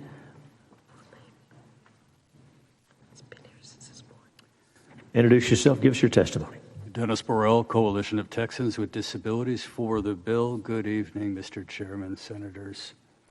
And get a little closer to the mic so we can... Yes, of course. So, definitely in favor of this bill. We would point out that these accommodations already exist in law. So we see this bill as making better on-site practice of accommodations you've already approved. Let me lay out the one about people with mobility impairments having the courtesy of being allowed to, if you will, cut in line. Now, I know that 98% of voters in Texas would simply step aside for an older adult or younger person in a wheelchair and let them go ahead. But the fact is, there might be that 1% out there that's going to complain about it. Right now, it's the poll worker who has to make the call. This bill would change it so the call is made in statute, and it could avoid some confrontations into the future. Regarding the parking spaces for curbside voting, it is important to know that permanent accessible parking spaces are only for people with disabilities.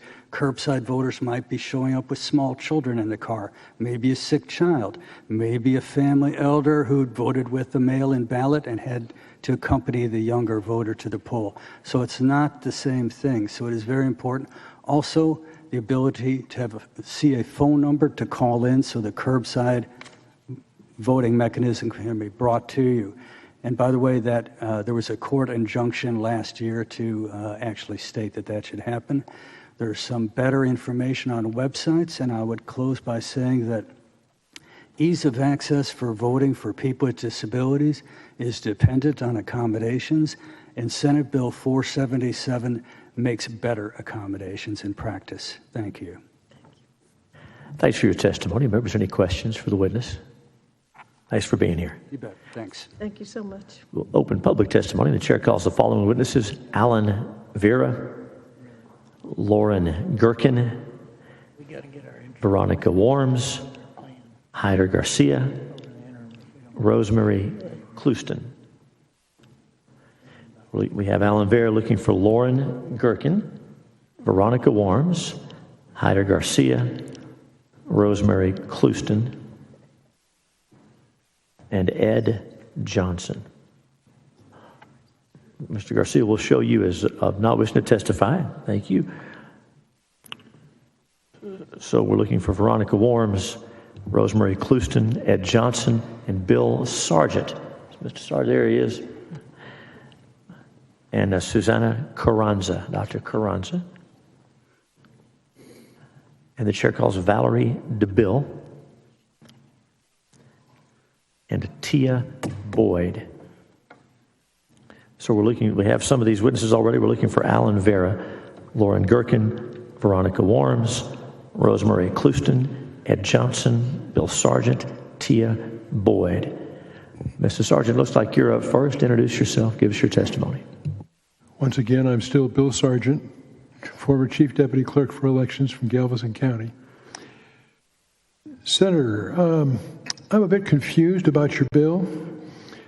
You say you want to have 2 parking places reserved, but not for disabled voters. And then you say you want the people who are unable to enter the polling location to park in those places. Are you talking about curbside voting? Is that what you're talking about? 'Cause I was confused. Is that what you're talking about? Okay. Having run elections for many years in Galveston County, we rejected locations that didn't have adequate parking for all voters, not just handicapped or for curbside voting. If the election office is doing its job and doing it correctly, that's one of the things they're going to look at. That's going to make their decision. If I'm reading the bill correctly, any person who says they need to do a curbside vote gets head-of-the-line privileges. During the pandemic, we had people who wanted to do curbside voting because they were fearful of contacting COVID. I'm not sure we want to give head-of-the-line privileges to some of these folks. Instead of mandating it, I'd recommend we consider letting the judge in the polling location look at the circumstances and use their own discretion and their own judgment as to what is best to do. Some people, that's true, you ought to give them head-of-the-line privileges, but not necessarily mandate it for everybody. I have no problem with the bill saying you need to post, all the entrances, what's available. But I might mention to you that our experience is about 95 of the people who go to a polling place don't read what's posted. So just you might want to keep that in mind. That's all I got. Hope that's helpful.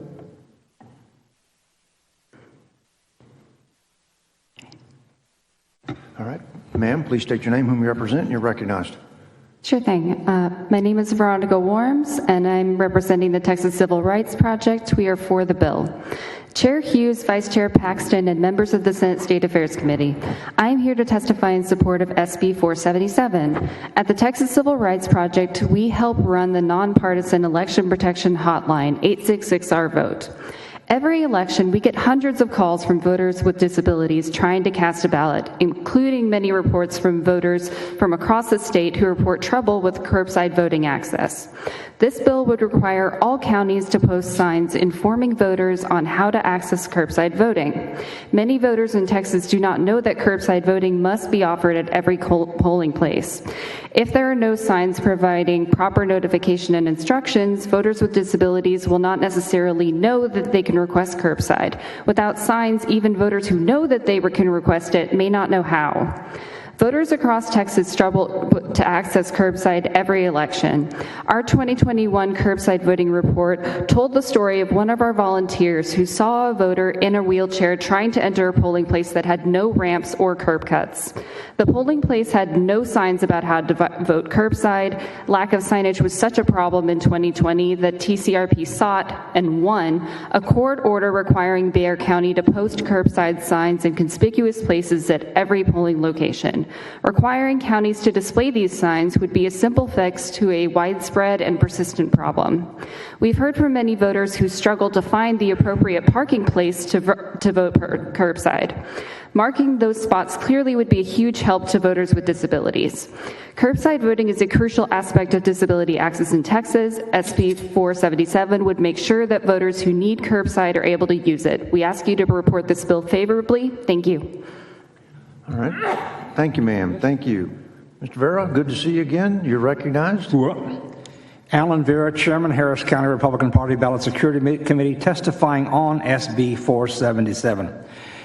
We are in spirit totally with this bill and thank Senator Saffarini for continuing her defense of those who need extra assistance. But I'm here to bring you a dose of reality. In 2018, Harris County was sued by the Department of Justice for violations of the ADA Act because of our polling locations. We signed a consent decree in 2019. The very terms that outlined in this bill for the parking are exactly in the Harris County Elections Operations Manual and the training manual for every judge. We're supposed to be doing this. How well has it worked? Not well. 2 reasons. facility manager.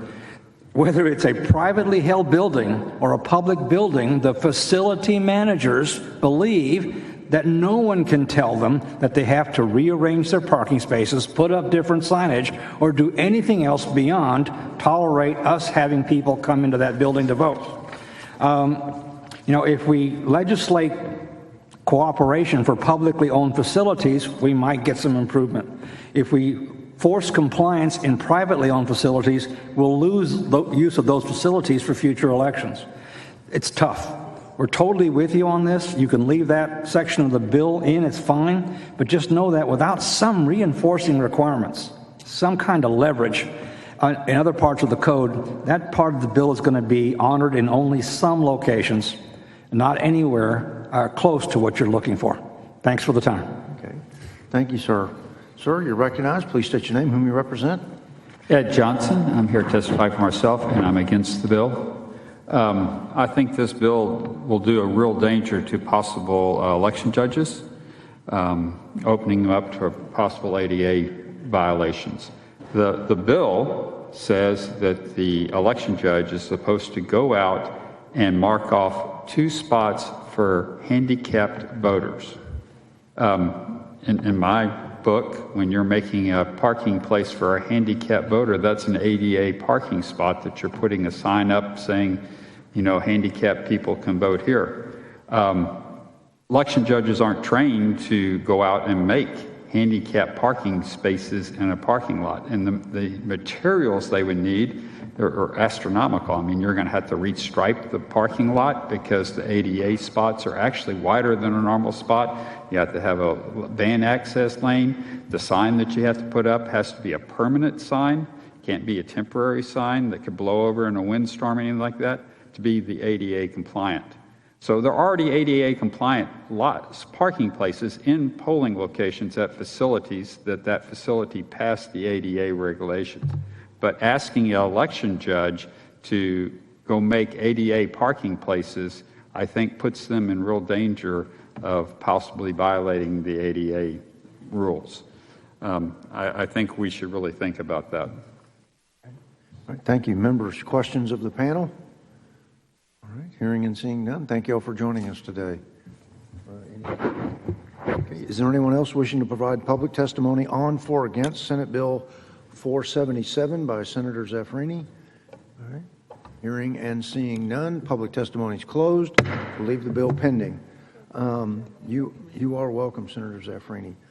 Senator Springer here.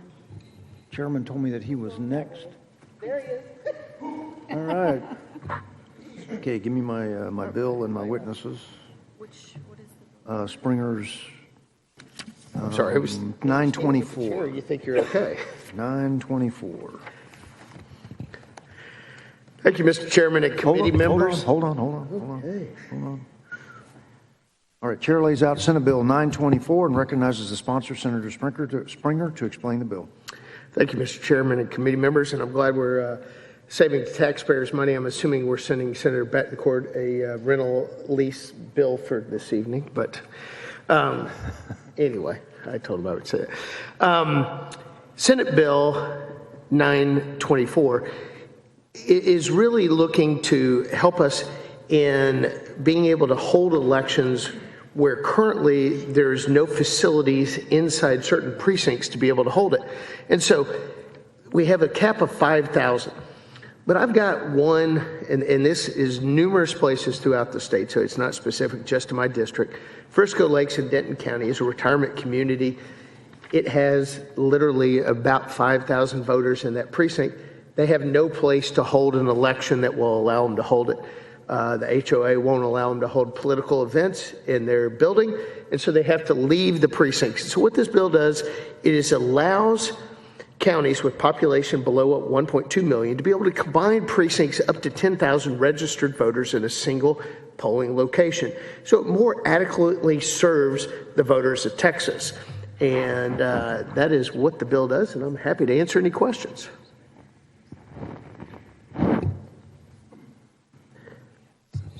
Members, Senator Springer has a substitute. Senator Paxton sends up committee substitute. Chair recognizes Senator Springer to explain the difference.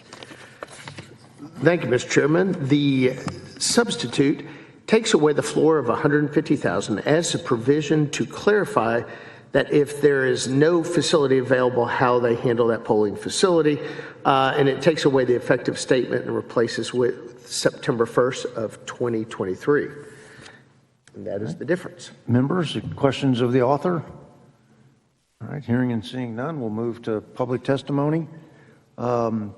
Chair calls, well, members, there is a resource witness, Christina Atkinson from the Texas Secretary of State's office is here, if anybody has requested the resource witness.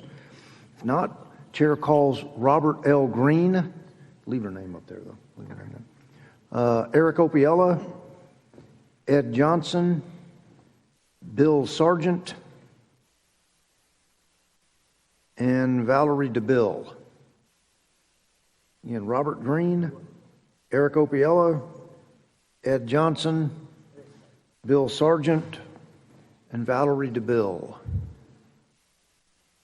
All right. We'll let those other folks make their way here if they are here. Sir, you're recognized. You know the drill. Please state your name, whom you represent. You have 2 minutes. I'm still Bill Sargent, former Chief Deputy Clerk for Elections from Galveston County, and I'm testifying on the bill. I want to ensure that there are no unintended consequences. As I told your staff, the countywide vote center process, you determine the minimum number of polling locations you're required to have based on how many precincts you have. And so if you combine precincts, I want to make sure that you're aware that you might be opening up a situation where you would then be reducing further the number of countywide vote centers. Now you're allowed to go down to 50% max. So you have to have at least 50% of how many precincts you have. So you might want to look at that. I don't know how you deal with that. Maybe you exclude countywide vote center counties from this, because if you're using countywide vote centers, you don't really need to combine precincts. But just wanted you to be aware of that issue. And I want to commend your staff. They've been very good in working with this, but there's still an issue out there. Okay? All right. Thank you, sir. Sir, Ed Johnson, here testifying for myself, and I'm for Senate Bill 924. It's a great bill. This is something that occurs quite often. You have in fast-growing counties, and especially since we have everybody from California moving to Texas, you have communities that will sprout up and grow quicker than the school district can build a school in the neighborhood. So you're going to have neighborhoods of over 3,000 or 4,000 people, and they don't have any place to have a poll in the neighborhood. So this gives you the ability to combine those. The current election code does not allow this, but there's no way in the world when you're doing precinct voting that you cannot give a precinct a polling location. So you have to do this combo. So your bill just fixes the law where people are not breaking it all the time. Mr. Sargent, I saw the committee sub. Your committee sub actually fixed what Bill Sargent was talking about. You have in there where you can only combine precincts that do not have a polling location. You have a strict list of what those what those facilities are. So you're not going to be able to combine every precinct in the county. You're only going to be able to do ones where they're fast growth and you don't have a school built in the neighborhood. Thank you. Members, questions of the panel? Yes, sir. Senator Sargent. I took one quick look at the substitute. I'm not sure it does, in fact, deal with the issue that I mentioned to you. So just be careful of that. That's all I want. Okay? Thank you. Members, questions of the panel? All right. Thank you all for joining us. Thank you, sir. Thank you. Hoorah. Hold on. Give me the three names that. Oh, you want? That way I can give them a nice chance. You don't, just because they don't answer, we don't cut them out. Chair calls again Robert Green, Eric Opiella, and Valerie DeBill. I do not see them. Is there anyone else wishing to provide testimony on, for, or against Senate Bill 924? Hearing and seeing none, public testimony is closed. We'll leave the bill pending. Senator Springer, you have another bill, I believe, correct? Yes, sir. Let me have the clerk populate it here real quick, and then I'll recognize you here in just a moment.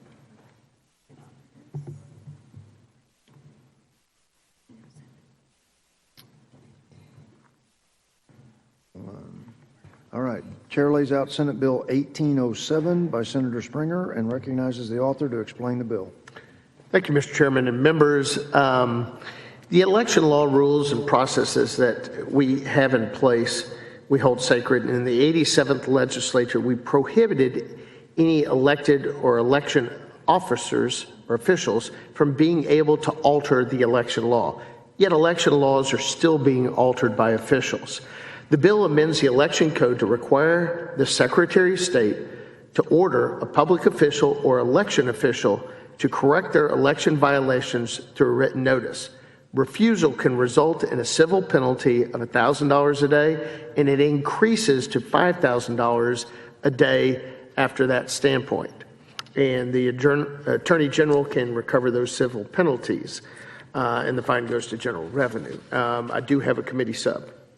Members, Senator Springer has a committee substitute. Senator Paxton sends up committee substitute. Chair recognizes Senator Springer to explain the difference. And the only thing it is the number one reason we have committee subs. It is a legislative council version of the original bill as filed.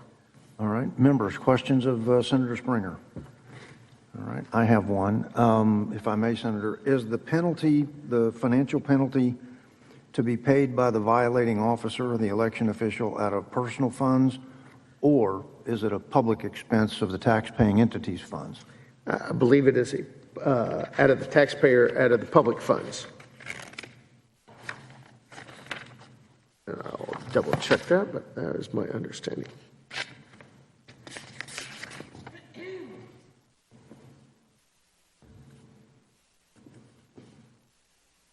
It can go against the official themselves, or it can be paid by the county. It doesn't matter. It's how the county wants to deal with it, is what my understanding is. It appears it can actually go either way, that it can either be paid by the official that violates or the county as they determine.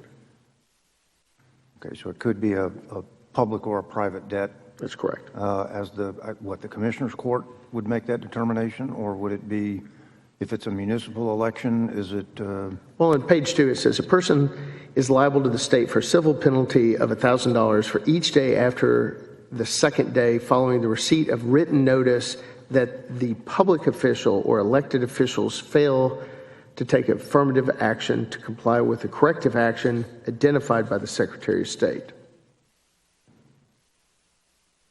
Okay.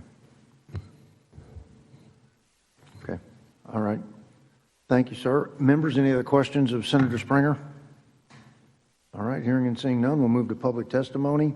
Chair calls Alan Vera, Robert Green, Jamila English, Ed Johnson, and Debbie Adams.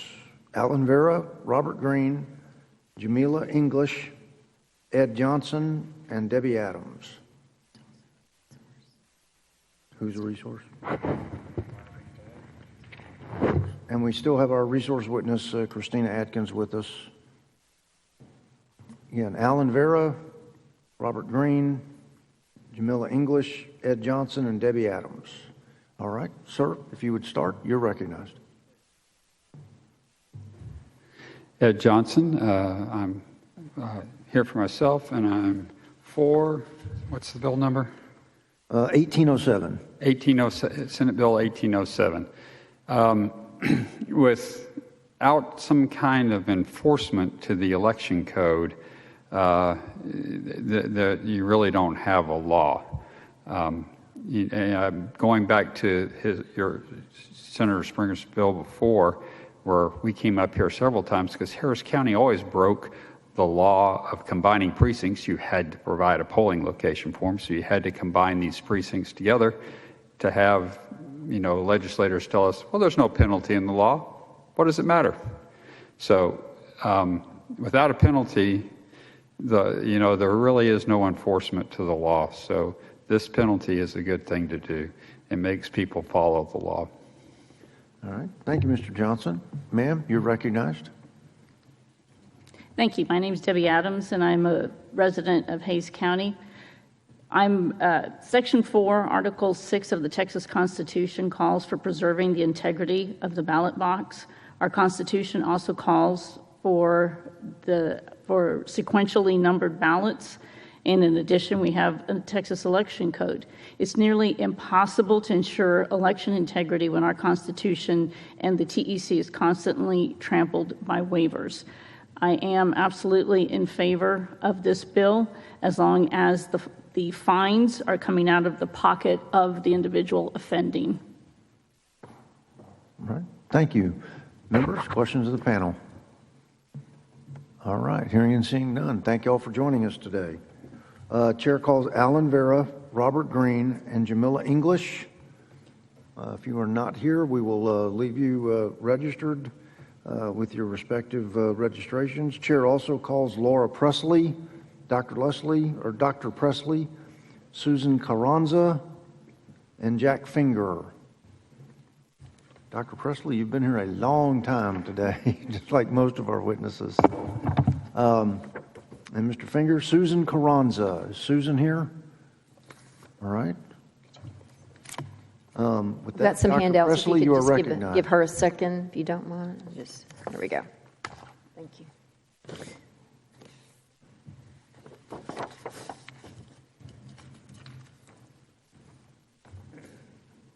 Dr. Presley, you're recognized whenever you're ready. Okay, thank you. Thank you, ma'am. Yes, thank you, Senator Springer, for this bill. This is a very good bill, and I'm really grateful for it. It is more of a what I would call a tactical bill, where it's trying to deal with the situation in the moment. You have in the bill that if the person doesn't respond to the SOS within 2 days, then there's all this other stuff that happens. So that would apply to early vote. It really wouldn't work for election day issues, because the second day things are over. So I want you to think about that, maybe shortening that time frame, because it only really is effective for early vote, things that are going on early vote. The second thing is I'd like you to consider putting some checks and balances. We've got waivers, and all due respect to the Secretary of State's office and the Attorney General's office, we've got waivers of election law right now going on for ballot numbering, for audit logs of the central accumulator, and that's what's in your handout, and also waivers that have tried to obstruct watchers from looking at results tapes because watchers are not auditors. So we need a checks and balance on the Secretary of State, and I proposed this earlier, that maybe consider a legislative council that would be an appeal process of the executive branch. Okay, so I want you to consider that, because we've had issues. There's plenty of statutes right now in the election code that say the Secretary of State can't waive this law. Those are there because the Secretary of State has waived law. So we need some kind of check and balance to the SOS. All due respect to them, but I just think that's a good balance. I'd like you to consider that. Bless you for this. This is really good. Thank you. Thank you, Dr. Presley. Mr. Finger, you're recognized. Yes, Mr. Chair, other members of the committee, once again, my name is Jack M. Finger from San Antonio. Yes, a little while ago, I testified on SB 1039, offered by Mr. Betancourt. You may recall I talked about it. It was as good as far as it went, but like I say, it provided a mechanism to hold county election officers to law by giving the Secretary of State authority to investigate violations of the election law. Of course, I mentioned that the question remains, what happens if the Secretary of State violates the law? What happens if the state Supreme Court doesn't do its job in taking election cases and providing constitutional guidance to the parties via an emergency mandamus case? Similar situation with this one right here. The only difference here is that this one allows for a more immediate remedy. You have the 1039 is for a long-term situation. 1807 will help you on that very election day, and assuming something can be done that very same day for a remedy where you see election irregularities, election violations. Yes, I think that would help, but once again, you've got to clean it up a bit and add the safeguards that it's missing here.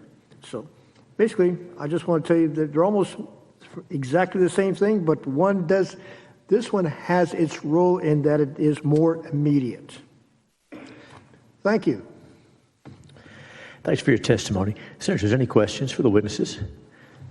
Thank you both for being here. Thanks for your testimony. Anyone else present wishing to testify on, for, or against Senate Bill 1807? Seeing and hearing none, public testimony is closed and the bill is left pending at this time. Senator Springer, thank you for your patience.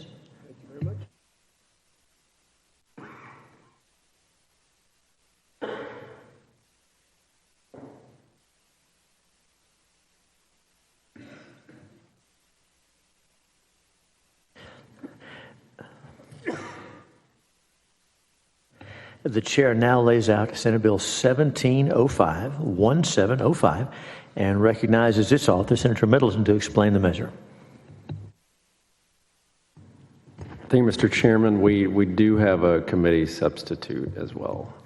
The chair lays out the committee substitute, Senate Bill 1705, and recognizes Senator Middleton to explain the substitute. Thank you, Mr. Chairman. Members, Senate Bill 1705 is a increasing voter access bill. And so basically what this committee substitute does is it requires a primary for parties that receive between 2 to 20% on the ballot. Because we all know right now, any party that receives more than 20% total election results in a gubernatorial election has to conduct a primary. So current law has created a confusing two-tiered nominating system. Established parties who have at least 20% of the gubernatorial vote participate in a traditional primary process, one of which we're all very familiar with. That's Democrat and Republican, how we all got here. But smaller parties use a convention system to nominate their candidates for general elections. And by bypassing primary elections, smaller parties rob Texas voters of the opportunity to properly vet candidates for office. Small party candidates simply go straight to the general election ballot by a convention based on the nominating process that's very obscure, has too few participants, and no direct voter input at the ballot box. Additionally, by law, you may only vote in one primary or one convention. So we have a very poor handle right now on who exactly is participating in those conventions for some of the smaller parties. Senate Bill 1705 corrects this issue by requiring all parties to participate in a primary election if they had a candidate for statewide office who received at least 2% of the overall vote for that office at least once in the past 5 general elections. So right now, if a party's candidate receives 20% or more, as I said earlier, you're automatically having to do a primary, and all this does is extend that from 20% down to 2% of the primary vote. This bill requires a primary for any party getting more than 2% in a statewide election, and smaller parties that cannot meet that 2% threshold under this bill would still be allowed and continue to do their traditional convention process. The committee substitute corrects some drafting errors and some of the other changes that I laid out about extending the required primary down to 2%. And I believe that Senate Bill 1705 will increase transparency for Texas voters and will treat all large and small party candidates for public office equally at the ballot box. We're requiring that parties that meet these thresholds conduct primaries, just like Democrats and Republicans do, on the same day, at the same time, which is the first Tuesday in March. And also, this bill fits with one of the reasons that we've heard behind the filing fees. So we've heard the argument that the filing fees are there to offset the cost of the primary, which conforms with the Supreme Court decision from 2020, which spelled that out. So what this bill does is it just conforms it with that argument. And with that, Mr. Chairman and members, I yield for questions. Thank you, Senator. Members, any questions for the author? Very well. We'll open the testimony on Senate Bill 1705. The chair calls Ed Johnson. And the chair calls Arthur DeBianca, Elizabeth Miller, Kevin Hale,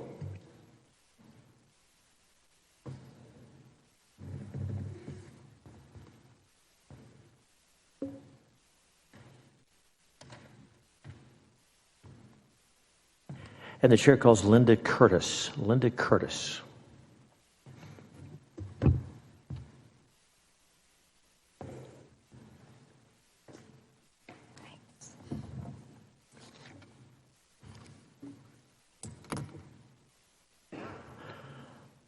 All right, welcome, and we'll keep our custom going. We'll go from right to left, and introduce yourself. Give us your testimony. Welcome.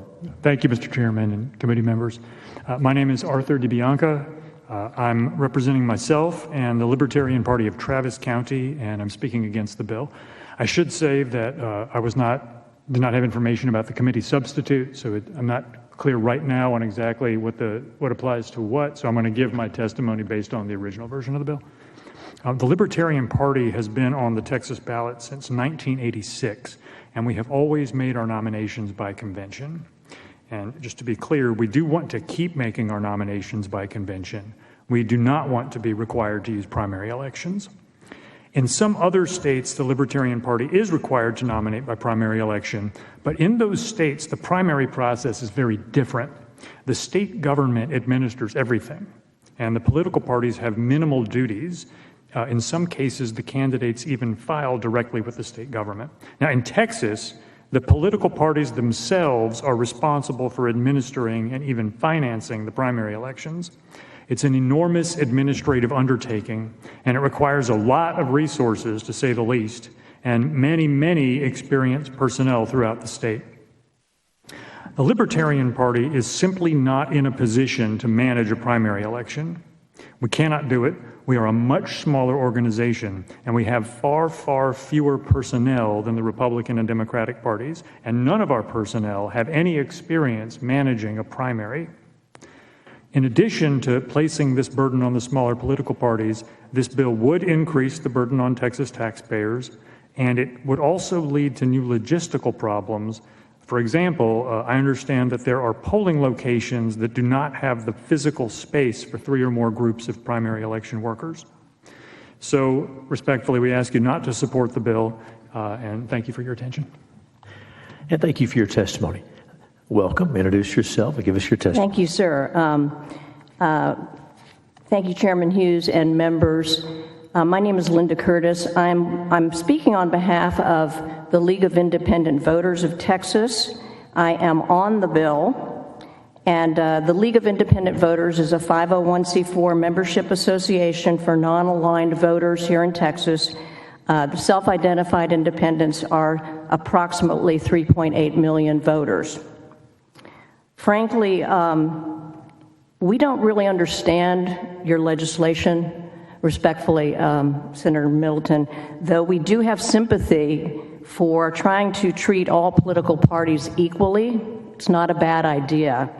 The fiscal note that was posted, I guess it was last night, states that the author cannot say how much it will cost because it can, quote, you cannot determine due to uncertainty over the number of political parties that would be required to hold primary elections, unquote. And I really have a hard time believing that the legislature is going to want to shell out $40 to $50 million to pay for the Libertarian Party, the Green Party, the No Labels Party, the Forward Party, the Constitution Party, and the Texas Independent Party, and Lord knows who else would want to hold primaries if we were going to pay for them. So don't get me wrong, we love electoral competition, that's why we exist, but chaos is not what we're looking for here. I must ask the author if you have actually met with the people affected by this legislation. I think they would help you try to get where you're going, perhaps. The reason we have a different process for minor parties and new parties is to give them some footing to prove themselves, to prove their viability. It takes time to do that. This is very complicated stuff. If you rush it, you're going to botch it, and it's going to backfire on you, and you will not get what you want. Thank you for your time. Thank you for your testimony. Welcome. Introduce yourself and go ahead with your testimony. Thank you, Senator Hughes, Chairman Hughes, excuse me. And the rest of you senators, I appreciate y'all being here and listening to our testimony all day long. I'm going to speak directly to the fiscal note on this. If the 6 parties that she just listed were to participate in the primary, you're looking at adding a $54 million tab to the taxpayers.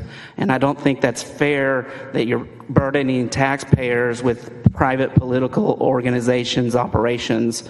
And I rest the rest of my time. Thank you for your testimony. Welcome. Introduce yourself and go ahead with your testimony. Thank you for your time today. My name is Elizabeth Miller.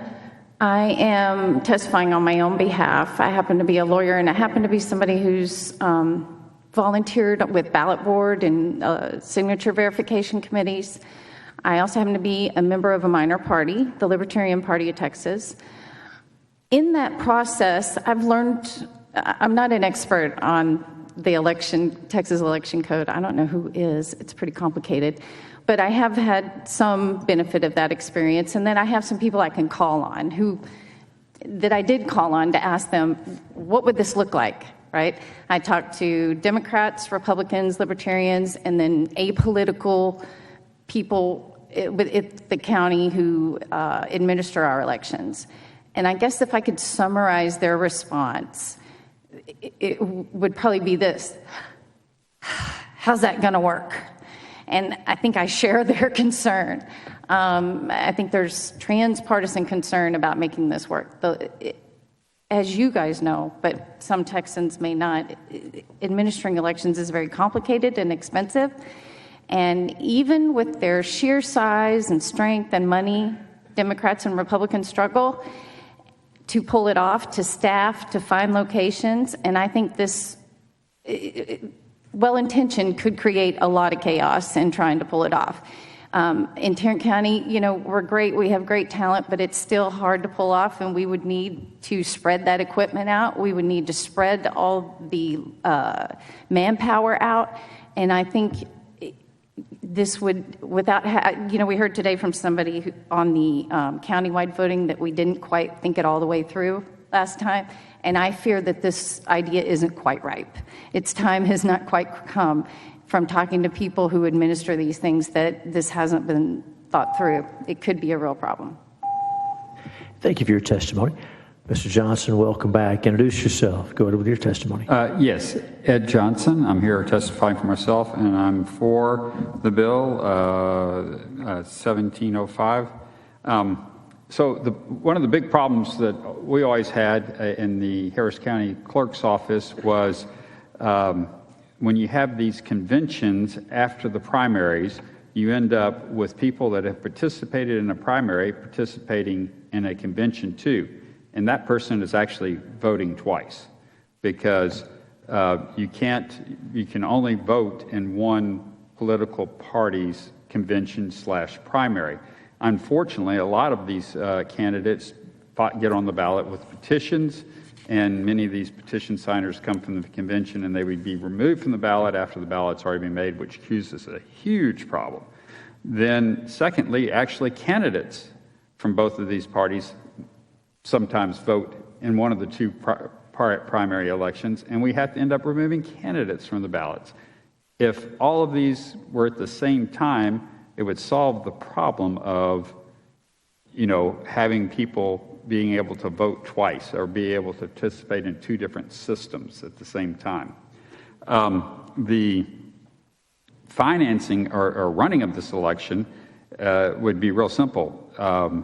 I would say 85% of the voters in Texas have an election administrator and are on countywide voting right now. And they do joint primaries. So these parties would just join into that joint primary election and be a part of the joint primary that the county would be running. So really very little impact at all as far as running the election for 85% of the voters of Texas.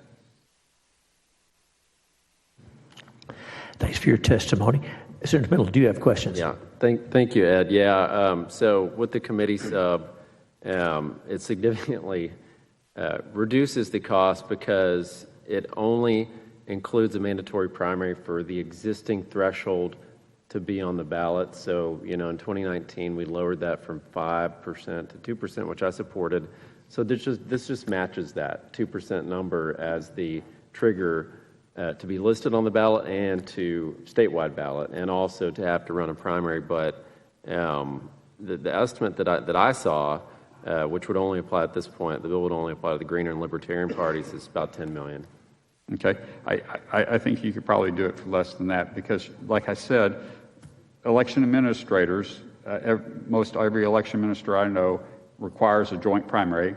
Right now, where the Republican and Democratic Party are on the same ballot, like you do for early voting, and they're doing countywide elections, and they're all on electronic voting machines. So it's another party is just another ballot style that they create, and you're another person to check in on the electronic poll book. So it's a fairly simple process to add another party to the election. And they would all be part of the same election and share the cost. Right. Thank you. Senators, any other questions for the witnesses? Thank you each for being here. Thanks for your testimony. Thank you. The chair now calls Dr. Susanna Carranza, Whitney Bilyeu, and Liz Case Pickens. Again, Dr. Susanna Carranza, Whitney Bilyeu, and Liz Case Pickens. And those are the last three witnesses that are registered to testify on, for, or against Senate Bill 1705. If anyone else wishes to, please make your way down here so that we can get you registered and get you testified. And so, welcome. And I'll let you get set up there whenever you're ready. Introduce yourself and give us your testimony. All right, thank you. As my colleagues mentioned, we didn't have the benefit of give us your name, too. I'm sorry. My name is Whitney Bilyeu, and I serve as the chair of the Libertarian Party of Texas, and I'm representing the party and myself. Not having the benefit of this amendment or this substitution, I'll have to alter my statement a little bit, but I'm still speaking in opposition. Mr. Chairman, I speak today in opposition of this bill largely in large part due to the countless unanswered questions, as some of my colleagues already alluded to, but also due to the potential conflict with other proposed bills, existing legislation, administrative concerns that could impact due process and equal protection, as well as significant financial impact to the taxpayers, which I believe you just tried to address.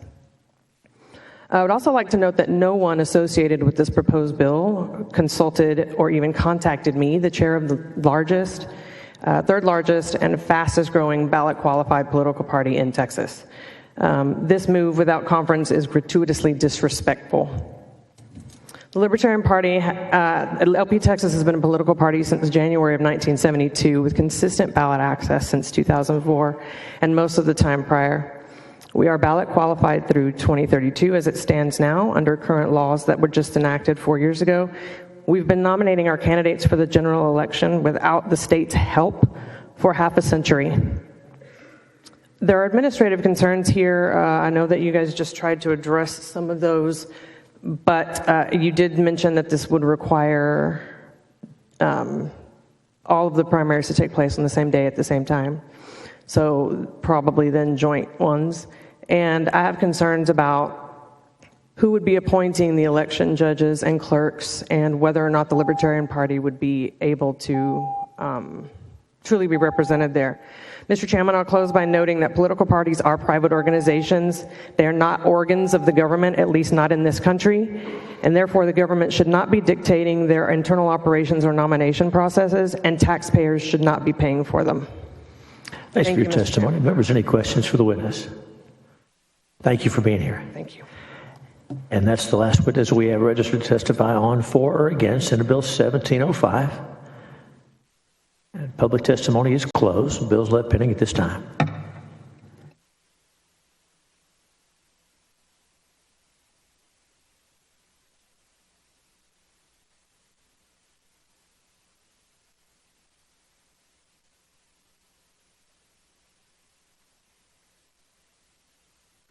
The chair now lays out Senate Bill 1661. Senators, this bill prohibits a central counting station from purchasing or using a ballot scanner unless that scanner is only capable of using a storage device such as a thumb drive that can be used only once. If the device's data is changed, then the device shall be unreadable. This would provide additional measure of security and ensure that the data storage device can't be overridden or have the vote data changed once the data is initially entered. This is what was intended to be done last session in Senate Bill 1. It's been some misunderstanding of the scope, and so Senate Bill 1661 seeks to clarify this was limited to the storage device only. That's what the bill does, and I'll yield for your questions.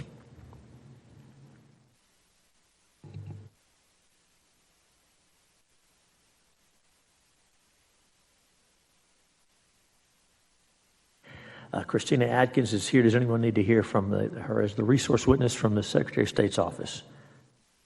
Very well. We'll open public testimony, and the chair calls Robert Green, Hyder Garcia, Ed Johnson, Marcia Strickler, James Keller.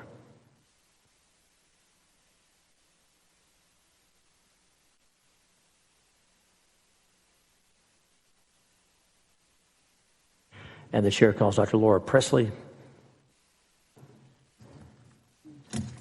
Valerie DeBill, Susanna Carranza, Jack Finger, Liz Case Pickens.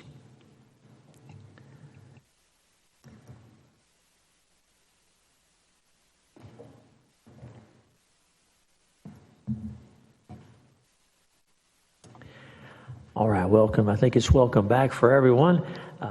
Hello again. Introduce yourself again for the record. Give us your testimony. Last bill of the night. Almost. Oh, last one for me. I'm Marcia Strickler, Williamson County. And Senator Hughes and senators, thank you for this wonderful bill. The protection primarily affects absentee ballots, which represents about 5 or 10%, to my knowledge in our county anyway, of the ballots scanned at central count using the DS-850, which we use ES&S equipment. The same protections for write once media, which I'm not familiar with a thumb drive that's write once. I've not ever seen it, but I'm sure it exists if you have it in here. Should be required and applied to the other 90% of the ballots that are scanned at the polls using the DS-200. So we should be focusing on protecting all ballots in all situations, and a write once media should be in the DS-200 at the polling locations as well as at central count on the 850s. Therefore, please consider an amendment to Section 122.001, Voting System Standards, to protect all ballots using a data storage device that, once written, is incapable of being modified. I think that this will make it easier to vote and harder to cheat. Thank you. Thanks for your testimony.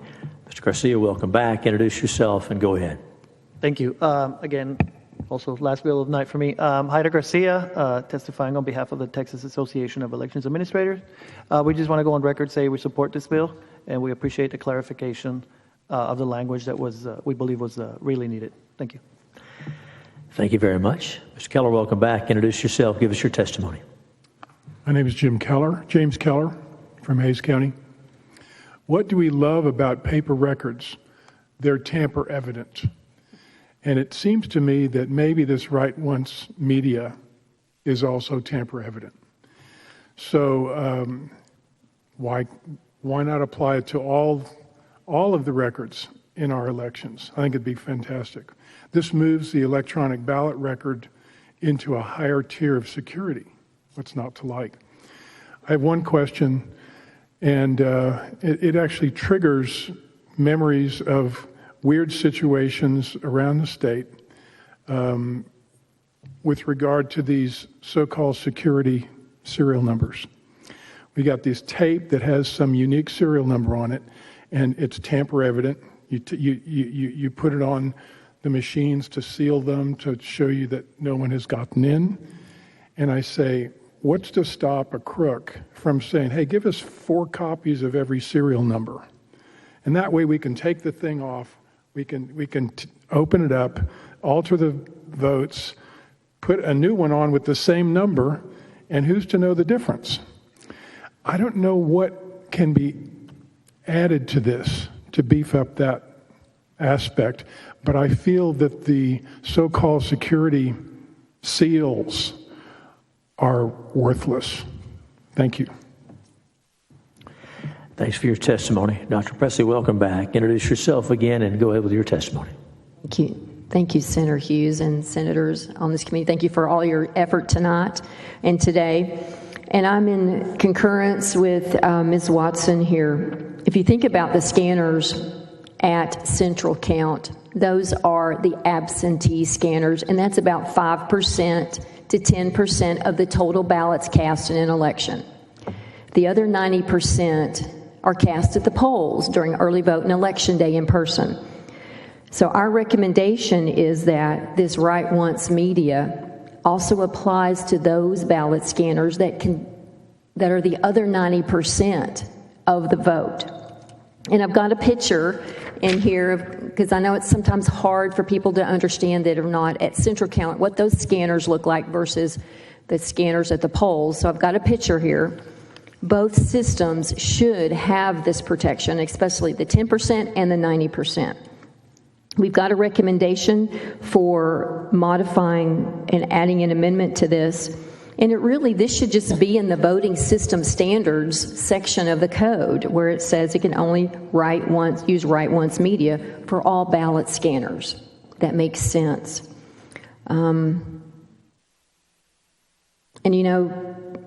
This is critical so that the vote is not tampered with, that the ballot images are not changed, that the vote results that are on those memory sticks that are in these scanners stay the way the scanner counted them initially, the way the vote was cast by the voter. So I'm here if you have any questions. Thank you, Dr. Presley. Mr. Finger, welcome back. Introduce yourself. Give us your testimony. Yes, sir. Mr. Chair and other members of the committee, I am Jack M. Finger from San Antonio. Folks, this is a good bill. In fact, it is a darn good bill. And I don't say that just to flatter Senator Hughes. I mean, we like any ballot scanners that only use a data storage device on which information, once written, is incapable of being modified without rendering the device unreadable. Yes, we like systems that just go kaput when it becomes obvious that somebody has tampered with it. If, quite frankly, Senator, this thing is so good, it shouldn't just be used at Central County where just 5 or 10% of the ballots go. It should be used at all the other polling locations. Yes, we wish you'd modify this and put it at 100% of them there. We like devices that stop election fraud in its tracks. This one appears to do that very thing. Thank you. Well, thank you for your testimony. Senators, any questions for any of the witnesses on this panel? Thank you each for being here, staying up with us. And the chair calls Ed Johnson. Now, we previously called Mr. Johnson and ran out of chairs, so come on down, Ed. Dr. Susanna Carranza, Valerie DeBill, Liz Case Pickens. And as Mr. Johnson takes his seat, I'll ask, is there anyone present wishing to testify on, for, or against Senate Bill 1661? Mr. Johnson, you are recognized. Give us your name again and give us your testimony. Welcome back. Ed Johnson, testifying for myself, and I'm for the bill number 1661. This is a great bill. And I like it that we're including devices, and there are many thumb drives that you can disable the write function on now. That's a pretty standard technology and software, and it disables them from ever being written to again after you do it. So to have some device like that would just supplement what's already currently being used on the election equipment, wouldn't cost the counties any more money beside buying a new thumb drive for each election for their scanners. And then also, I think, look at the language in here, because I thought this was a great bill last session, but we need to focus on exactly what we're capturing. And I would say it's the cast vote record that you want to capture. So I would suggest putting into the code that, into the legislation that we say we're capturing the cast vote record. Thank you, Mr. Johnson. Senators, any questions for Mr. Johnson? Very well. Thanks for your testimony. Thank you. Mr. Johnson is the last witness who's expressed an interest in testifying on, for, or against Senate Bill 1661. Therefore, public testimony is closed. Bills left pending at this time. And for the final bill of the evening, the chair lays out Senate Bill 694. 694. And members, thank you for, again, bless you for staying around and considering 694 related to liability protections for security personnel at religious organizations. As we're all too familiar, mass shootings unfortunately have become more common in our society. Of course, even today, hearing what happened out of Nashville, schools and churches are often targets of these attacks. In Texas, we have grieved the horrific school shootings at Santa Fe and Uvalde, and the attack on First Baptist Church, Sutherland Springs, and Senator Saffarini's district, the most deadly mass shooting in Texas history, leaving 26 dead and 22 wounded, if my numbers are correct. There are different ways that we can support our schools and our places of worship. One of those is to ensure that they have adequate liability protections for their security programs.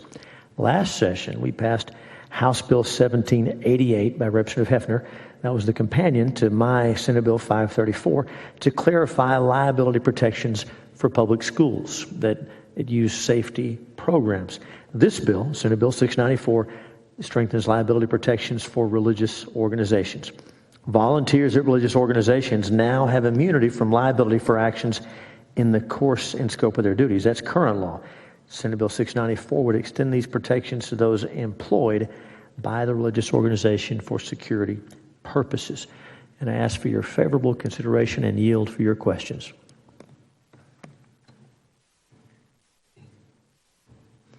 Very good. Thank you. We'll open public testimony, and we have one witness registered to testify, Liz Case Pickens. The chair calls Liz Case Pickens. Very well. Is there anyone else present wishing to testify on, for, or against Senate Bill 694? Seeing and hearing none, public testimony is closed, and the bill is left pending at this time.